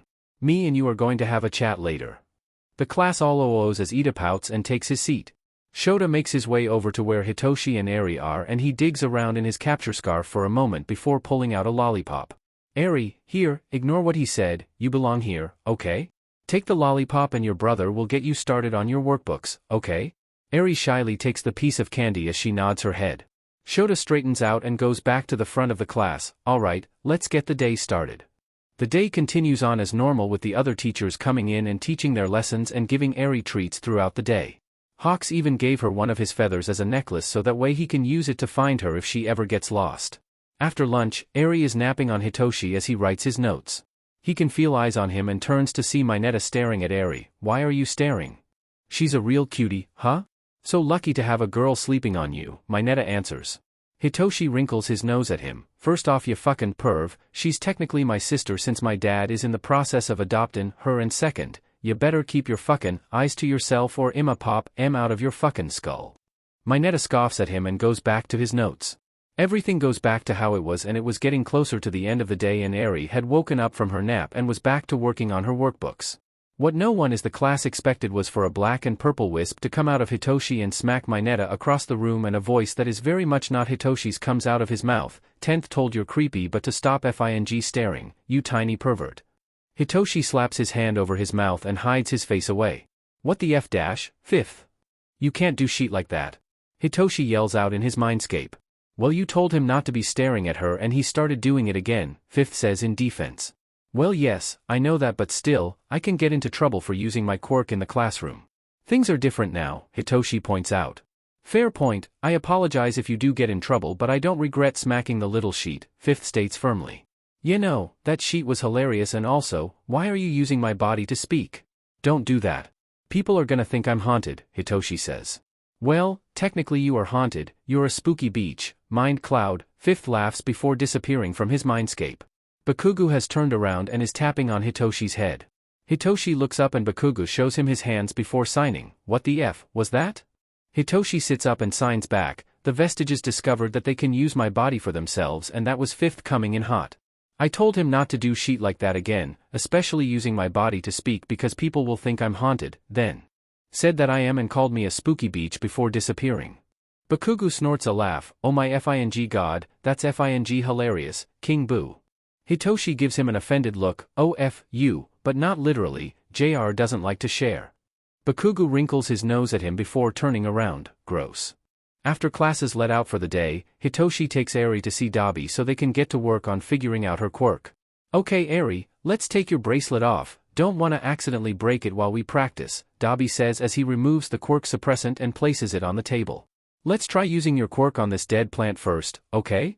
My curse is bad though, Mr. Chisaki says that it's a disease, Eri says in protest. It's not a curse or a disease, Mr. Chisaki was an evil man. He was doing bad things to you and telling you things that aren't true. A quirk is like a tool that you're born with. Almost everyone in the world is born with a tool. Some don't have tools so they have to do things differently, and that's perfectly okay. Your tool, though, it can help heal people's boo-boos, Dabi explains to her. Like your boo-boos? Eri asks him softly. Dabi gives her a soft smile. Yeah, like my boo-boos. Hitoshi stands back at a reasonable distance as he watches Dabi and Eri. He shivers as arms wrap him up from behind. Hey babe, whatcha thinking about? Nothing much, just how I wanna go to bed and sleep, Hitoshi answers as he leans back into the embrace. I'm hoping that Eri will want to go with my dad so I can sleep properly. She was like, all over the DMN place last night. At one point, she had her toe in my nose basically. Izuku giggles. Ah, that's cute though, she started Halloween early and skipped straight to having you smell her feet.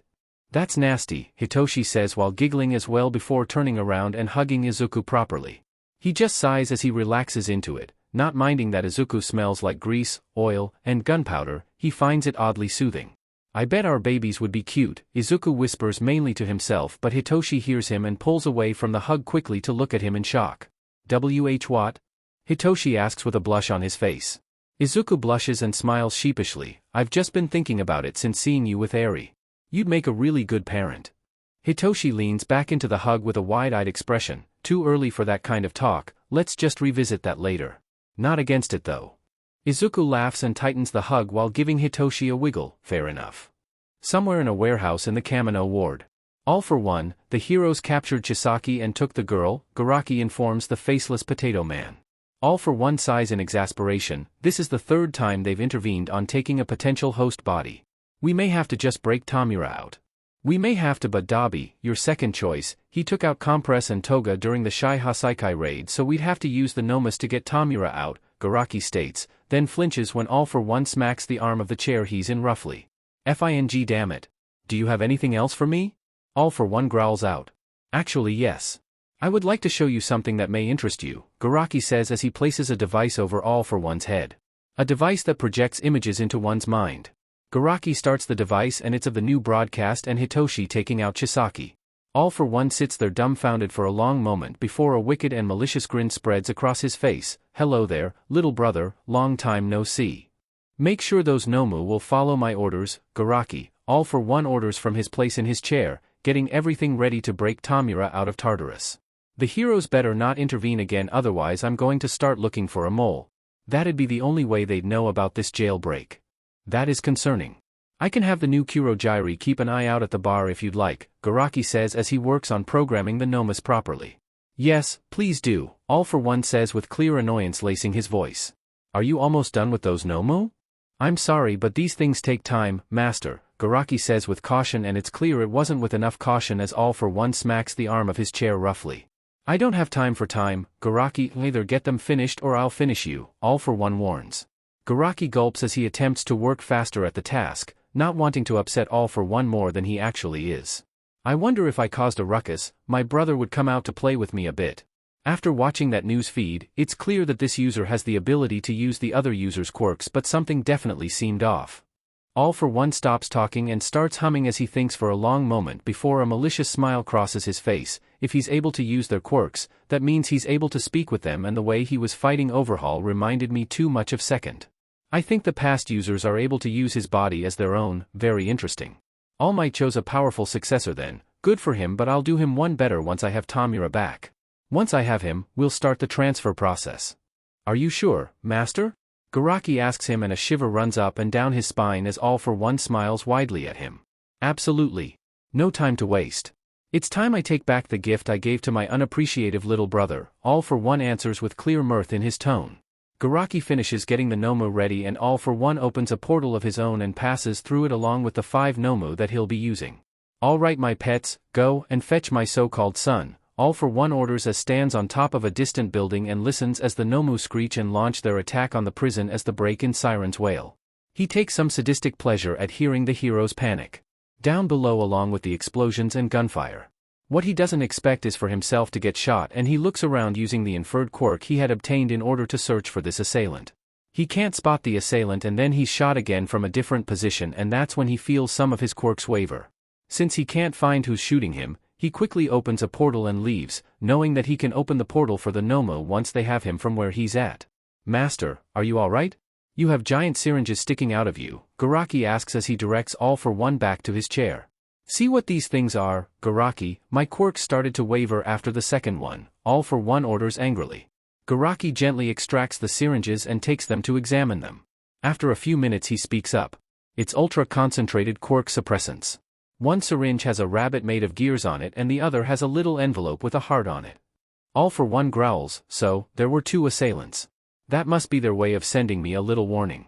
I feel like one of them is the new user, which would explain how he got to my location so quickly, but the second one was in a different location, so how did they get there so quickly unless they have some sort of speed quirk? But the only speed quirk that I'm aware of is overclock, and I took that quirk from a clock a long time ago, and you haven't reported to me of any new speed quirks recently either. This is going to be extremely frustrating. It's possible that this second one is not from Japan, Master, Garaki points out. All for One hums, that is true, they could very well be from another country. Again, this is going to be frustrating. He waves his hand and a portal opens up, 3 Nomu along with Tamura walk through it. Tamura huffs when he sees All for One sitting there. Took you long enough, sensei. Well, you needed to be punished for not only your stupidity but also your incompetence, All for One retorts, and if he had the upper half of his face, he'd be glaring at the man-child. Anyway, now that I have you back, let's go ahead and start the transfer process. My unappreciative little brother has shown his face in a new body, and this user appears to be a lot more powerful than All Might, which will pose a challenge for me. Hitoshi and Izuku arrive back at UA and flop down in a couple of the chairs in the conference room. You two look disappointed, Zero points out. That faceless F is cock full of FING quirks. We shot him twice before it even had any effect on him, and then we were only able to take out 2 of the 5 Nomu that were there and the other 3 got away with Tamura, Hitoshi complains. And that means All for One has his original host body back, so we really need to double down on the training and find their hideout, Dabi groans. Twice is gonna have to work twice as hard now. Heh, Twice has to work twice as hard, Izuku chuckles with Hawks and Oboro both snickering next to him. Bakugu rolls his eyes. Since we know about this, are you two wanting extra help? And I don't just mean with training.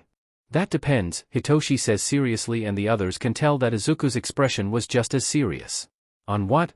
Kaminari prompts. On whether or not you're willing to die, Izuku answers. Well, we are in the hero course, the risk of being a hero is death being a possibility, Kirishima states. If we do help, we're going to have to train harder as well, we need to be prepared, Todoroki points out. I do have some new kits that some of you guys can use in battle, you'll just have to do some training with them, Izuku informs them before setting a folder down containing blueprints of the support items. He points to the first one. Bakugu, you could use this kit here, it'll basically turn you into a tank. The equipment looks heavy, but it's not as bad as you think. I can even adjust the parts so that they fold in on themselves and store themselves away in your hero costume. Bakugu nods his head as he looks over the blueprints. What kind of bullets? The same ones me and Toshi are using in our guns, except you can use your quirk to fire them off, hence you becoming a form of tank, Izuku answers before pulling out the next blueprint. This one is for Kirishima to use. This can help you get up close and personal while still protecting you. You're already a close combat fighter, so this will just assist you. Likes like a mecha, Kirishima points out as he takes a look. Yeah, it kinda is, except it's small scale, just big enough for you to fit into and use, Izuku explains. This one is for Todoroki, works kinda like your current support item, but it's full body, like your brother's costume. Wait, brother? Bakugu asks, and the rest of the guys all get confused looks on their faces as well. Izuku slaps his hand over his mouth and shrinks away from Dabi, who is glaring at him. I'm so sorry. I really didn't mean for that to slip out. Dabi just sighs heavily. It's whatever, I'm sure they would have figured it out eventually. Just as long as they don't tell that flaming BSTRD that I'm alive, then all is good. Oh shit, this is why Shoto and Hitoshi were talking about pranking Endeavor during the sports festival and on live TV too. Zero says with a laugh. Now I really want in on this prank. Shota groans in exasperation as the rest of the boys start talking loudly and excitedly about pranking Endeavor. I don't think a prank is going to pan over well, Shota grumbles. Oh, loosen up, Sho. It'd be hilarious to witness. It'd serve the BSTRD right, Oboro chuckles. Endeavor would be the laughing stock for a long while, might teach him how to live a little, Gran Torino says with a light laugh and a light shake of his head. Wouldn't be surprised if he tries to press charges against the boys, Tsukachi says with an eye roll. Not that I would process it, as it's just a harmless prank that people will forget about when the next big thing happens. Might also make him look bad if he reacts negatively to it on live TV, Shota adds on. Then people will just see him for who he truly is, Hawk states. He's not as high and mighty as people think he is. Yagi Tashinori has said that villainous Hitoshi Shirakumo has his quirk, a villain has one for all. He doesn't know how the boy managed to do that, as he was never willing to pass on the quirk, the conclusion he came to. He has to be All for One son instead of Loud Cloud, because that's the only way he would have gotten a hold of his quirk. He was planning on giving the quirk to Bakugu or maybe Kirishima and possibly Mirio, but now he can't since One for All is gone and in the hands of a villainous child. He calls Tsukachi up, asking him to meet him at the police station. He's there before Tsukachi himself arrives and is annoyed by that. You're late. Tsukachi gives him a look. I was at a meeting. I do not care about hearing your excuses. That Hitoshi Shirakumo has One for All, and I believe he's All for One son, and that's how he managed to steal my quirk from me. I want him arrested right now and thrown into Tartarus. Yagi demands angrily. Yagi. Hitoshi Shirakumo is Loud Cloud's son, the boy is literally a more tired purple version of him. He looks as if Oboro and Shota had a love child together, Tsukachi says, coming to Hitoshi's defense. I do not find this humorous. Yagi all but shouts at the tired detective. Tsukachi sighs in exasperation as he rubs his face with his hand. Mind Cloud does not have your quirk, Yagi, it's his own. Quirk evolutions exist for a reason, you know? How would he have been able to even steal one for all from you if the boy couldn't stand to be around you in the first place, with you always discriminating against the boy's quirk? He can't control genetics, it's just how his DNA and quirk is. No. He was literally using the previous user's quirks. Yagi states while slamming his hands down on the desk. Do not slam your hands on my desk, Yagi. Did you ever think that he may possibly be related to one of the previous users? There's a high probability of that if what you're saying is true, Tsukachi states his own argument, hoping to deter Yagi. Get the boy here now. I want him interrogated, Yagi demands. Will that make you stop shouting and cheat? Tsukachi asks. Yes, Yagi answers. False. I'm not going to call him here if you're going to be in, but to a child, Yagi, Tsukachi says. Then I'll just sit in the viewing room, Yagi suggests with a glare. Tsukachi sighs and sends Oboro a text and gets a thumbs up as a response. They wait for about 20 minutes and the family of 3 arrives. Hitoshi looks very tired, very annoyed, and in pajamas. I was actually sleeping for once in my life, Hitoshi grumbles. Tsukachi just shakes his head and leads him to the interrogation room and sits him down. All right, Hitoshi, All Might has written down a list of questions that he wants me to ask you. Are you okay with that? I guess just as long as I can get the hell out of here so I can go back to bed afterwards. I was cuddling and it was nice and toasty, Hitoshi answers. True, Tsukachi says with a soft chuckle, and yes, you'll be able to leave as soon as I'm done. Hitoshi gestures for him to begin. Are you all for one, son? Hitoshi has a look of disgust appear on his face. No. True. Did you steal All Might's quirk from him? Tsukachi moves on to the next question. No, I never stole a quirk. I wouldn't even know how to go about doing that anyways, Hitoshi answers, a pit of dread sitting in his stomach that All Might has figured out that he has one for all. True. Have you ever heard of one for all? Tsukachi asks, internally rolling his eyes at the question. Read about him in books over in the US, Hitoshi answers. Tsukachi has a look of surprise that crosses his face that answer is ringing true. True. Did you really? Well, yeah. Do they not teach kids in Japan about the 2 brothers? One who was thought to be quirkless but in reality he had a quirk that could be transferred and one who could take and give quirks at will, Hitoshi explains. They do not teach that here. That's surprising, Tsukachi states. All Might's voice comes on over the speaker. I've heard enough. I'm done here. The pair sit in silence until Oboro opens the door and enters the room. He's gone now. He was super mad. Viewy mad. He looked like he wanted to scream, Eri says in sleepy agreement as she nuzzles Oboro's shoulder. Hitoshi laughs in a voice that isn't his own before speaking in a voice that was also not his. What a blonde dumbass. Exactly the reason why we transferred over to JR originally. Oboro and Tsukachi are staring at Hitoshi with mouths agape.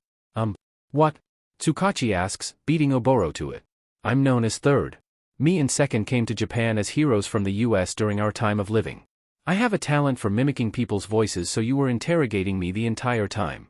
So I was speaking the truth about learning about the 2 brothers. It used to be a thing for a long while, third explains to them. Tsukachi laughs in almost disbelief. Very clever. That's one way to do things. Third uses Hitoshi's body to shrug, work smarter not harder. Anyways, should probably get this one back to the JR Cuddle Fest before he gets even more cranky. The boys all begin their training the following day. They started going out to Ground Omega every day after classes let out. The 5 additional boys all began working their quirks and learning how to use their support items, while Izuku and Hitoshi began learning the ins and outs to one for all. Hitoshi was having an easier time with learning it as the vestiges got into the habit of using his body for themselves, while Izuku struggled a bit, but it didn't take him very long to figure it out. When Twice found one of the Nomo locations, the 2 boys got themselves ready to go along with some other pro heroes who had been selected to join them on the raid. The 5 other boys had pouted about it but quickly got over it once Shota informed them that he's going to be taking them to get their provisional licenses in a couple of weeks once some spots opened up for the examination. So, what exactly are Nomu? Gang Orca asks at the mission briefing. A Nomu is a reanimated corpse that's been physically and genetically altered to make it more powerful and to house more than one quirk.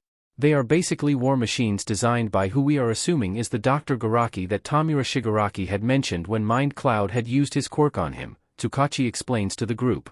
We're not sure on Tamura Shigaraki, All for One, or Dr. Garaki's location, as the three have simply disappeared according to our inside man. We are going to safely assume that they are working on putting All for One into Tamura, as the young man has been labeled as All for One's host body. So All for One is going to be a parasite since he's going to be using this young man's body? Edshot asks. Correct. We're hoping to hear some news on it soon, as our inside man is working hard on trying to find their location, so we're hoping that we're able to interrupt the host body transfer process, because once All for One is in the new body, the man would technically be back in his prime, Tsukachi explains. According to the records, All for One's prime was between the years 2XXX and 2XXX. So that's close to 11 years ago, when All Might and All for One last battled each other. Some of that time was before the Hero Commission came into play, so the man has the skill, experience, and power to wipe everything and everyone, so getting to him before he's one with Shigaraki will be top priority, Izuku adds on.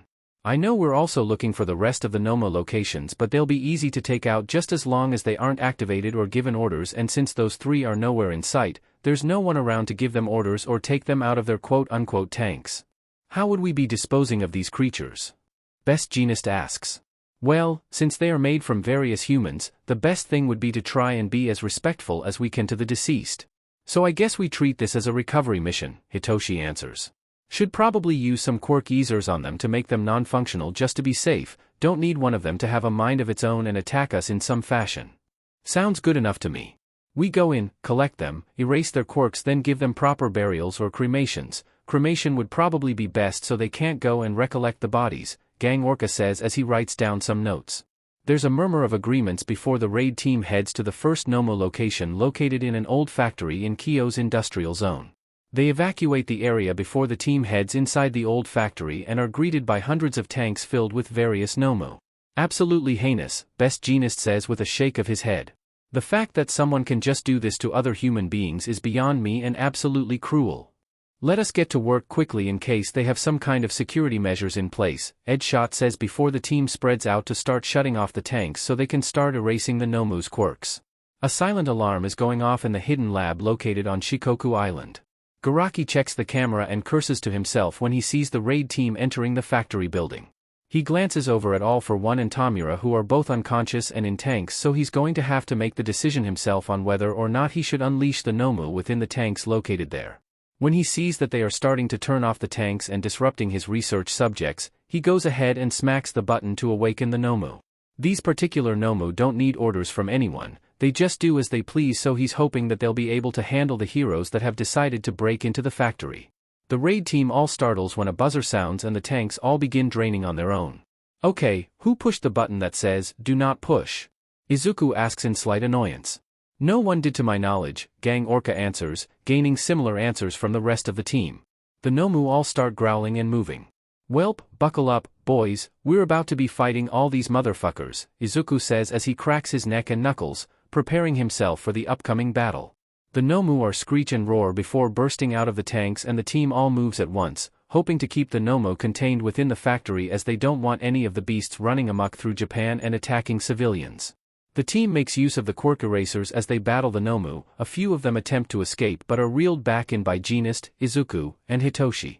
Gang Orca uses his quirk to paralyze any Nomu that heads his way before hitting them with the quirk erasers. Edshot uses his quirk to enter various Nomu, killing them off as he goes. Gang Orca isn't paying attention as a Nomu starts rushing towards him from behind, but Hitoshi spots it and sees that it starts glowing an ominous color, so he makes quick work of wrapping it up with black whip before the Nomu explodes within its confines. Oh joy, some of them self-destruct. We need to be careful. Hitoshi announces to the team as they continue fighting off the Nomu and keeping them within the factory. Garaki is watching from the security cameras as he sees that Izuku and Hitoshi are both using some of the same quirks. That's when he realizes that there are two one-for-alls. He paces around for a moment as he thinks. He can tell that Hitoshi is the stronger of the two. One for all, so he knows that he'd prove to be a problem in the near future once the transfer is complete. He hits a button from one of the other Nomo locations, a high-end Nomo location, and opens one of the tanks as he gives it an order: "Woman, fetch me the purple-haired boy from the bomber factory and bring him to the Shikoku lab." He watches as the female Nomu takes off to head to the location and smirks to himself as he hopes that she's able to bring him there. The boy would be a fun little research subject for him. He waits impatiently as he waits for the female Nomu to burst into the factory and go for Hitoshi. A creepy and excited smile forms on his face as he watches her bust in through one of the walls and charges straight for Hitoshi, and now the two are in a battle with each other as the rest of the heroes try and keep the bomber Nomu from escaping through the now missing wall. He starts laughing maniacally as woman knocks Hitoshi out before scooping him up and taking off with him. "No! Hitoshi!" Izuku cries out as he quickly gives chase to try and get Hitoshi back from this giant Nomu that appeared out of nowhere. "Hitoshi! Wake up! Don't let it take you! Wake up, damn it!" Hitoshi is dangling unconsciously in woman's hold as she takes off with him. Hitoshi has no idea where he's at as he looks around and sees 10 chairs in a floating corner that's sitting in a black cloud-looking space. "Where am I?" Hitoshi asks. A man who looks a little too much like Bakugo steps forward. "This is the vestige world within the one for all Quirk. I'm known as Second. You've been knocked unconscious by that giant Nomu and now she's taking you somewhere. Ninth is following close behind trying to catch up. Right now it's just me here as I won't be of any use to Ninth. You seem to hold up to my quirk fairly well, so I would like your permission to use your body so I can use my quirk." "Go right ahead, I don't want to go wherever the hell she's trying to take me," Hitoshi says before Second disappears and the black clouds that were surrounding the space quickly close in and Hitoshi is just standing in complete darkness. Izuku watches as Hitoshi's head snaps to attention but sees that his eyes are red before he's touching the Nomu's side and it's sent flying off to the right, freeing Hitoshi of its hold on him before Hitoshi makes a hand motion on himself as if he were shifting gears on a manual vehicle before he's off in a flash and striking the Nomu and sending it flying again. What the hell? Izuku wonders aloud as now he's really struggling to catch up to the two who are now in a new battle against each other. It appears that Second has decided to finally help with the use of his quirk.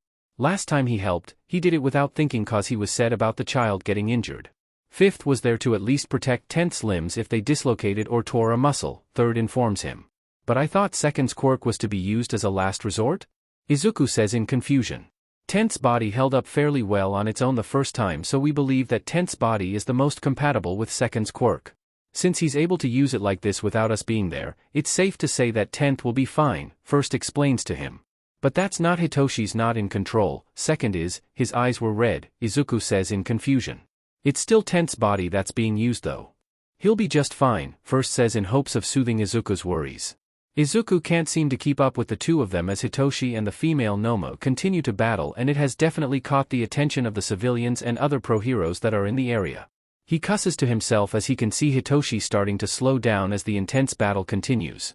He uses FA Gene with One for All in an attempt to go faster to catch up so he can assist. He was in such a rush that he didn't even bring his quirk erasing bullets with him, otherwise he'd be using them against the Nomu. He uses his erasure on the female Nomu in hopes of weakening it, and it works to an extent as it slows her down and weakens her, but she's still going strong against the steadily weakening Hitoshi. Izuku can feel tears welling up in his eyes as he's afraid that he's not going to be able to catch up to them as they are moving too fast, and he's at 100% along with using FA Gene to give him boosts. He's afraid that the Nomu is trying to take Hitoshi to wherever All for One, Shigaraki, and Garaki are, and he doesn't want to lose him. He doesn't want Oboro to lose his son, and he doesn't want Eri to lose her big brother. Second is trying to wear the Nomu down, but it's obvious that Hitoshi's body has a limit to how long it can handle his quirk at a given time. He's never battled such a being before, as Nomu didn't exist when he was alive. The strongest being he's ever faced was All for One, and he had killed him. He definitely feels like the Nomu isn't out to kill Hitoshi, but he most certainly isn't about to give up and let it take Hitoshi wherever it's taking him without some kind of fight first. Second begins formulating a plan of possible escape if the Nomu is successful at taking Hitoshi. He can see out of the corner of his eye that Izuku is trying to catch up to him, so that's where he starts leading it, hoping that Izuku has enough energy to face it so he can give Hitoshi's body a break before he accidentally kills him. Once he was close enough, he lets Izuku take over the battle, and he can tell that Izuku is relieved to have Hitoshi closer to him. Once he pauses on the roof, Hitoshi's body gives out and he collapses. He tries to move but finds that he can't feel his limbs, everything feels like heavy static, so he knows that he's pushed Hitoshi's body too far and that the boy's muscles and nerves are temporarily shot until he's rested and healed enough. He knows Hitoshi is FE'd as he watches the Nomu smack Izuku down into the street below and comes and collects Hitoshi's immobile body. Izuku wakes up with a start and glances around and sees that he's in the hospital. His throat tightens as he lays there. He already knows that Hitoshi is gone. He had made the mistake of allowing his emotions to get to him once he saw Hitoshi collapse on the roof of that building. That's how the Nomu was able to smack him down. He just stares up at the ceiling as tears run down his face. He can feel that his dad is somewhere in the room with him. She took him, didn't she? Izuku chokes out. Yes, she did. I'm sorry, Zu, Shota says softly as he approaches the bed and wipes the tears off of Izuku's face. Cloud hates me, doesn't he? Izuku sniffles. No, he doesn't hate you. This can be the risk of heroics, we'll get Hitoshi back. I promise, Bunny, for right now, you need to rest and heal. That Nomu did a number on you and you were already close to quirk exhaustion due to fighting off those other Nomu. Gonna need a lot more quirk training, but the raid was still a success as that Nomu location is no more, Shota informs him. I wouldn't consider it a success since Toshi is gone. He's gone and it's my fault cause I faltered when I saw him collapse. I let my emotions get in the way and it distracted me. I F it up and now Toshi is gone, Izuku sobs out. What if we're not fast enough? What if they hurt him and he dies?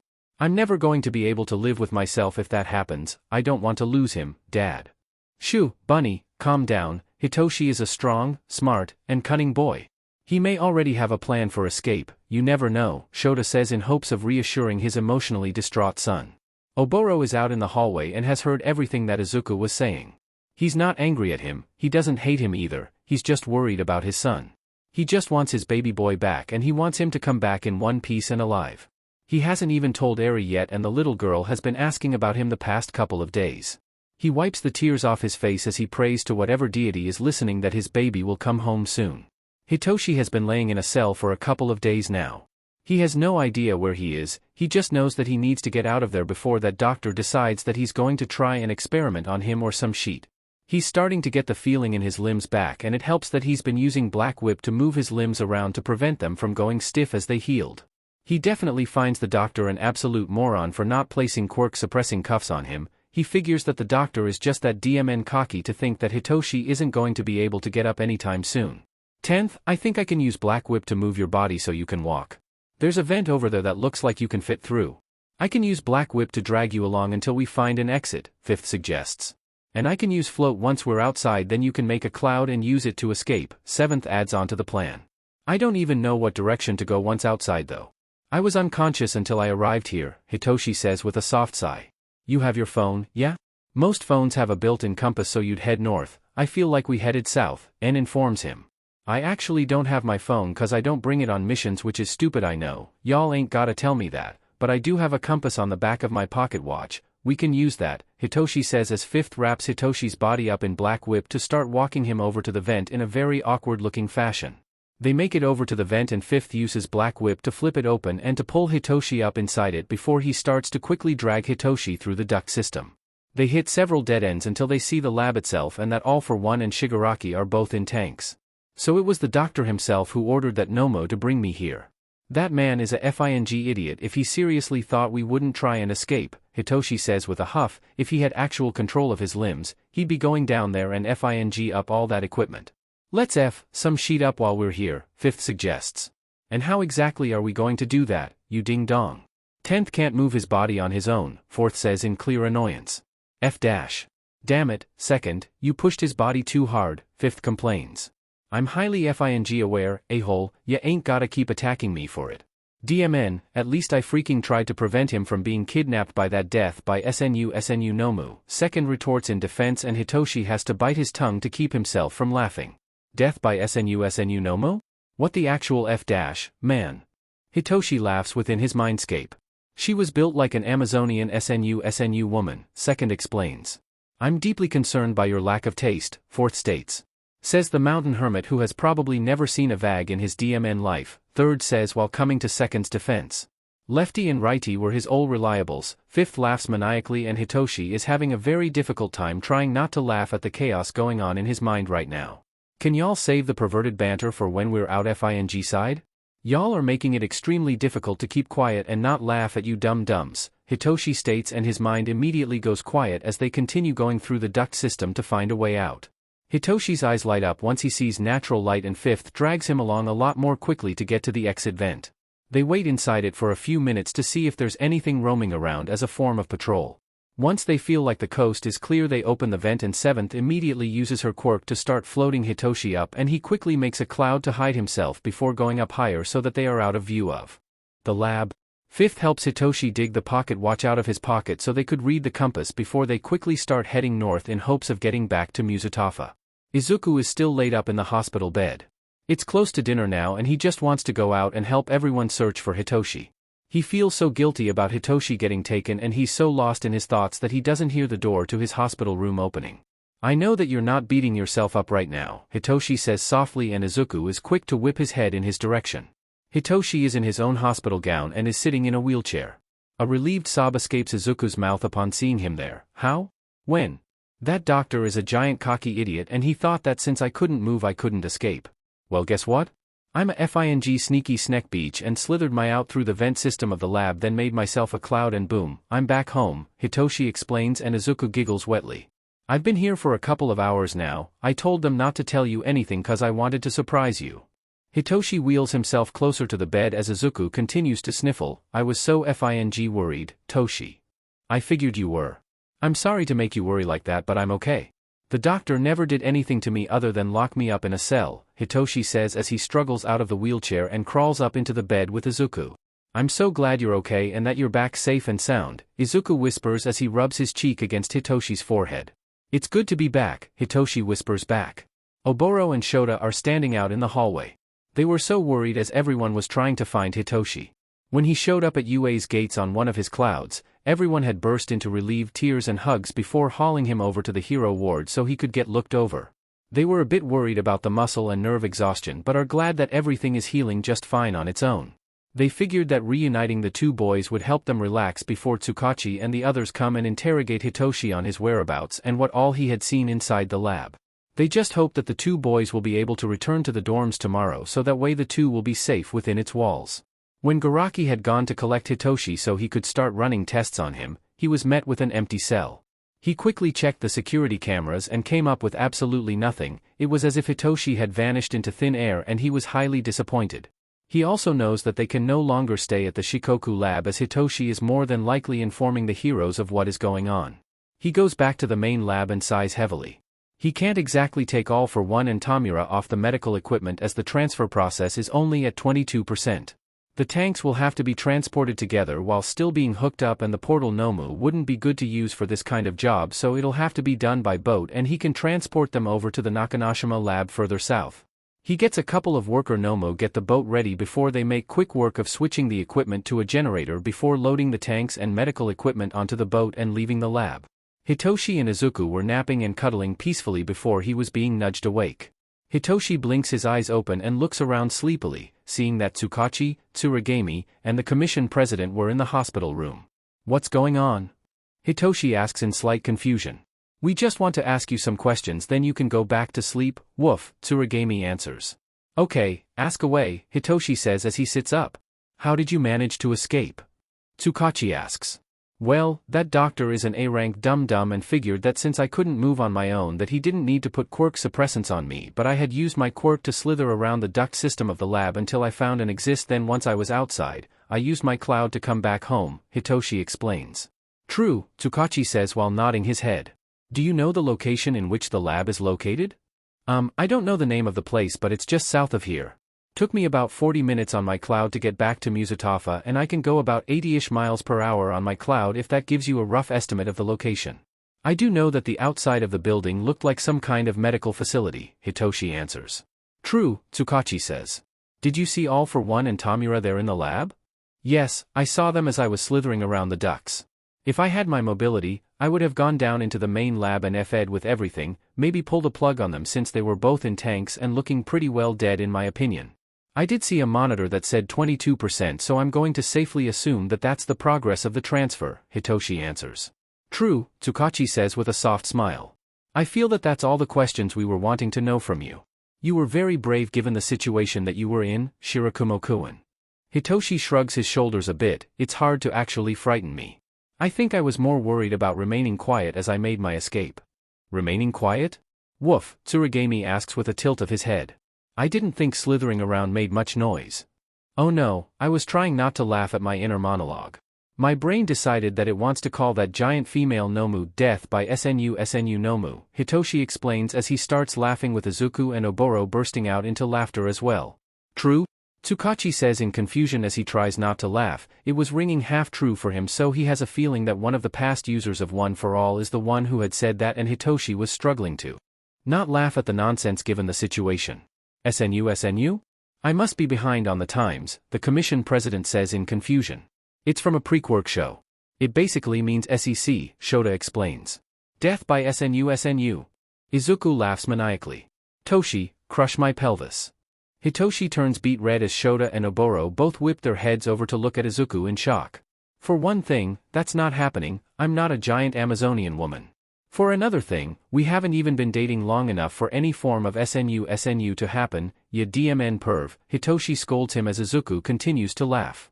Oh, it'll happen, Izuku teases as Hitoshi blushes deeply and the adults in the room all question their sanity. A couple of days pass and both boys are back in the dorms and relaxing, or well trying to relax that is. Second mission here in Japan and you manage to get kidnapped by a giant lady Nomu, Bakugu tisks at Hitoshi. Yeah, because I totally anticipated that, Bakugu. Next time a Nomo comes to try and kidnap me for sheets and giggles, I'll just slap a bow on myself with a name tag addressed to all for one, Hitoshi retorts while rolling his eyes at the blonde. Why did it even take you to begin with, bro? Kirishima asks. Hell if I know. I do know that it was the doctor that was wanting me cause when I was making my escape, all for one and Shigaraki were unconscious in tanks. The nasty freak was probably wanting to FING experiment on me or some sheet, Hitoshi says as he shivers a bit at the thought of that. Has Dabi heard from Twice lately? Izuku asks. Yeah, he found another Nomo location. It's in the warehouse district in the Kamino ward. Said that there's only like 50 tanks there so Dabi and Hawks are going to take care of them and all the equipment there cause we don't want to risk one of you two getting kidnapped again, Bakugu answers. I don't even remember anything if we're gonna be honest here.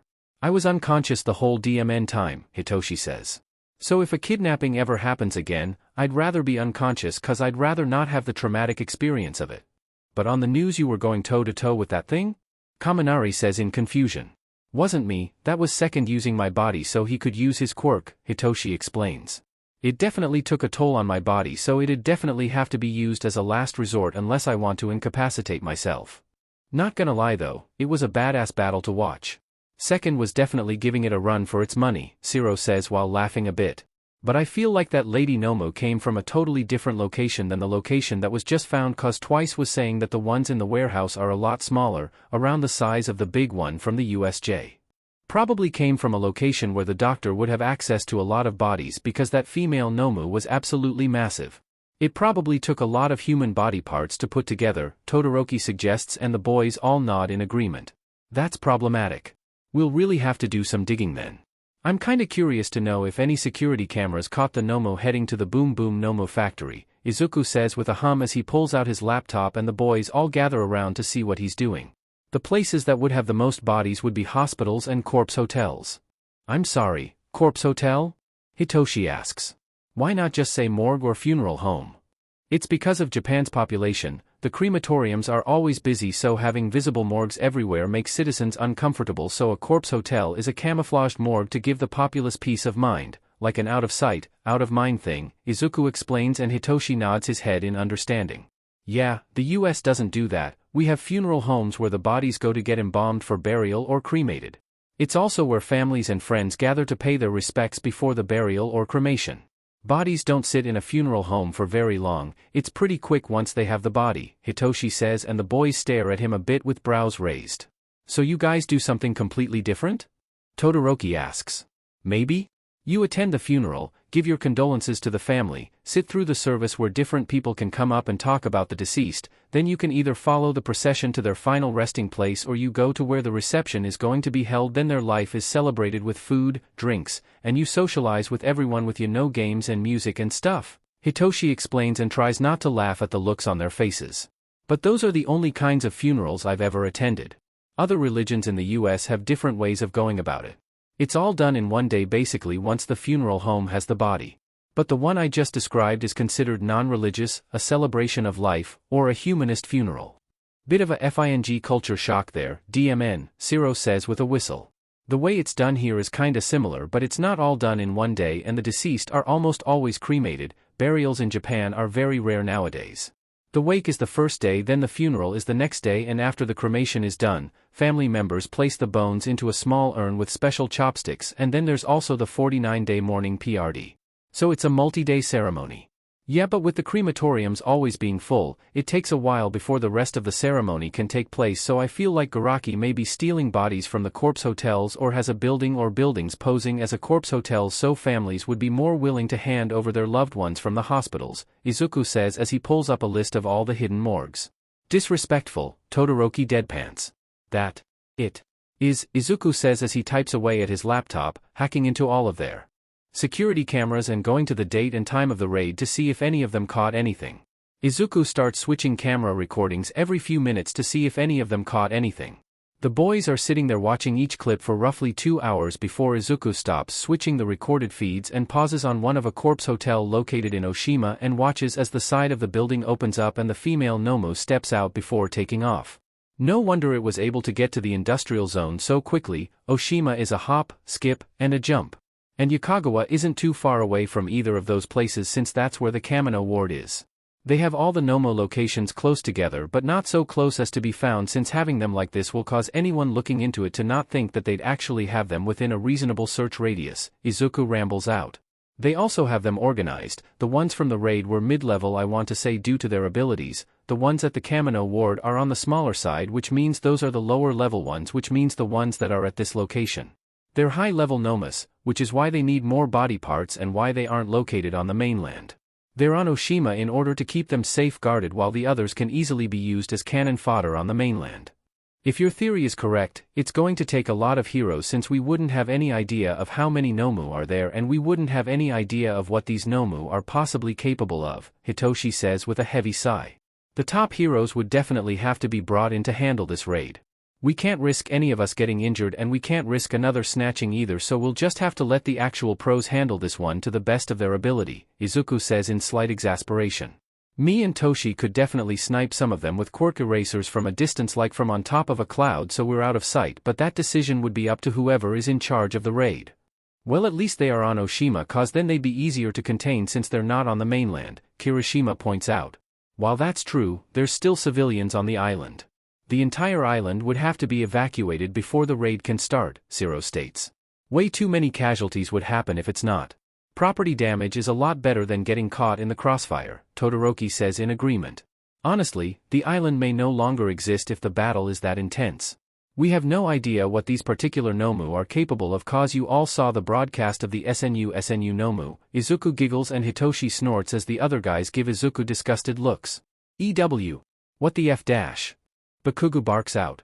Second came up with the name, Hitoshi laughs. It's catchy.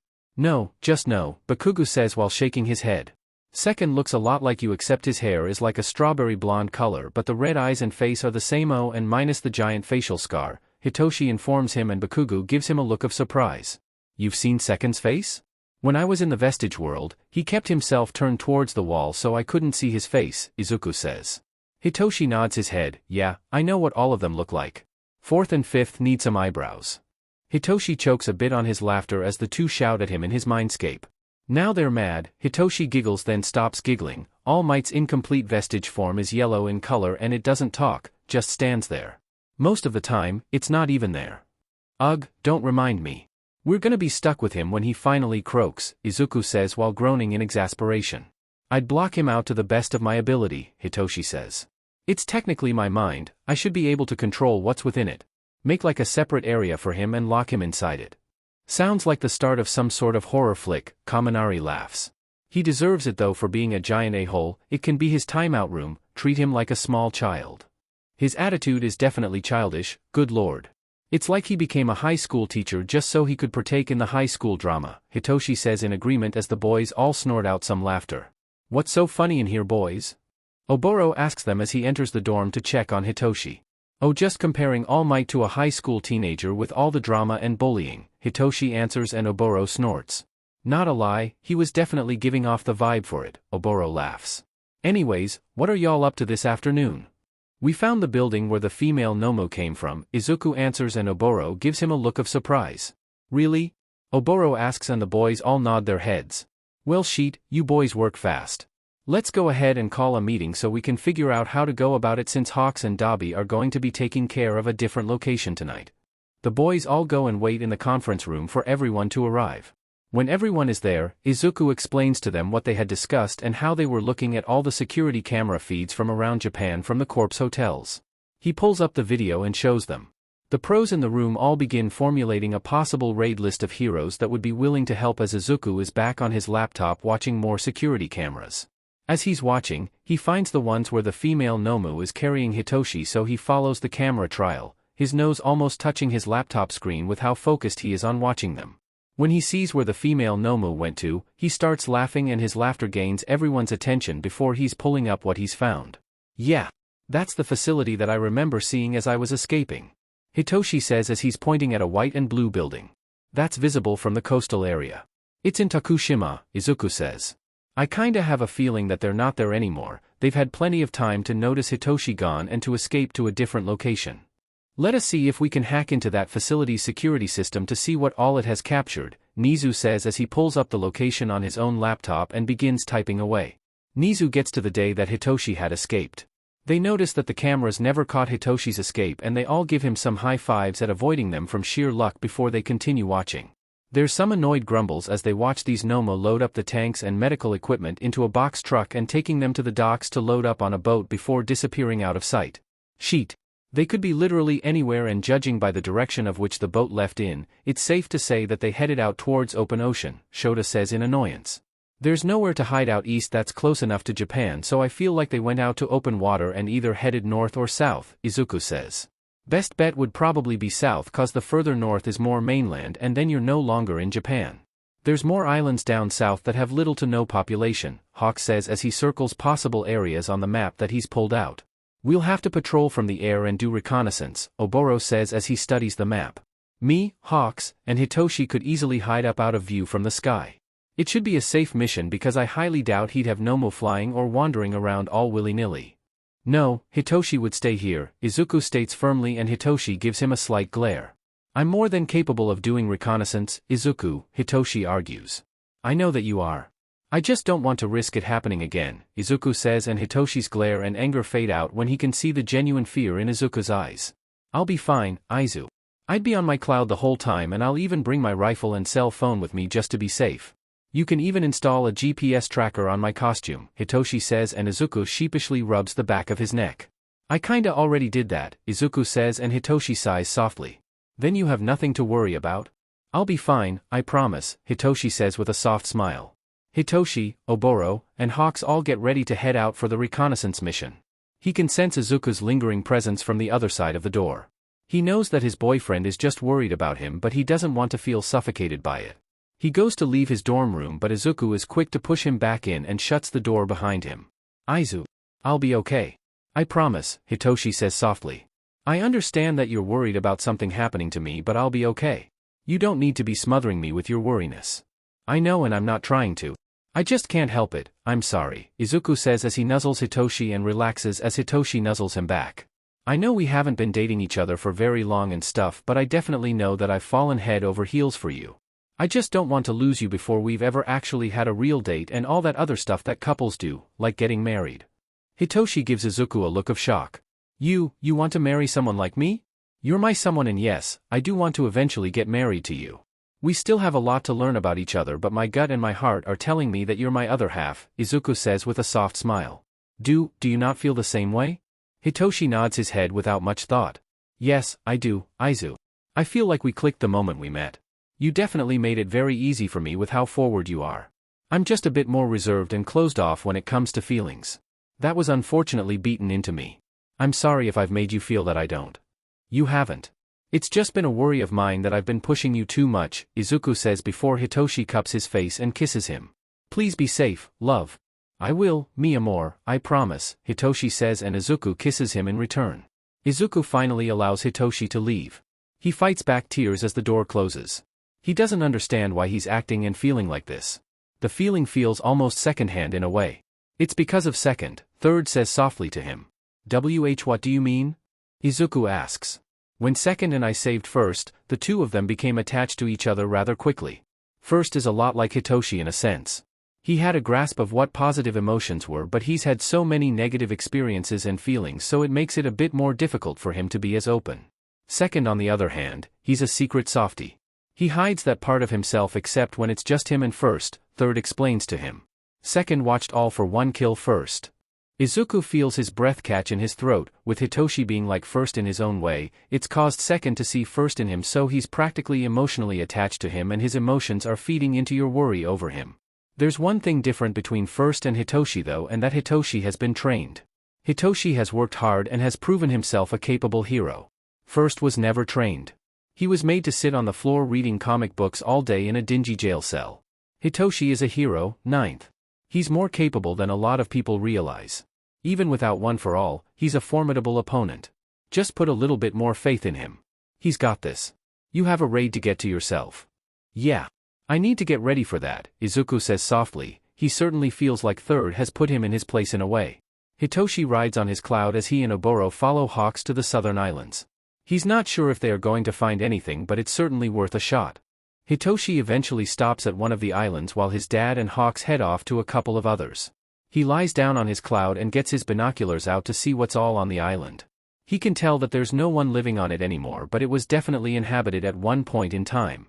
He can see rusted-out chain-link fences with razor wire, then his sights set on what he thinks was either a mental health asylum or a prison.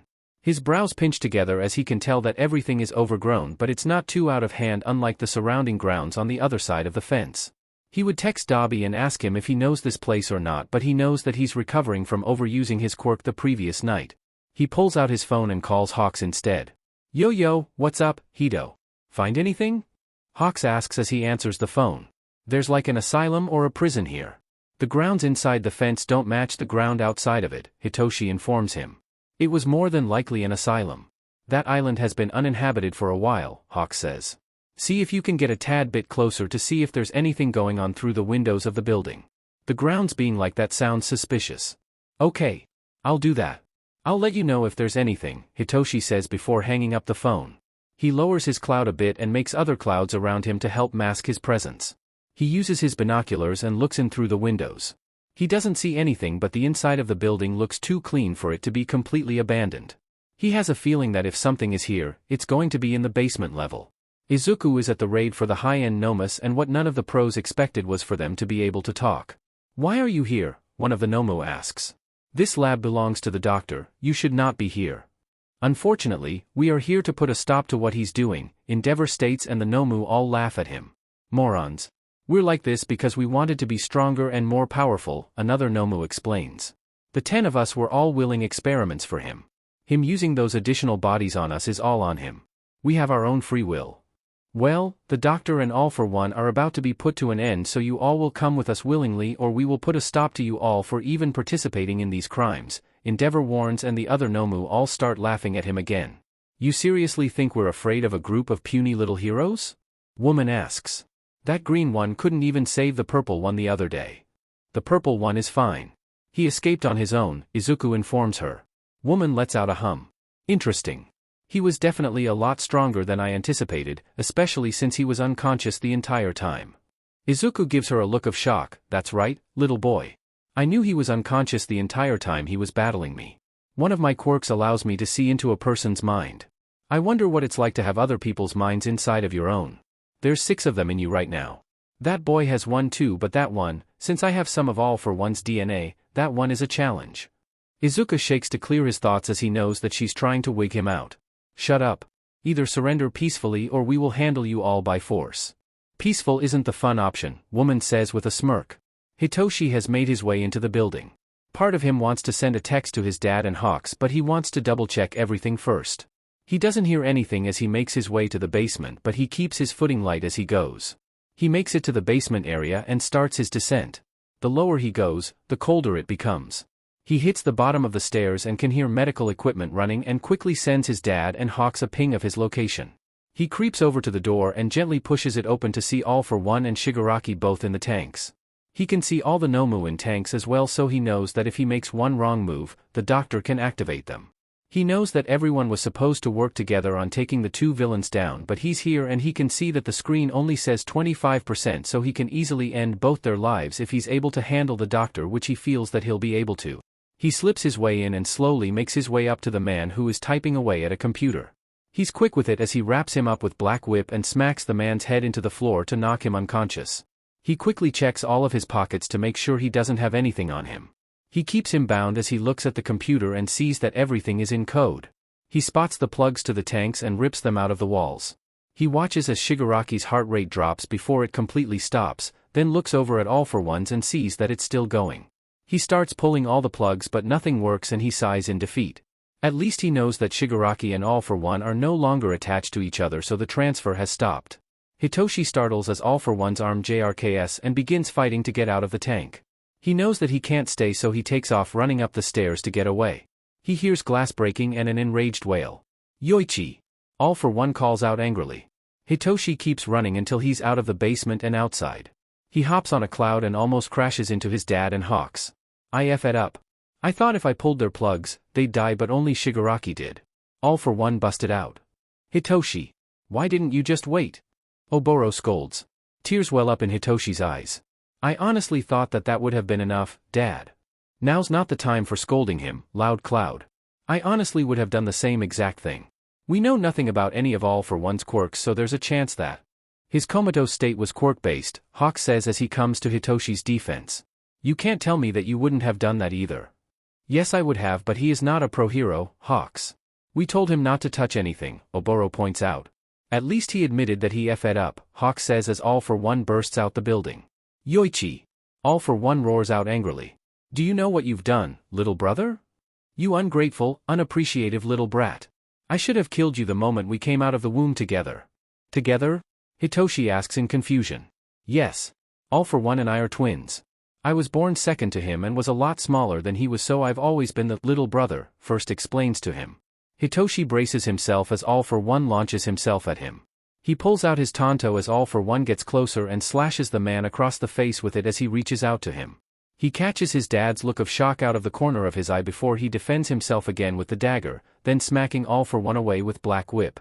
Hitoshi can tell that he's only halfway in control of his body as All for One looks over at him, and the man now has an eye where Hitoshi had slashed him. Half of his body feels numb and he has a feeling that it's Second who has the other half. Kudo, you BSTRD. All for One yells before charging at Hitoshi again. This time it's Second who delivers a blow to the villain and sends him crashing down into the building. Who gave you the right to call me by name, villain? Second growls out in annoyance. You brother stealing BSTRD. I'm going to kill you, and this time, I'm going to make sure you stay dead. All for One roars out angrily. Brother stealing? Oboro asks in confusion. All for One has a possession issue. He named first Yoichi because he was All for One's first belonging, Second explains. I don't have a possession issue. I have an issue with people who take the things that belong to me, All for One growls as he joins back up with them. I was born into this world to be the ruler of it. Yoichi and I were the first to have been born with a quirk, but that glowing little BSTRD just had to be born and take that spotlight away from us. This world is mine and my brother belongs to me. I gave him that quirk. I made his weak little body stronger. He was supposed to stay by my side. He's the only thing I've ever loved, and you had to take him from me. I didn't take him from you. He came with me willingly, Second states, and that enrages All for One further. Izuku has taken out 4 of the high-end Nomu with his quirk erasing bullets and has gotten word from the vestiges that Hitoshi is going toe-to-toe with All for One. He's left the raid to go assist Hitoshi, and he's halfway to Hitoshi's location. He thought it was just going to be a reconnaissance mission. He didn't think that they'd be facing All for One so soon. He urges himself to move faster, and when he arrives, he spots an unconscious Hawks on a quirked cloud and that his wings are missing, so he has a feeling that All for One took his quirk. He spots another cloud a distance away and he sees Oboro, face bloodied and unconscious as well. His sights then set on Hitoshi, whose own face is bloodied and is clearly giving All for One a run for his money as the villain struggles to keep up with how fast Hitoshi is moving. He and Hitoshi make eye contact and Izuku can see the purple and red mixing in his eyes, so he feels that Second and Hitoshi are working in tandem. He activates his erasure on All for One and quickly joins Hitoshi in the fight. The two take turns delivering blows until All for One has clearly had enough, and they both give him a final hit to knock him unconscious. Izuku makes quick work on catching Hawks, Oboro, and Hitoshi as the boy quickly passes out. He lays them all down before going over and injecting All for One with a high dose of quirk suppressants and a dose of medication to keep him unconscious until the other pros and Tartarus arrive. He makes his way back over to the 3 others and starts first aid on all of them. He feels Hawk's back and he can tell that the man lost his quirk, then moves over to Oboro and starts bandaging his face. He can tell that the man has lost his left eye, so he applies extra gauze to the area to help get the blood to clot. When he moves over to Hitoshi, he can finally see how deep the wound is, so he knows that he's going to be left with a permanent scar unless his cream helps fade it, but he had a feeling that it's not going to fade out this scar as it's too large and deep. He gently packs the wound and gets a bandage secured before just sitting on his knees and staring at him. Part of him feels numb. He doesn't know why he's feeling like that, he doesn't want to feel like that. 9th, you just went through something traumatic and the person you've fallen hard for is severely injured in front of you, it's only natural for you to feel detached, 7th says in reassurance. Once he opens his eyes, you'll gain yourself again. Sharing One for All with him was a mistake. I did this to him, Izuku says, his voice starting to crack. He's who hurt because of me. This is all my fault. I wanted something between me and him so bad that I put him in danger like this. This is all my FAU fault. Izuku can't control the sobs that are racking his body. He never wanted Hitoshi to get hurt like this. He just wanted a connection with him. He startles as his cheek is touched and looks to see that it's Hitoshi with his own tears running down his face. Whether you gave me the quirk or not, there was already something between us, Hitoshi says softly. That spark was already there. You're beating yourself up over nothing. Is it crazy for me to say that I love you already? Izuku asks as the tears keep flowing. A smile forms on Hitoshi's face. I must be crazy too because I love you too. I feel like we've been needing each other and we didn't realize it till we met. Izuku leans down and kisses him. You certainly know how to make me feel better, love. Mi dulce amor, Hitoshi says softly as Izuku nuzzles the uninjured part of his face. You can speak Spanish, Hito? Oboro asks. Hitoshi looks over at his dad with a relieved look on his face. Yeah. I lived in Texas. It's a requirement to learn a second language in elementary and middle school. I already knew Japanese so I went with Spanish, so technically, I can speak in 3 languages. My baby is so smart, Oboro praises as he reaches over and lightly rubs Hitoshi's cheek. I'm sorry for yelling at you earlier. I shouldn't have scolded you for something I would have been stupid enough to do too. No. It's my fault. I should have just taken out the doctor and waited for you guys and Tartarus to deal with them, Hitoshi says. Wait. What happened? Izuku asks. I pulled the plugs on the tanks cause I thought that would have been enough to end them. It only worked with Shigaraki, Hitoshi explains. Oh. Well, yeah. That would technically make the most logical sense if they were on some sort of life support. I would have done it too, Izuku admits. Same here, Hawk says as he raises his hand. Am I gonna lose my job since I lost my quirk? Nah. Nizu isn't going to fire you over something like that. You can still do background heroics like he does, Izuku answers and Hawks gives a thumbs up as several helicopters arrive. The sports festival has finally arrived and everyone has healed from their injuries from the raid and from the battle with All for One. Oboro has also managed to officially adopt Eri, so Hitoshi proudly holds the title of Big Brother. Dabi is still in the process of getting all of his skin grafts replaced with more appropriate ones, and Endeavor has learned on his own that his eldest child is alive and well. Hawks and Dabi had both told the man to buzz off, but he's still trying to reconnect with him. Right now though, the small group of boys is on the prowl in search of the man so they can execute their prank attack. They have yet to find him, but when they do, he's going to be in for a surprise. What y'all doing? Shota asks as he has snuck up on the boys, startling them. Shoo, Dad. We're hunting for the flaming a-hole, Izuku says as he shushes his father. Shota raises a brow at that. If you want a flaming a-hole, go eat some of that extra spicy buldak ramen. No thanks, I'd like to keep my intestines intact, Izuku says. Besides, we're not going to do anything too crazy. Then what's that foul-smelling stuff in that bucket there? Shota asks as he gestures at the large 10-gallon bucket. That is fish guts that I left out in the sun for a couple of days, Izuku answers, and the boys all have to contain their laughter as Shota GGS at the knowledge. That's absolutely disgusting, Shota says. I'm getting out of here. I don't feel like getting in the crossfire of that vomit-inducing sheet.